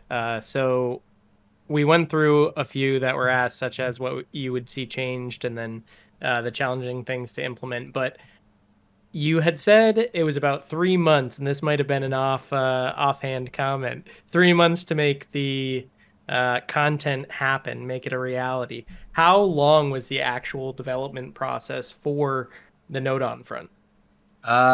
So we started work designing, like we knew we were doing, Elder God Wars, obviously. We started work in January, but Mod Luma was a new dev at the time. So she had to go through training, and I was her mentor. So sort of time was taken away from that, and obviously this released July 26th. But there are different points where, let's say, you're not deving from the start of the project. You probably have 2 months where you're sort of incrementally doing design work and filling out documents and doing pitches and making sure it passes green light, etc. And then sort of went across to help out on as a NAD request, I believe, at the time. So time was taken away from that. So all in all, like probably 4 months of work, and that's the whole of the Nodon front. So you're not like solidly on Kerapac for 4 months. And like when we're talking 4 months, you sort of cut a month off the end. So you're talking, because like that's when it goes QA through. and stuff. Yeah. Well, QA is sort of throughout the entire process, but you have like the release build at the end, Gotcha. and then you've got the spare week. So there are cutoff points, and then it has to go through like into the new build and blah blah blah blah blah blah. But yeah, there was so much going on during the time, and Nodon Front was the first piece of content for Elder God Wars, so we did a lot of the underlying systems. So the battlefield abilities, we didn't just make them bespoke. We were like, right, so all of Elder God Wars is going to use this, so we need to make sure that the systems underneath the hood would work and be easy for the future devs to plug into. So yeah, it was good. Okay. All right. So the next question is: were there any mechanics that were designed for Kerapac or even built for Kerapac that were removed prior to release? Not removed, designed. Okay. And I probably won't. They're cool. They're very cool, and I'd love to use them in the future. So I'm not going to spoil them now. But yeah, like when we design, usually we spitball loads of ideas, and then we'll prototype a lot of them, and we'll shortlist them for what works for what we want to achieve for an encounter. So, all right, I got a question for Andy here. What's the picture in the background, bottom middle one? Looks like it's 2 people, like a wedding. That's me and my sister when I was about 8 and she's about 6. I got the photo here actually. Wait. Is it the bottom middle one? It looks like a drawing. What, this one? Yeah. yeah, This it looks like That looks like a cartoon, like a drawing. like No, it's concept art. wait, how do I get this? No. Can you see that? Oh, proper okay. photo. It's a picture of me and my sister when cute. we were in like a play for school or something like that, and I Wow. was a chimney sweep and she was yeah, I've got like a Chimney little sweep. No, dude, look, like I've got this thing behind my head. Oh And my. I'm just like my face is like all dusty and shit. And then my sister was I don't know, like a, looks like she's got Were you in wings. the So I'm same guessing like an play? angel. Were you in the same? Yeah, it was a school play kind of thing. Oh, I thought they usually do it by like year. So like, unless you were like in the same year, like twins. No, Oh, okay. our school was just weird like that. Oh, so okay. Weird they like just did a that. whole- You a had whole your school. English accent kind of came through there. Sorry. sorry. Yeah, Yeah, it was just a West London kind of thing. So I was just messing. What do you think about staff autos coming from the staff rather than the spell? Like this goes back to like the rune cost and everything, right? Is there any plans? Obviously, like before you answer and throughout the entire stream as well. I should probably said that at the start, but obviously like anything Ramen says doesn't confirm or deny any kind of content or any kind of release dates or anything like that. I mean, this one's a fine one for me to answer. Okay. Like, if we're going to, like, we know that the rune stuff is a problem, for sure. And Sponge and I actually already did the work in a test stream just to sort of play and see what it was like, and we converted it over to ability damage instead of an auto Right. an auto attack. So that doesn't suck out runes. It just does ability damage. Yeah, So I don't consider myself an Not expert on magic, guaranteed. Yeah, but go on. I think Andy probably be more suited to answer this question. I don't think like it being an ability damage versus an actual auto attack is that big of a deal outside of like potentially like blood barrage, right? Are there any like would it be a major change if this was made, or are there any other cases outside of blood barrage? Did I explain that properly? I'm not great with this kind of stuff, to be honest. I don't know much about Yeah. that. Blood I know barrage. whether Okay. Not the only. I'm sure there's other stuff, but Okay. like again, yeah, ice, Ooh, barrage. Someone actually makes a good point. Adrenaline. You lose a lot of adrenaline out from not getting the auto attacks off. I think that's a pretty big deal, right? From invigorate. Yeah. Yeah, Sponge is all over Yeah, knowing that completely went over my what head. things are. And we just we put it into a test stream just to have a play and see where it sits, see where it falls. Okay. No guarantee, but like we need to fix the rune cost somehow, and how to, like, if we stopped it doing runes, it wouldn't make sense to be auto attack damage, so we may as well just pull it into ability damage, and that way ability damage it goes through the combat system slightly different to auto attack damage, so it would benefit from other things. Could it not? What would be the issue behind it autoing for free? No issue. So wouldn't that be an easier fix than trying to translate it to ability damage, and that way you also keep the effect of the auto attacks? Easier doesn't necessarily mean better. I mean, I don't know. I think the fact that it's auto attack is like, I completely forgot about invigorate. Like you get so much. I don't know how much adrenaline you get from a full, like on average, how much adrenaline you get from a full FSOA spec from the autos that it generates, but I assume it's like significant. So, Yeah.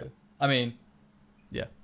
Yeah, I mean, like, I don't know the exact as numbers. you reiterated, like, nothing I've said in stream is Oh, set yeah. in stone Yeah, or of hammered. course. This is pretty much an off the cuff, like me Yeah. talking as me. Oh yeah, I mean, Again, I'm not I being don't like claim to be an expert in like melee or magic, so take what I say there with a pinch of salt. I am a ranged expert. I don't have have, you don't ACV. have ECV. Well, you know, if someone What from do the, if someone from the chat wants to hook it up, I'll be in World 71 in 20 minutes. He's World trading 17 party. wait, He's what? trading party hats Oh. for ETBs. Just make a one small donation. It's all good. This guy, is this how you got your party hats? No. you got 218 people in the chat. If everyone gave like 15 mil, This is true. But see, this guy, stop it, Andy. This guy has party hats. I don't. What do you mean you don't? How do you know? Because I've seen you. This guy, he's trying real hard. Any questions, Gunnar, before we? No. I think the only other one, and I probably know the answer, but I guess I'll ask it anyway. So, are death costs a consideration when you're designing how punishing content is or should be? No. I didn't think. Yeah, I didn't. Wait, sorry. What was the question? I was spaced out. 1-2-1-2. No, it was Penguin's question from Discord, which was, are death costs a consideration when looking at how challenging or punishing content is/should be? So, Oh, like wait. designing Kerapac. I So- take it back slightly because Oh, can I? hold on, let me. Okay. Nah, you go, me. Okay. So Kerapac was the first boss in a long time that you could actually rejoin and teleport out of, and that decision made us go back and go right. Like myself, Mod Ryan, blah blah blah. We were all playing and we were like teleporting out because we forgot something, and we were. It's not like the frustrating experience of, I think Raksha might have been one of the first actually. I think maybe, I'm not sure. But it was one where you could just teleport out, come back in. If you died, you could re-enter and sort of continue. Right. And that decision led into us going, right, let's just remove the telebot for other bosses. That made sense. Good change. So Solak, when someone fails at Solak and everyone's like, oh, lobby, and it's just this just frustrating gameplay, and it's not what the players want to be doing. Like, what's the harm in letting them go, right, just teleport towards a retreat, re-gear, and re-enter, and it's not like log out, log in, all that. Yeah. So, I would say that is the only thing that sort of informed any decision around death costs, but no, we don't go, death costs are kind of high right now. Let's kill the player less. I'm like... But don't you think that if death costs were removed entirely, right? There's like zero punishment for death, even like sticks. Don't you think that you'd be more confident in making or more comfortable making a more difficult boss? Don't you think a lot of the like maybe not all the drawback, but like some of the drawback being death costs in making difficult content or challenging content? I wouldn't say so. Like if we wanted to make challenging, like mega challenging content, then we would obviously.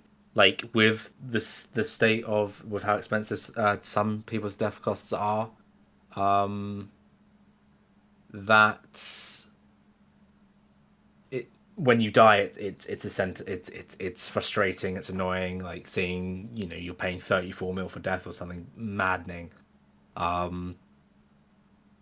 It's obviously frustrating, and if that wasn't there, then I wouldn't say. The state of death cost informs any form of we should just kill the player less. Okay, I mean fair enough. That's not a solution. So yeah. And that's it for Discord questions. That's all right. Any could the tele be added to Telos and Arc Lakor if you have no streak? Probably. Probably. I think that was a good question, but I don't have it anymore. It's really, really good. Wait, what? I saw a good question, but I've missed it. So yeah, okay. Well, I mean we've gone pretty long, and it is pretty late for most of these people. And I'll go to bed in a second. I think I'm just gonna crawl into bed from my chair, but. Well, first, let's voiceover for Telos and Virago.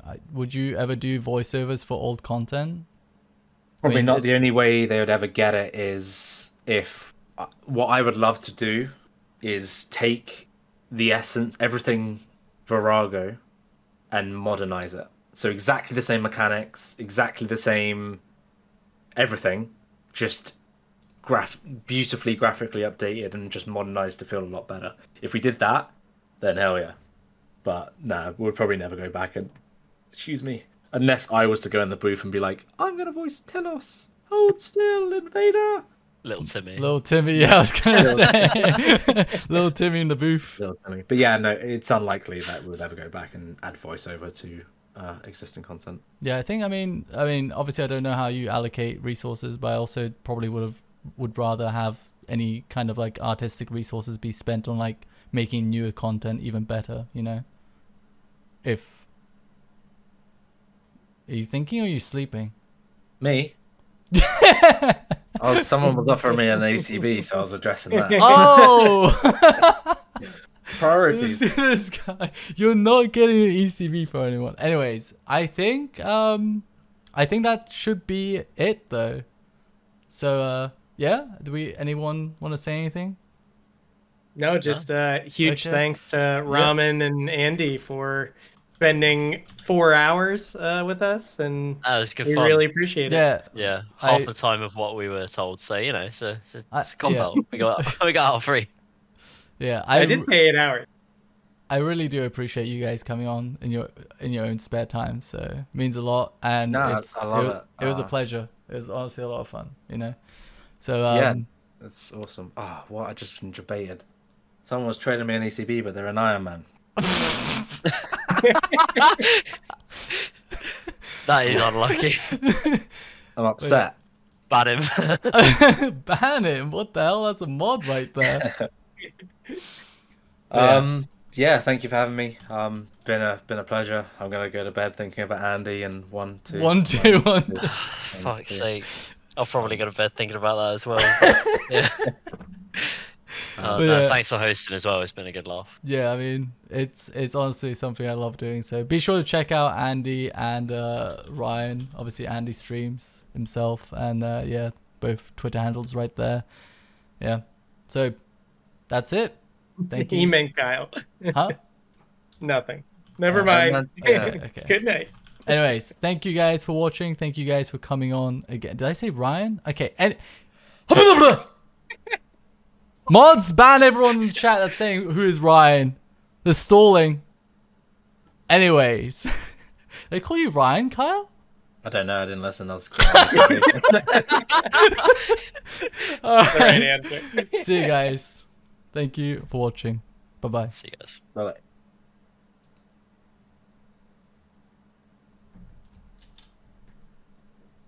All right. That's it. Yo, that was a pleasure. That was really good. Yeah. No, that good was laugh. awesome. Yeah. Thanks for your patience, both of you. No I know, worries. I know you It's- both it's wanted to decent. say. I will be sleeping very soon, but like Yeah, that was still very fun. Quite in depth. Mate, I think I did zone out. I think about what was it when you asked me about what did you ask me? You asked me something. I was like, I have no idea what you said. I was completely out of it. It was the blood yeah. barrage thing. Blood barrage. You asked me. I was like, just say you don't know. Just say.